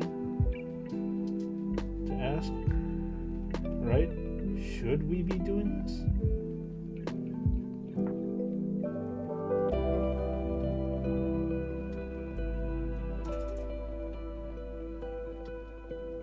You already know what the answer to my question, if you're posing it to me, is. The answer should be yes.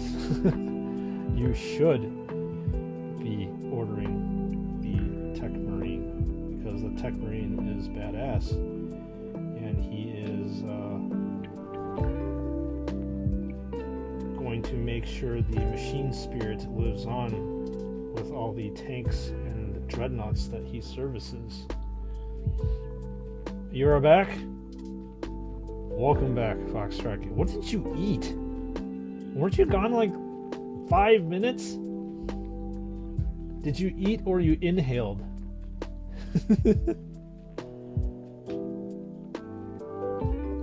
If you did both, then all the power to you. I respect that as well. Because typically when I eat, I inhale.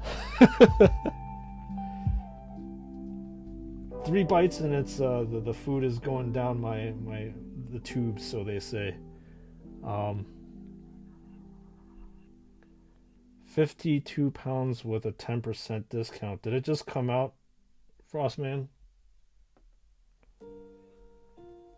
Or are you ordering it from another website? Because I'm looking right now. No, it hasn't come out in Flama yet.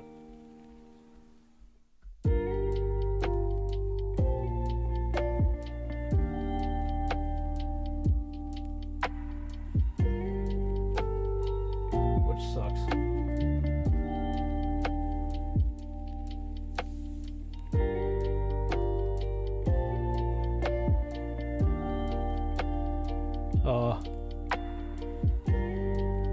You had noodles? Ooh. He was eating in game. You eat fast. That's not on Flame. Oh yeah, Cool Cub Toys tend to get their shipments first compared to Flame. But I think they cost a little bit more if I'm not mistaken. That's usually why I don't buy from them. You ate fast? Yeah, you did. It almost seems like the noodles like walked into your mouth. Well, welcome back. You didn't really miss out on much. As Dominatrix just said, Goldie Legs was just fixed onto the base, which is a relief to me because I am able to now paint on a stable base over here. You had homemade chicken curry. That sounds delicious, Frostman. Could go for some nice curry right now too. And I just ate. Actually, that was about an hour ago. 2 hours. Jesus. Where does time go?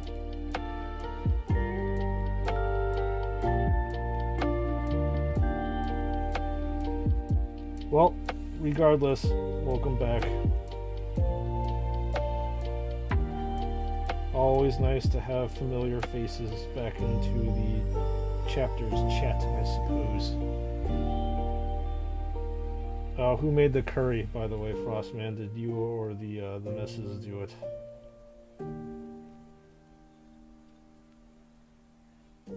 Curries are delicious.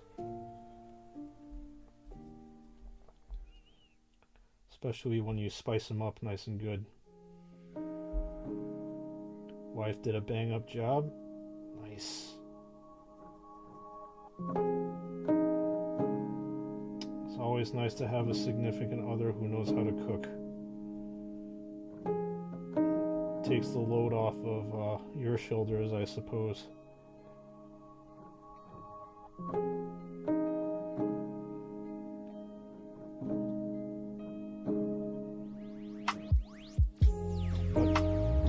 Good to hear, man. So yeah, Frost, you should probably order it.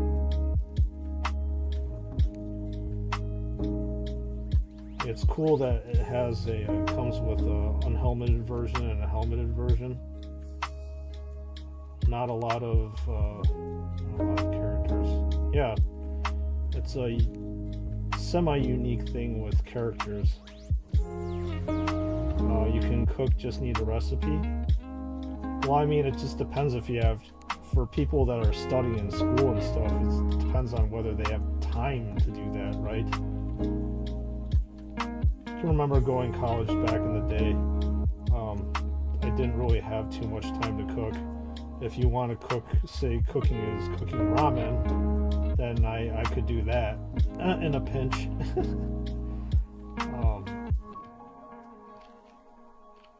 Most of my time was spent studying, screwing around, playing video games, going out to bars.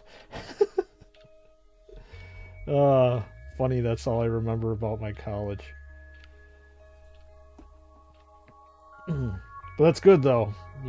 If you can cook using a recipe, there's a lot of people that just don't know how to do that kind of stuff. Kudos to you. You know, reading is a lost art for a lot of people.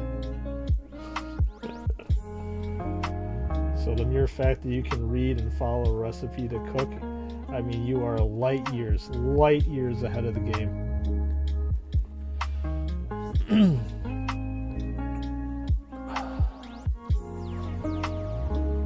You may wait to see if Flame is cheaper. You're gonna get the Ancient with the Standard. Yeah, that is a really good good Space Marine to get. Aside from the helmet being really dirty, Frostman, I really like that one. I'm gonna need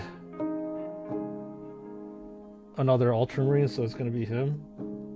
So yeah, if I was actually given a choice between the Tech Marine or the what's its face, Jesus, or the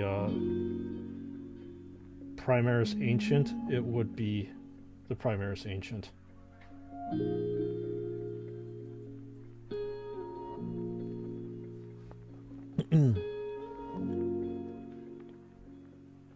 You hate paper. Sometimes you don't have a choice. Like you what do you mean by you hate paper? Like you hate reading on paper? Or you hate pepper. Or you prefer reading on electronic form. Oh man, so many questions, Dovkin. Sorry. Sorry you're in semi-lurk, heard your question. Okay.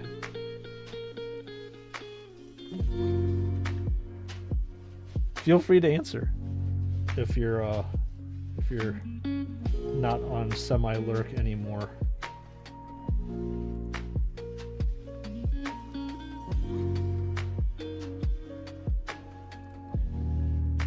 All right.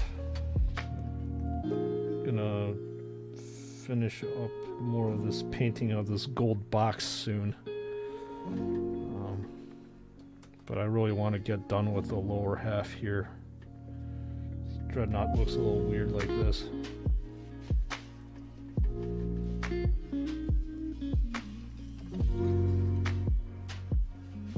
Just gotta make sure that the red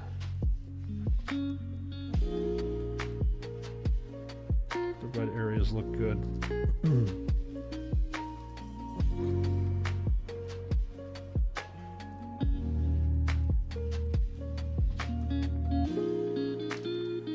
Maybe I can touch it up a little bit before I decide to put those red areas here. Reading is fine, depends, but when you're on your PC the whole day typing, you disconnect. Yeah. It's kind of how like my job was. I ended up typing and doing stuff more than pushing pills. Anthony is just finishing up some work. He'll be here. Okay, that's good to hear. Yeah, our battle brother has been very, very busy with molding young minds apparently and working. All that take is time. I mean, I'm a captive. I was going to say captive audience. That doesn't make sense. Captive content creator for the next couple hours. So, if he's done within the next couple hours, then I'll be here.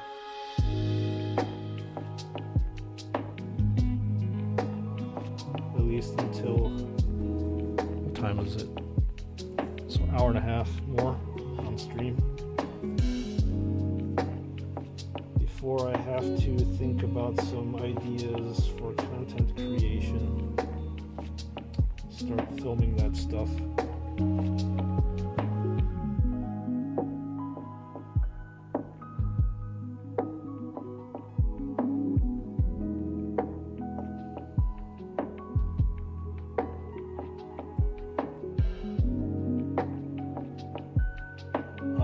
Have I reviewed Pascha? Which one is that? The dirty. Is that the? Was that the standard bearer? I don't remember off the top of my head whether they have names or not.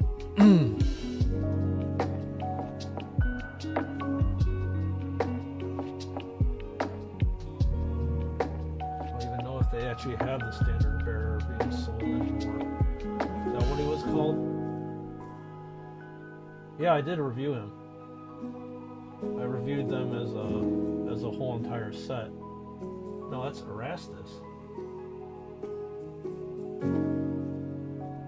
No, wait on. Erastus is the what is going on with this? Oh yeah, it is Pascha. Yes, I did review him.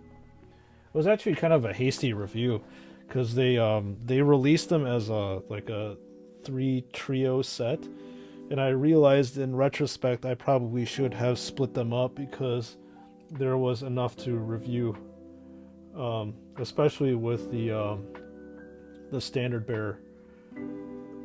That should have warranted a review of its own because there was just so much that I wanted to cover with it.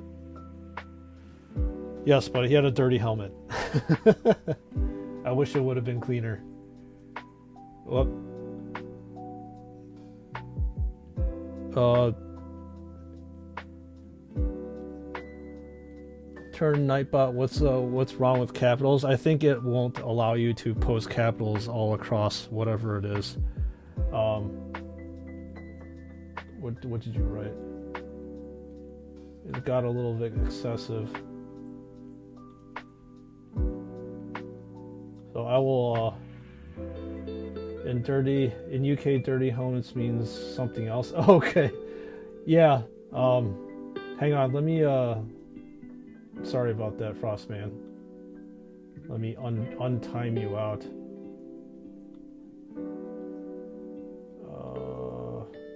I think so. Don't go anywhere.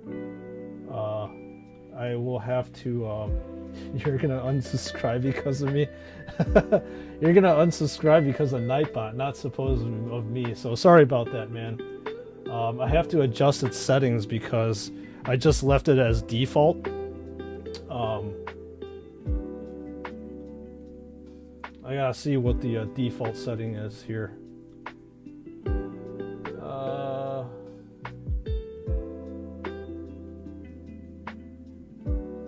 So I apologize for that.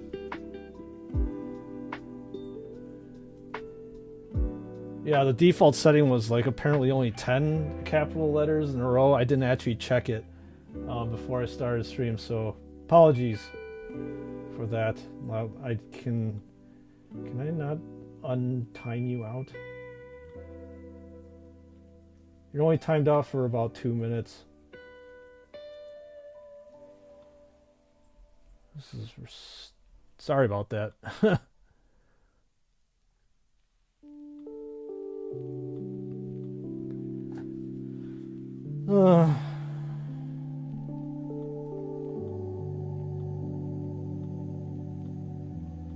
Why can't I allow you to do anything?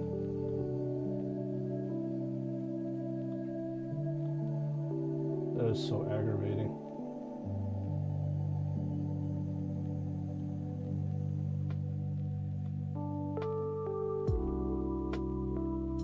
Why can I not unmute you?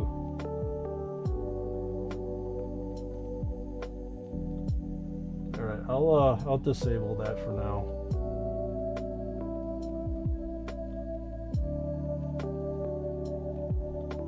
I'll see you in a couple minutes because I can't fucking figure out how to untime you out.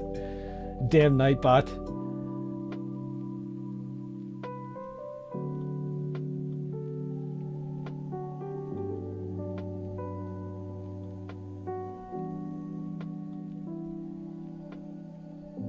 Instead, Nightbot decides to put other crap in here.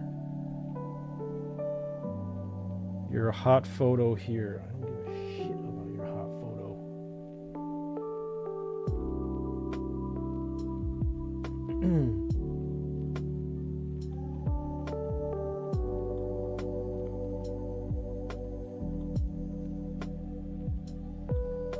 Time out. And I'm not gonna hide you from the channel. That pisses me off, man.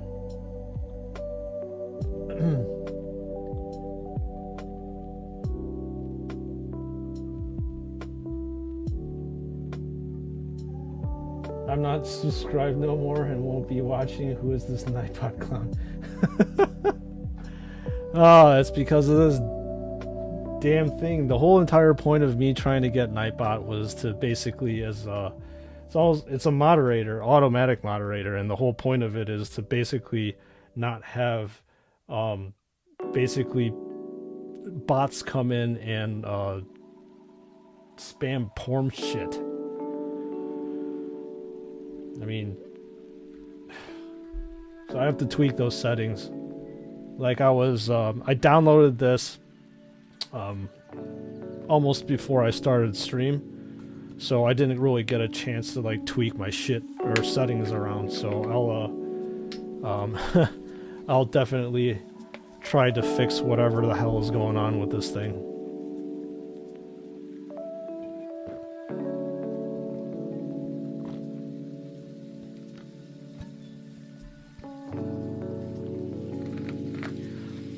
Sucks that Nightbot has failed to do what it's supposed to do and got rid of a loyal subscriber to me. Damn you, Nightbot. I will have your head.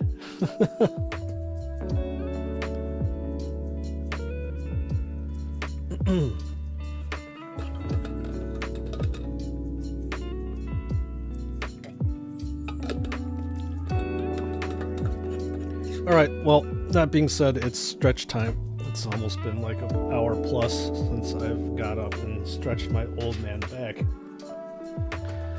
Oh. Ow. Oh.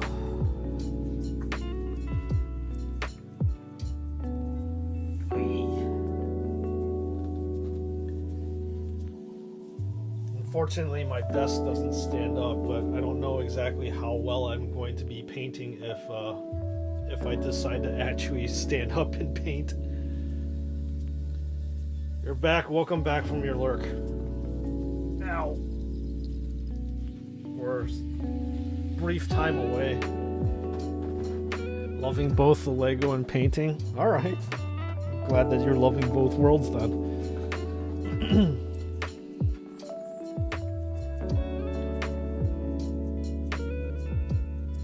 I kind of miss doing those Lego builds though. The problem is they take so long to edit. And then coming up with a script and talking about this stuff is a little bit exhausting. Both involve so much attention to detail and precision. Both are very pleasing. Okay. I suppose that's why I like it so much. If you're honest, Lego's your favorite. Okay. I kind of figured. Lego is pretty badass. Alright, I'm gonna have to glue this on. Hopefully I'll be able to glue it back on. If I can find the... kind of like how it broke off. And reattach basically the exact same position. So it's going to look like that.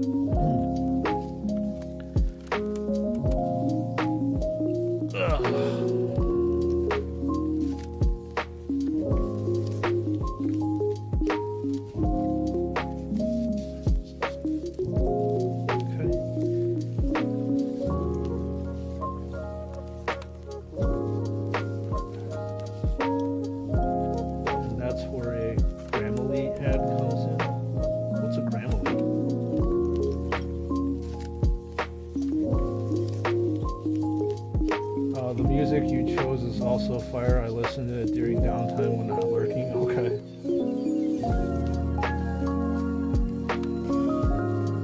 I mean, it'd be, in all honesty, very interesting if I decide to choose another another type of music for streaming.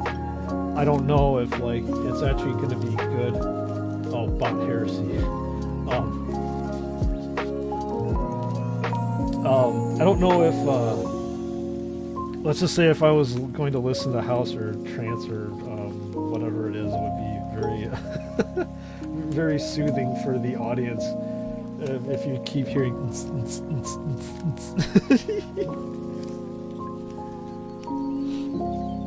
So, in thought of more content, how about streaming Warhammer games? Yes, I am actually thinking about doing that. Like I said, I want to try to stream, jeez, what the hell am I trying to do? Try to stream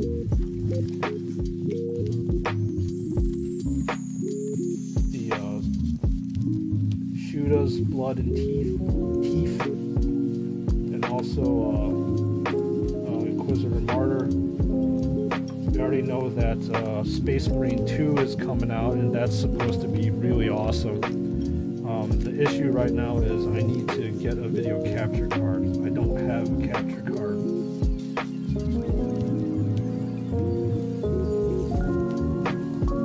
Obviously, it shouldn't be too hard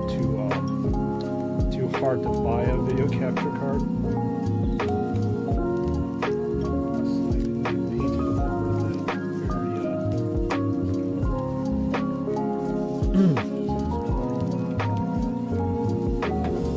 So I'll have to use super glue off for the top.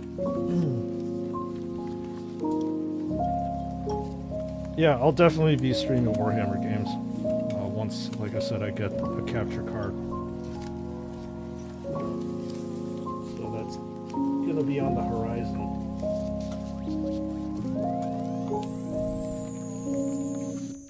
Problem is, I'm not exactly too sure if what I'm doing for the channel is going to be sustainable. I'm wondering if I have to go back and start working for the man again. I'm kind of afraid of doing that because I like having the freedom, obviously, to work and do whatever I want to do. But finances can be kind of tight if you have other financial pressures. So I don't know. The future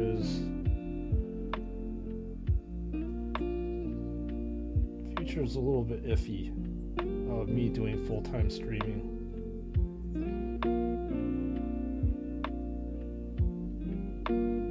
As I said, I might have to go back and work for the man.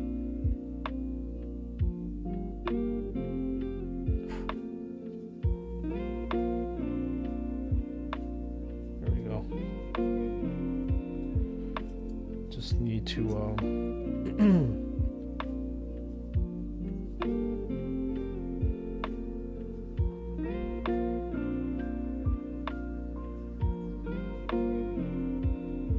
paint up the areas that I accidentally, I guess, put too much gold speckle stuff.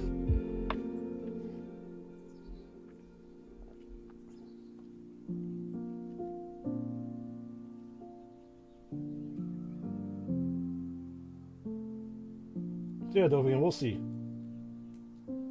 But the thought did cross my mind. Because again, that still is within the wheelhouse of this channel. If I decide to stream Warhammer video games, it'd be kind of weird if I decided to stream like Elden Ring or something like that. It has nothing to do with this channel's content. Might freak everybody out.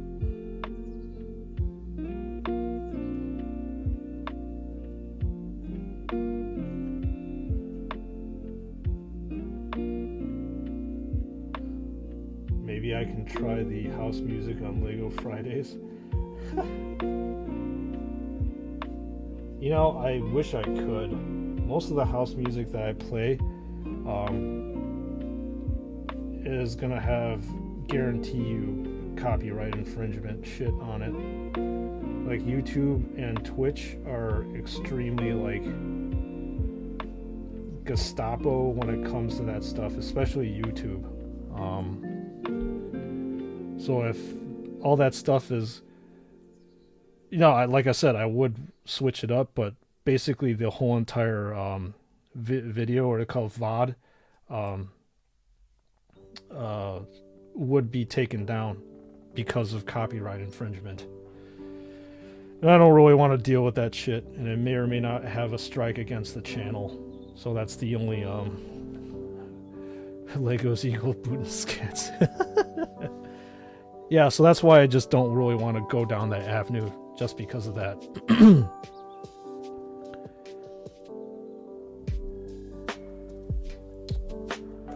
Have I thought about streaming video games as well as doing the great content you do already? So yeah, as I responded to Dovikin, yes, I have thought about doing video games every now and again. Like I said, I just need to buy a video capture card so I can do that.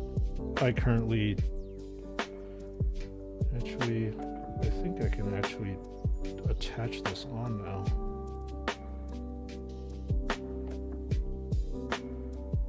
I can attach this on. I don't have a capture card, and I have to move my video game system down here, but I can do it.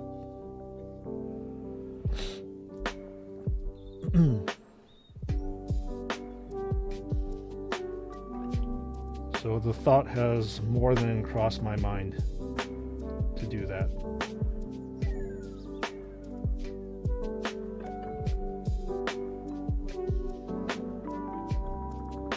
And like I said, Dominatrix, I can't do it because of copyright infringement. I thought about it long and hard and like, probably not a good idea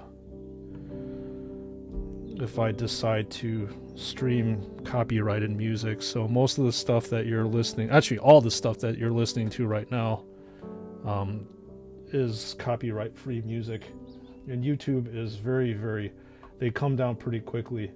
Like I've had videos uploaded before and it just gets immediately taken down because when you're uploading, it reads like music tracks and stuff, and it knows like beats and stuff. So it compares like pretty much the music that you have going on in the background to existing music that's owned by a record label or whatever it is. And YouTube isn't a loose place to stream music anymore just because of that reason. You used to be able to do it, but they call it DMCA, and that shit got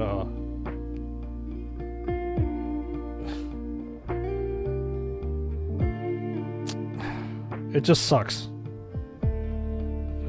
Shoot, I'm thinking I probably should have shaded the inside of this. I'll shade it real quick. Yeah, they came down pretty hard with it.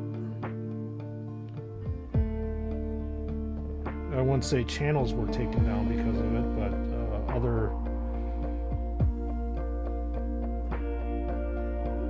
it just wasn't fun.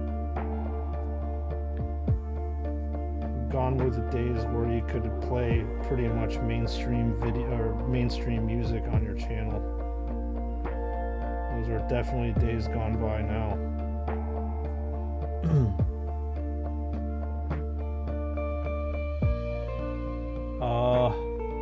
Setting up Discord may help the fact that new viewers are more inclined to believe that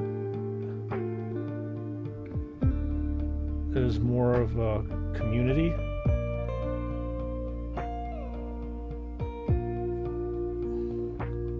Alright, Dovikin, we'll see you back in about time. I do actually have a Discord. Foxtrot. I set one up this week. Actually, Nightbot should be listening to my commands right now. I'll do it in a second.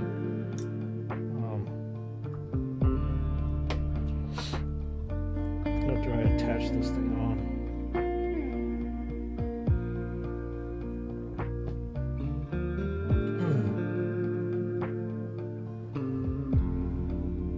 Alright, Nightbot, do your thing instead of pissing off my my channel regulars. Discord.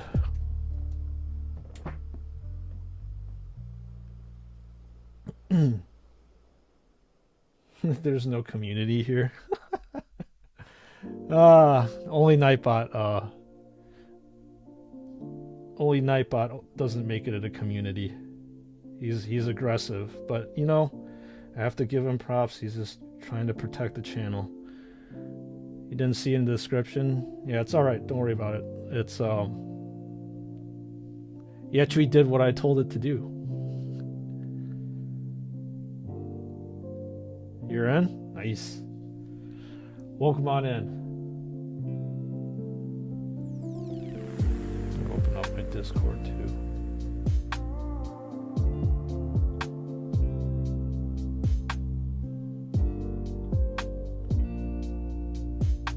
Oh, there you go. Welcome on in, Foxtrot.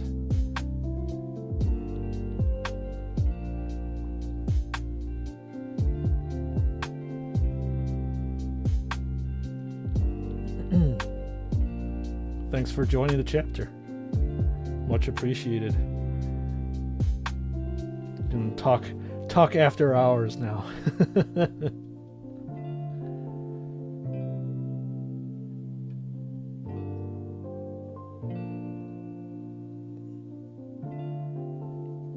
All right, thanks for offering. Well, like I said, we'll see with regards to the mod stuff. You're the only person who uses capitals. I just think that what happened was, as I was trying to explain to you, the default settings have a pretty low tolerance to how many caps that you can put, and I didn't, like I said, have a chance to look at what the default settings were. So it's like after 10 capitals in a row, Nightbot will time people out. You've modded other servers, so you know what you're doing. Oh, I have no doubt about that. So thank you for offering, because I know that moderating is it's a free thing that people do. I've actually also modded for other streamers as well.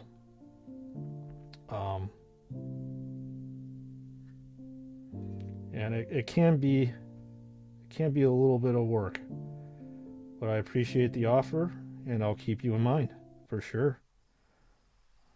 The channel just needs to get up to a point in which I'm like, oh, I can't mod.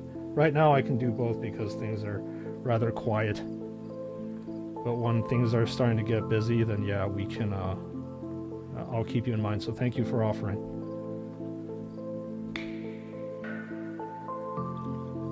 Okay, so we've got the bottom half all attached up.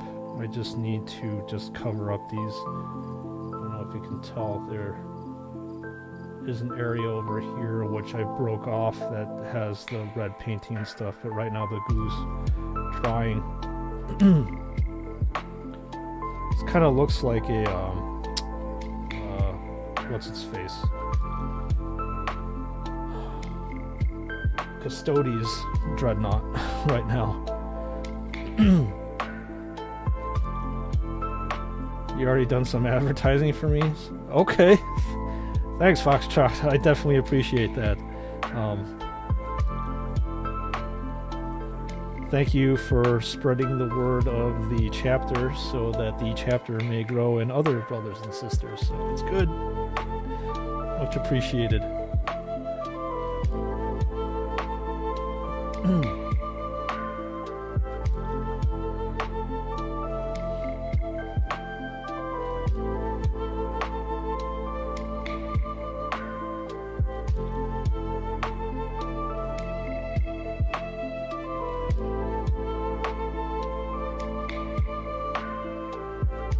Alright, anyway. You're done with this channel, you want your $5 back? I don't know if I can give it to you back, man. Oh, man.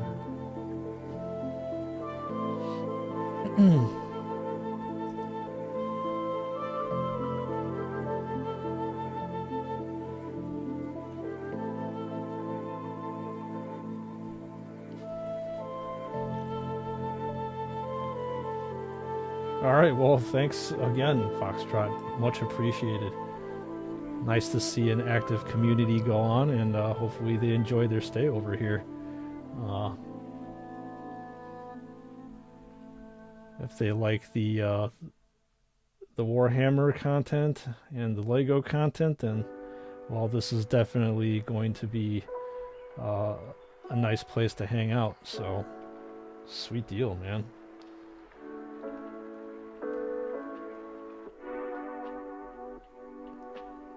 So I don't think I'm actually going to do that much work on this part of the body right now, because I really need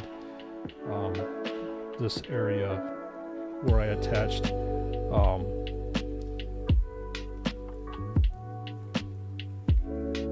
well, to basically cure and settle, and it takes a little while for it to do it. So we'll be working on the top of the box right now.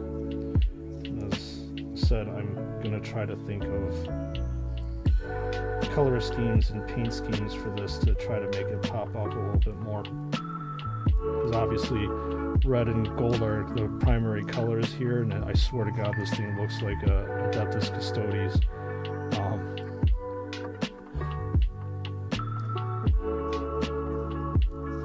model, but it's okay. How am I going to paint this thing in such a way so that this thing does not... Alright, this is good enough.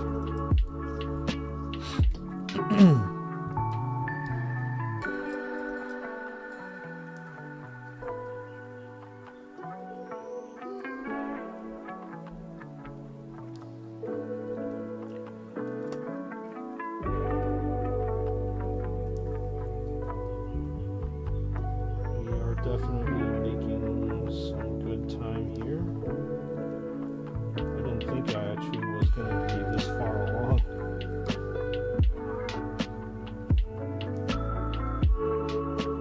It usually takes me quite a while to get these dreadnoughts painted up.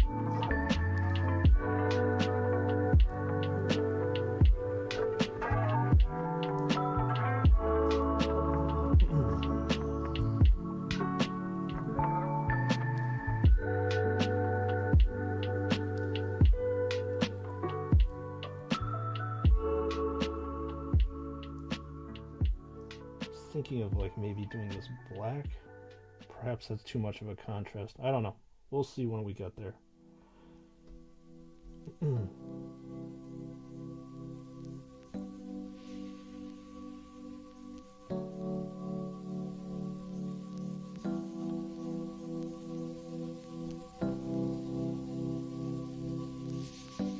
All right.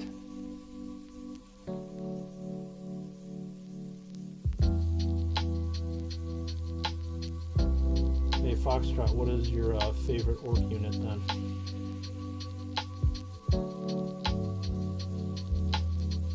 Or do you have many favorites?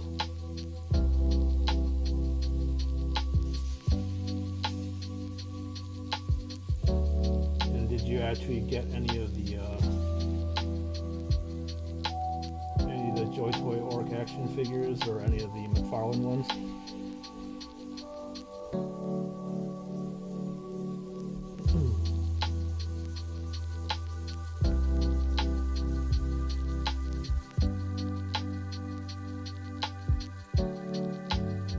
I was actually thinking about getting the Burner Boy one.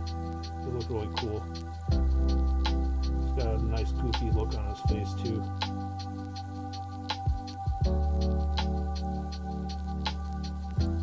But I think I have to put that on hold because putting a pre-order for the Grey Knights a couple days ago was quite expensive. So to prioritize my stuff, Space Marines, unfortunately. But if the Grey Knights weren't coming out so soon, I definitely would be dropping more money into Xenos. I'm actually curious to see when the Tau is going to come out too, which is going to be pretty badass.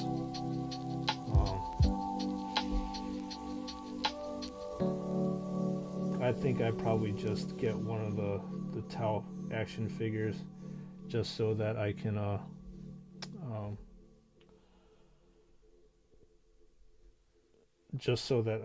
see how it is. You're back?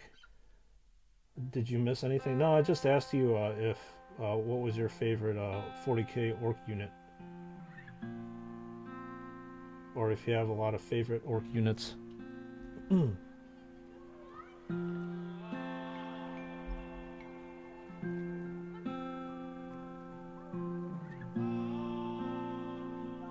My favorite 40k unit is surprisingly not a Blood Angel. My favorite unit is actually the Vindicare Assassin.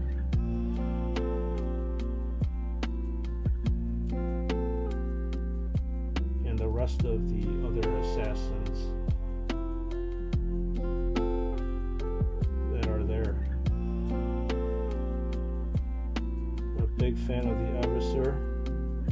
difficult choice. Yeah, it can be a difficult choice. Or find what are the units that you like to field.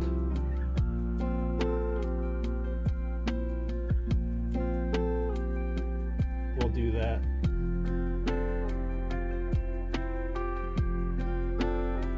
If I had a choice, I'd be fielding like the assassin force, which is obviously all 4 of the assassins on the field at the same time.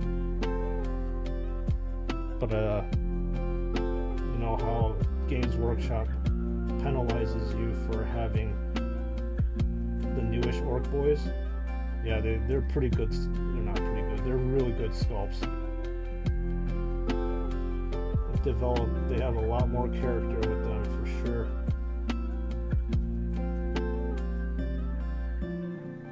Isn't like just like Space Marines too? You can swap out different heads and different arms and expressions and stuff too.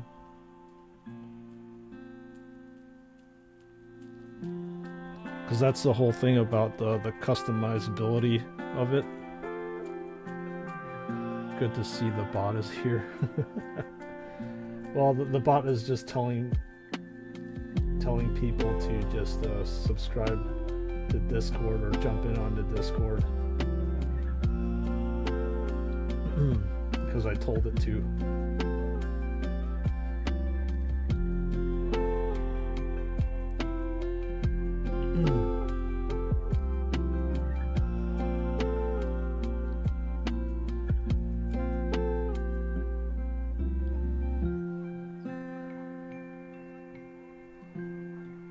You never noticed it until now? Well, you have to do like a special command. It's always like an exclamation point. You can pretty much customize most things. Yeah, that's the nice thing about the newer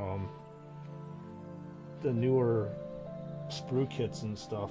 You're able to customize it. I think that is why a lot of people like these newer kits better. Aside from the sculpts are just absolutely fantastic.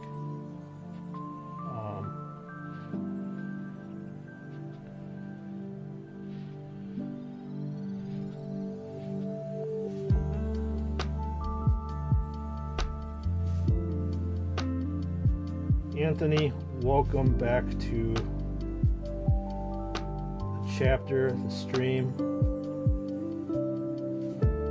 the alternate reality of whatever you want to call this. How was your day? How was your Thursday?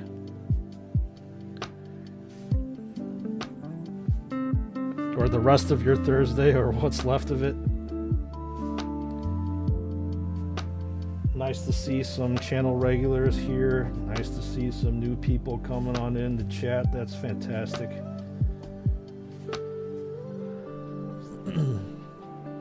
You're good? Awesome. Good to hear that everybody's good and locked in.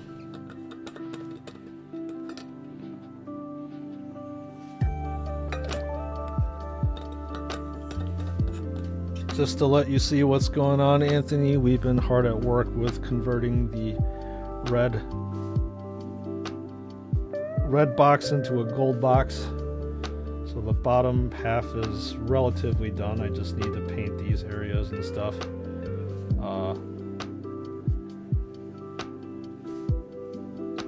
And then we're just working on the top half of the golden box, because this part needs to, well, it needs to meld together because I broke it off. But that's what we've been working on for the past few hours. And just having fun talking about pretty much everything under the sun.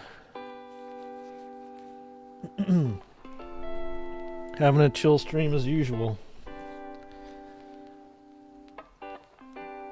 How was work today, Anthony?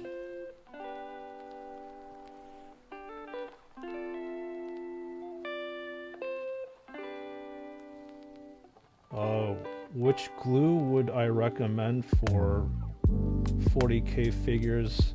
And I see it looks good. Thanks. What are my opinions on the massive Lego Star Wars Luke speeder? So Anthony, just to address you first, because you asked, the glue that I use is just regular, what do they call it? It's a super glue. There's another term for it that people use.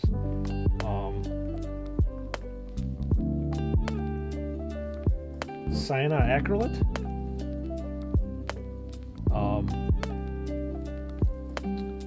So that's what I typically use to glue random parts on if things fall off. I don't know what the composition of the action figures are, whether it's the same. I don't think it's the same type of plastic.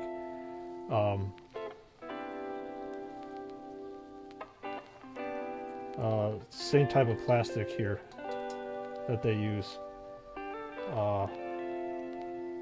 So super glue is typically my default glue that I use to hold stuff together, and that's what I would use for your action figures. But I don't think it's, I mean, if you're gonna be doing lots of like vigorous posing, I don't know if it's gonna hold. But for me, like thankfully the only parts that I've needed to add on were purity seals and stuff that have fallen off. So I've just used super glue to attach it back on. So back to the Lego Star Wars UCS Luke Speeder. I mean, for what it's worth, Lego also does a pretty damn good job of mimicking their source material, and they did a fantastic job with the speeder, in my opinion. I don't own it myself, and I haven't actually built it myself. But it looks cool. Would I actually end up getting it? Probably not. First of all, I'm not actually a big, huge Star Wars fan. I'm more of a Star Trek fan, actually.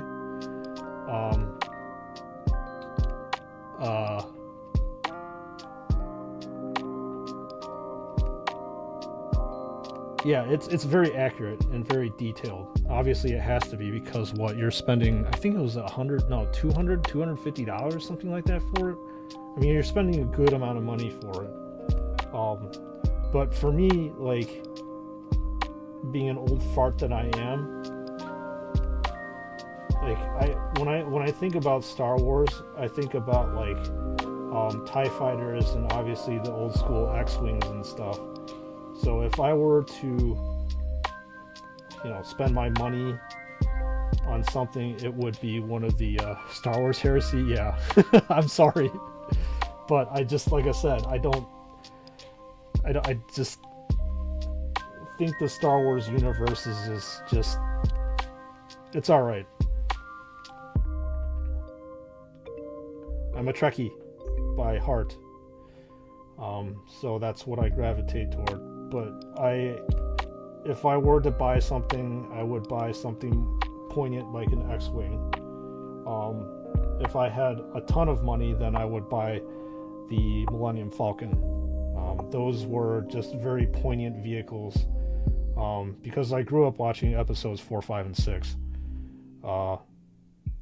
So those were, again, very poignant starships that stick out in my mind. So I would buy that. Your purity seals also came off. It's a very common thing to have come off, unfortunately. Star Wars is awesome. Yes. It used to be.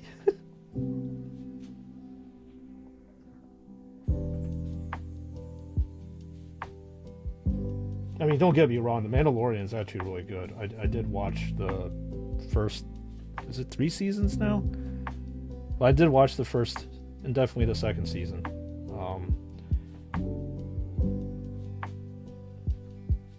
When they changed it to a quote-unquote small screen format, there was a lot more, obviously, character development. Whereas Episodes 7, 8, and 9.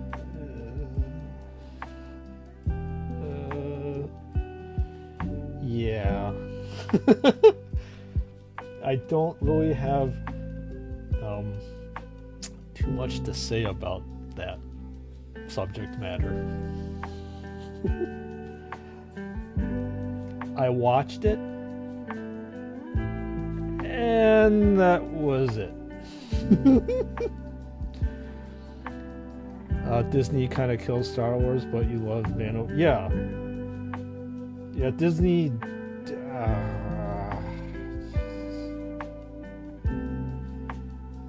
They did kill Star Wars, and it just become, I don't know. It just doesn't have that old school nostalgia thing. I don't know, it's because I'm an old man talking about this, but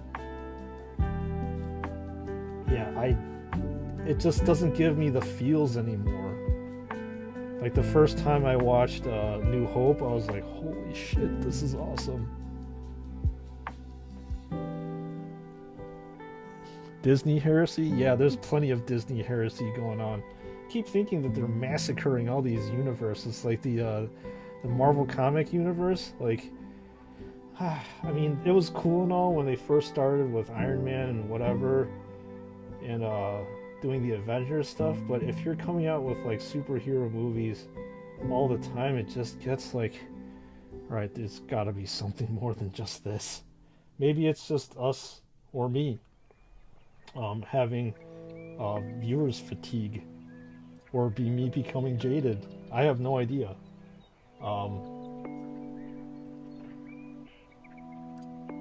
It just doesn't feel as poignant to me as it used to be, let's just say. And you can always feel free to disagree with me or say I'm full of shit. That's perfectly fine. After all, I'm just another regular person that is painting on camera. What the fuck do I know?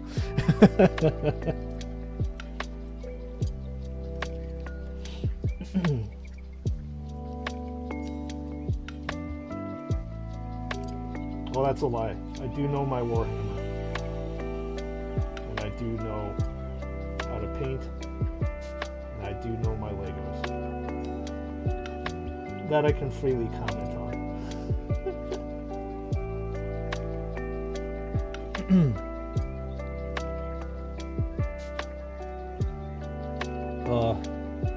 Like all the TV series like Hawkeye and Moonlight. Oh yeah, that's right. I did see that. It was a little weird. It's just too much. It is. And I think like it's weird when you say like too much of a good thing is still a bad thing. It's just like, again, when you're kind of exposed to this stuff over and over again, it kind of loses its luster or shine, or its, if it even makes sense, like a magicalness. Is that even a word?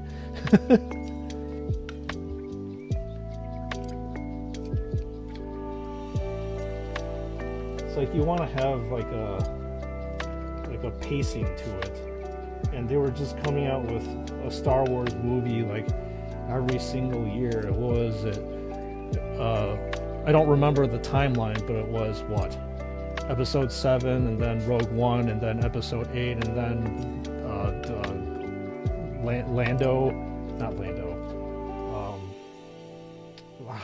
Solo, Jesus Christ.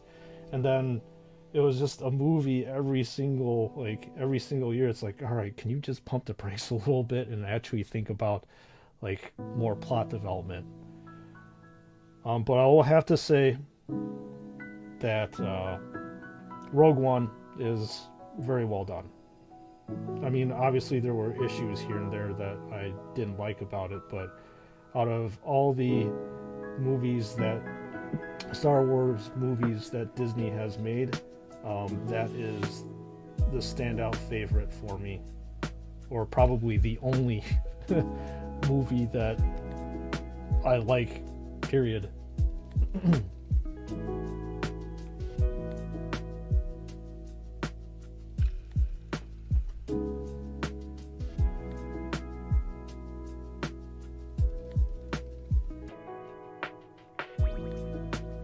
we'll see how this evolves.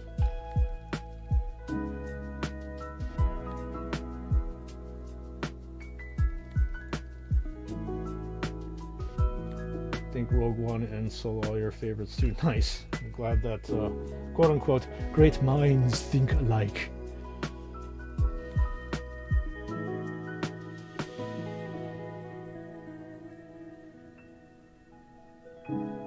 Yeah, Rogue One again, awesome. I like the tragic ending there.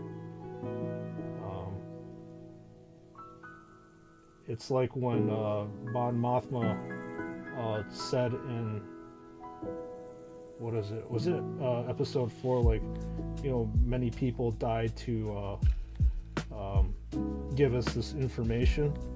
I mean, that was super cool. That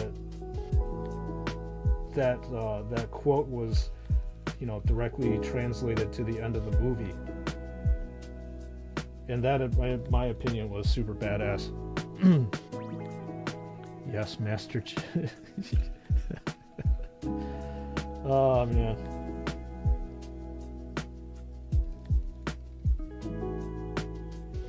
Here's an interesting question now that Anthony brought it up. Would you rather be a Space Marines chapter master, or would you want to be a Jedi master? Ooh, that's an interesting question. You like the B1 droids in Clone Wars? They're so innocent. Aren't they cute looking? Yeah, that's a very interesting question. Would you rather be a Space Marine chapter master or a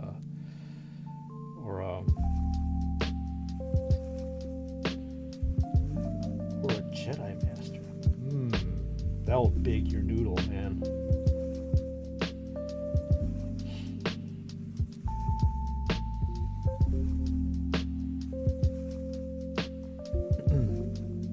Space Marine chapter master.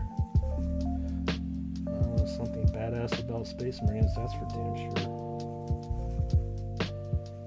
You have legions of Space Marines defending the Emperor and the Golden Throne. I remember being in the cinema with my mate who loved K2SO, and I said to him before the movie began he was gonna die.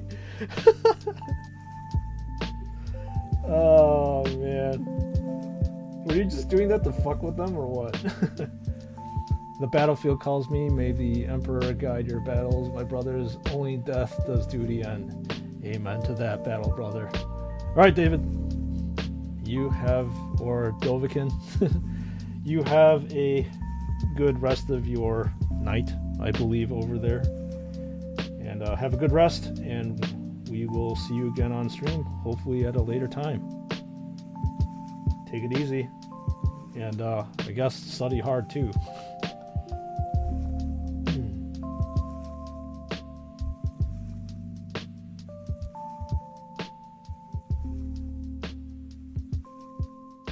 In death we find redemption? No, in death you get turned into the sarcophagus over here. That's what happens in death. Oh man.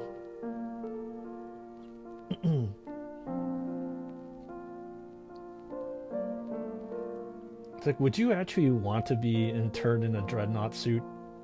Or Dreadnought, period, not a suit. This is not a suit, clearly.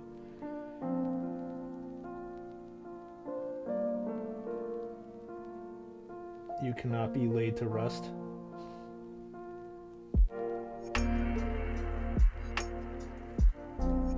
Having to fight endless battles for the God Emperor. I think that would be kind of, I don't know. Then again, in the grim darkness of the future, there's only war. So clearly, if that's what you love doing, then probably you would like being interred into a Dreadnought sarcophagus to fight endless battles for the Emperor. That I call you guys little brothers? Yeah.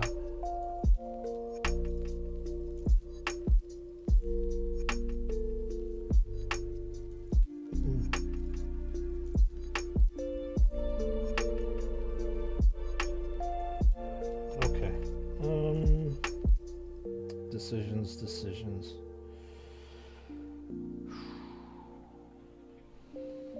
I don't know what to paint the rest of these. I guess finer details. I gotta think about it.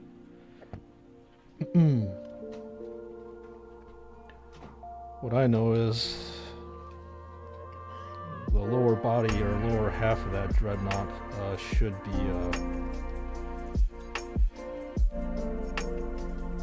be dried, so I can definitely paint these other lens parts down here. So there we go.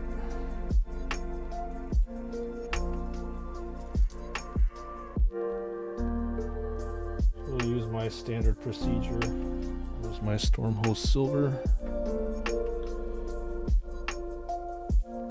To be honest, I don't really want to become a Dreadnought. Well, I again can't imagine that being a very fun thing to do, considering that they just raise you, they put you to bed for a little bit, and then pretty much call you into battle.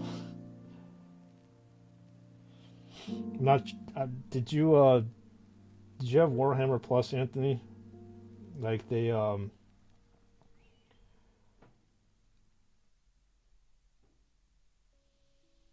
and Angels of Death, they kind of alluded to that stuff with the Dreadnoughts and stuff. It seemed a little bit rough, in my opinion, being a Dreadnought.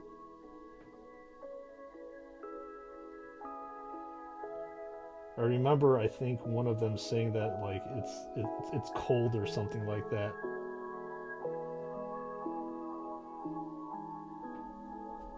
Being in this metal sarcophagus. Unfortunately not. Okay. That's quite alright.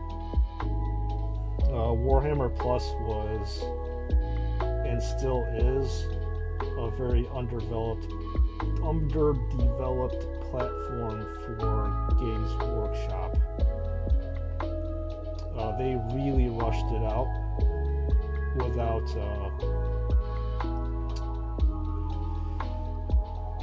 without I think taking account for how long it takes to develop an animation. So they were supposed to come out with, I think, an animation like once a week, and it became like once every 3 weeks or something like that. And that's the only reason why I actually signed up for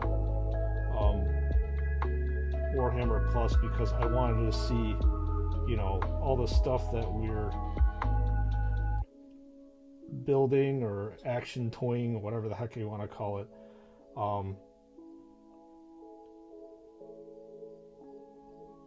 come to life. That's what I was trying to say. I want to see it come to life, and that's what I signed up for it. The problem is the animations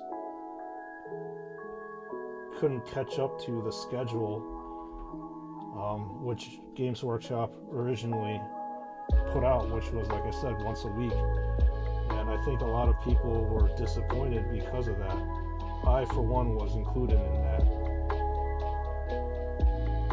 I thought there was a new episode that was going to be once a week. Nope. And also the episodes were super short too. I thought they were going to be like half an hour long animations. They were like, I know there's a lot of work, but when you have expectations watching like cartoons back in the day, each thing was like about half an hour or something like that. They're only like what, 10, 15 minutes tops?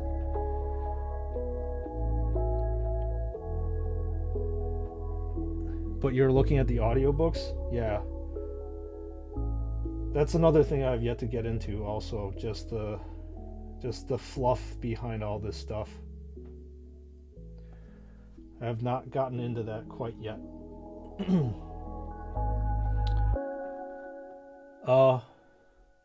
What is it? The quote, "Only in death does duty end," from the video game Space Marine is incorrect. It should have been not even in death does duty end. Well, it gets translated wrong, right? Everything, for some odd reason, gets lost in translation.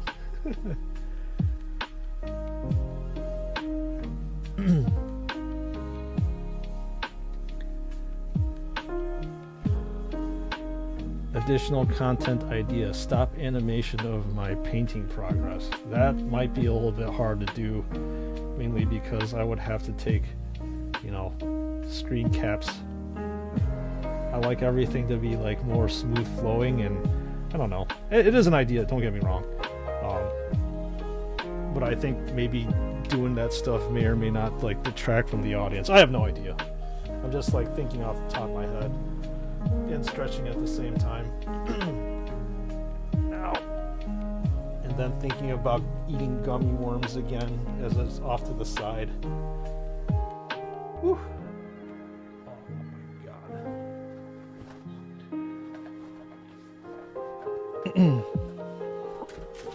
And I will not just think about eating gummy worms. I will eat gummy worms.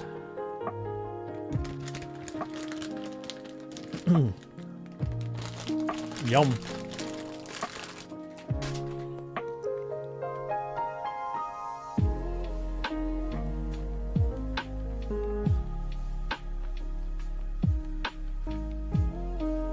A photo every brushstroke. Dude, you're gonna kill me.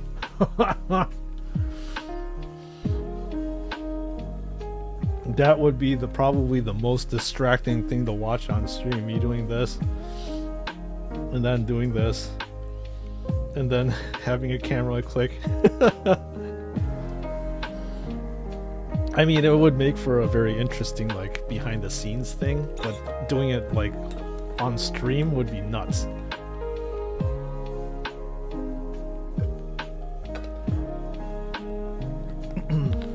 I could probably do it as, like, yeah, like you said, Dominatrix, like a YouTube video, but it would take forever to do.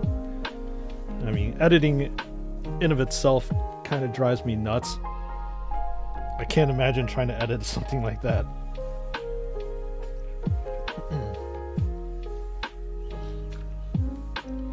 But I suppose if I wanted to challenge myself to grow as a content creator or grow my editing skills, I suppose I can do that.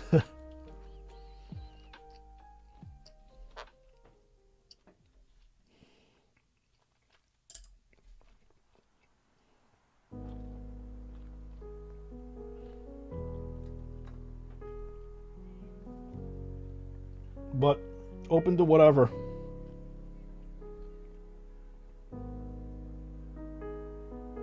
I have specific things in mind that I want to do, and there are other things in which I'm like, it could be a good idea, why not?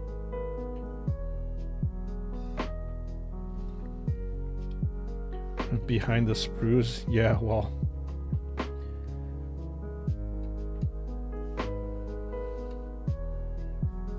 it's pretty much what that is.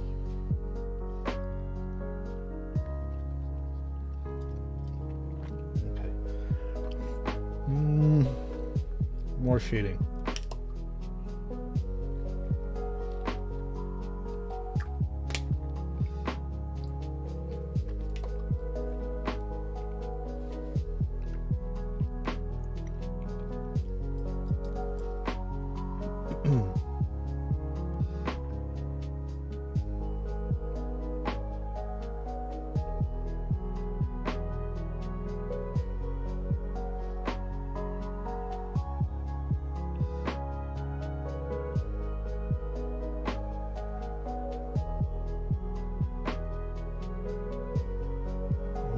This bottom half here,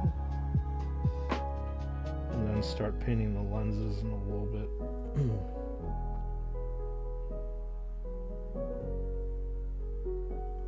I think I may actually need to touch up some of these areas because the red is starting to come out.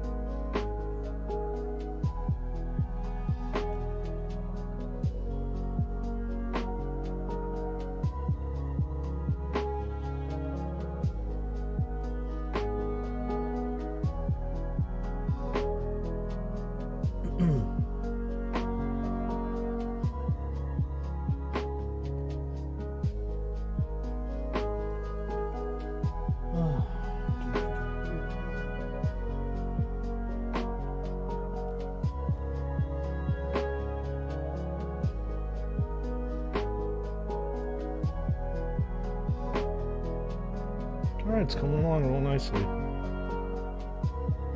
As I said before, I didn't think that I was going to be doing any kind of detail work today.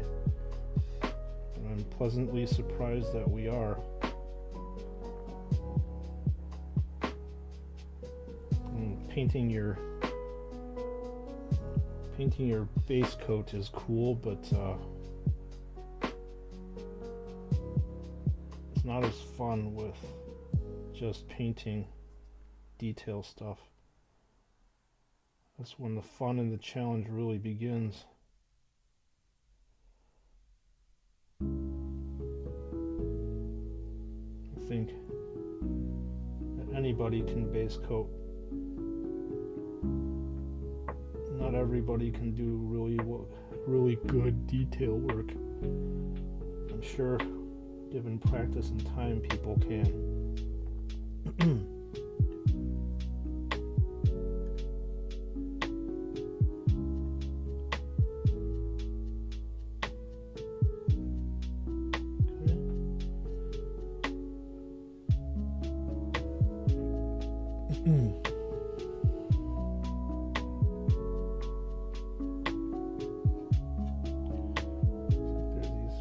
That I need to shade down here that I missed.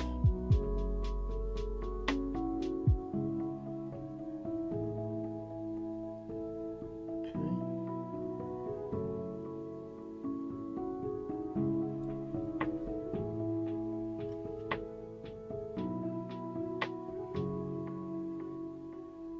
It's looking pretty good so far. Shade this area down here.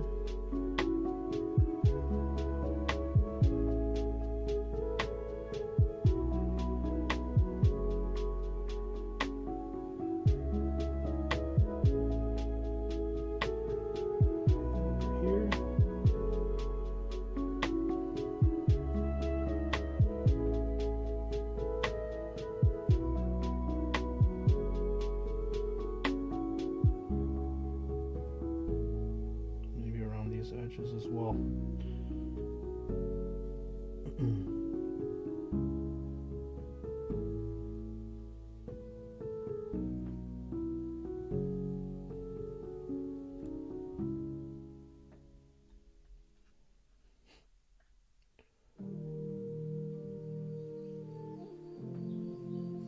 What's up, Foxtrot? What's on your mind? You just can't come into chat and just say that. But you did get my attention. If that was your intention, then good job.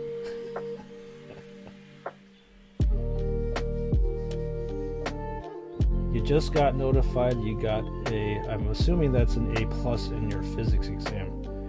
Congratulations. That is a huge, huge achievement there. As Dominatrix says, way to go. That is awesome. Congrats on that. I think you deserve a break and lots of video game and painting time. Now, physics it's not a very easy subject for many people. Myself included, not yourself included, Jesus. Myself included.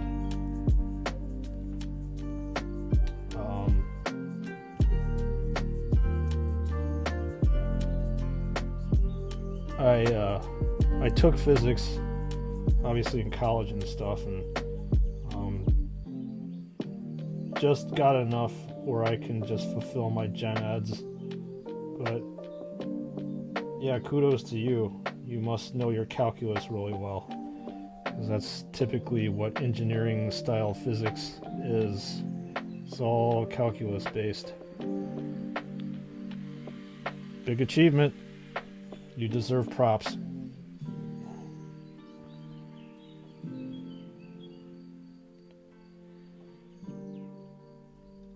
But yeah, I did not, I did okay in physics, but it wasn't a natural thing that came to me. I had to study real hard for it. So I'm glad that it seems like it's coming pretty naturally to you. So it's all that matters in the end.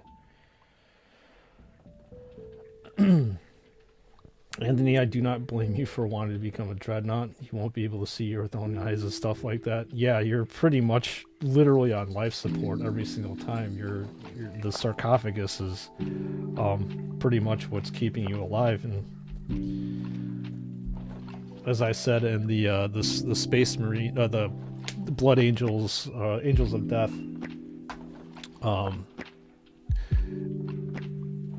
you just get revived for battle. And then that's it. And then they literally put you to sleep afterwards, only to get woken up to go battle again. Not exactly sure that's the you're living your best life.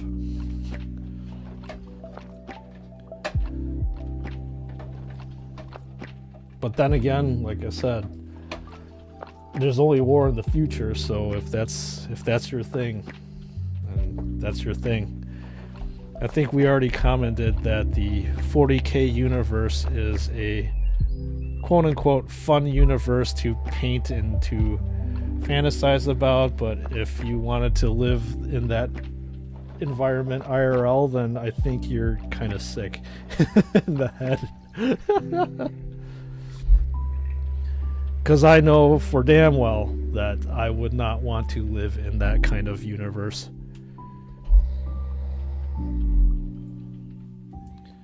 If you're a psyker, you've got demons that are trying to possess you. If you're a weak psyker, you get sacrificed to the Golden Throne. What else stuff is there? Living on a forge world, it's dirty. You got those Necromunda hives, nobody gives a shit about you. The Imperium is being attacked from the Tyranids, from Chaos.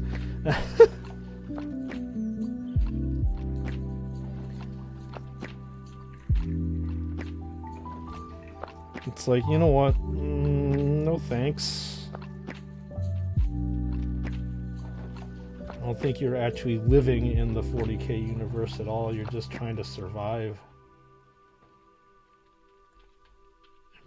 And actually barely survive. Like,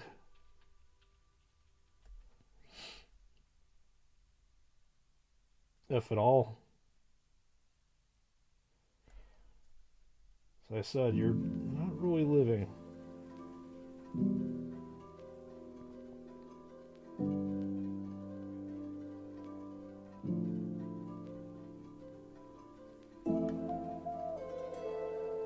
It's good enough. Or maybe I'll make it darker. Maybe I should have thinned it down.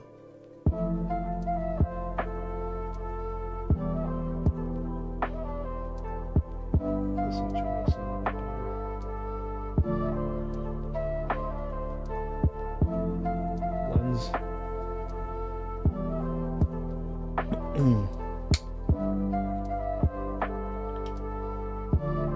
You don't want to be the Jedi? You'd rather be a chapter master? I'm going to be assuming that you're trying to say, Chris. Yeah, considering that most of us our common bond here is 40k, I could understand why you would want to be a chapter master, and obviously I would want to be a Space Marine chapter master as well.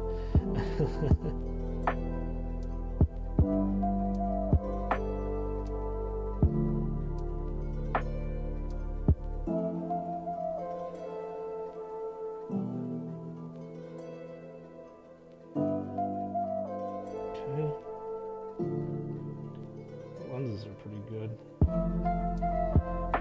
Just make sure we need to get rid of some of the bleed areas or the pooling.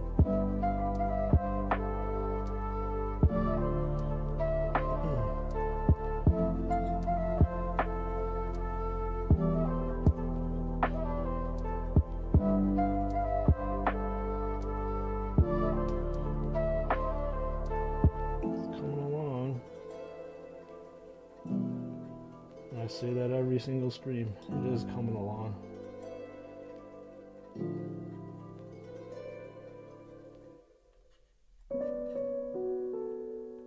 I like adding these detail effects too. Gives a little bit more character to the Dreadnought. Because just seeing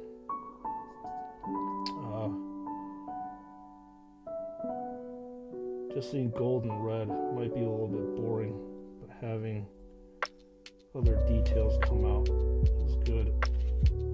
Oh my god, that's a little too much. Shoot. That didn't really turn out the way that I wanted it to be. We got a cracked look to it.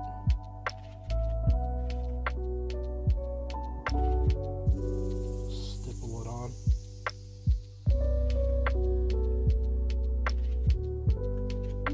Okay, stippling all worked, even though it kind of obliterated the silver underneath.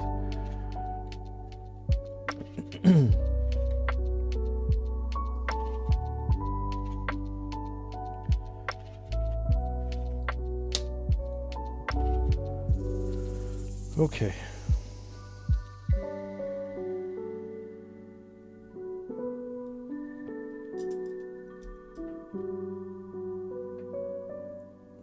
All in a good day's work, I suppose.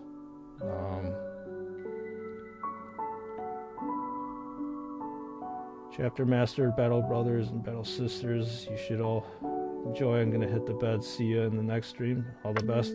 Anthony, thank you for coming in, stopping by, hanging out in the chat with your fellow brothers and sisters of the chapter. Have a good rest, and we shall see you later.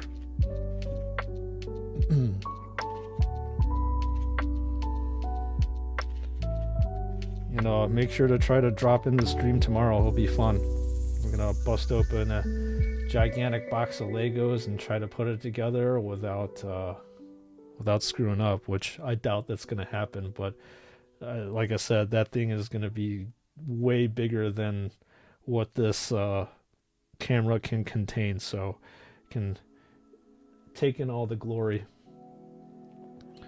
That being said, I am also going to can't wait for that castle. Neither can I.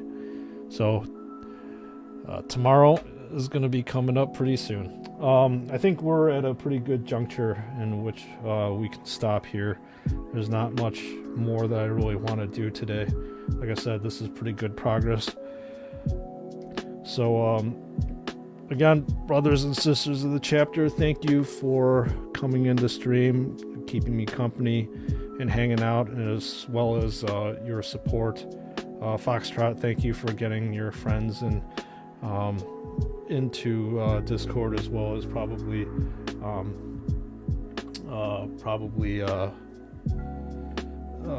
the channel as well. And then Reagan, I know you're probably asleep by now, but again, thank you for getting your family members and stuff into helping out. And yeah, appreciate you all. Thank you so much, and I will see you all hopefully tomorrow. And like I said, I'll see you in the next one.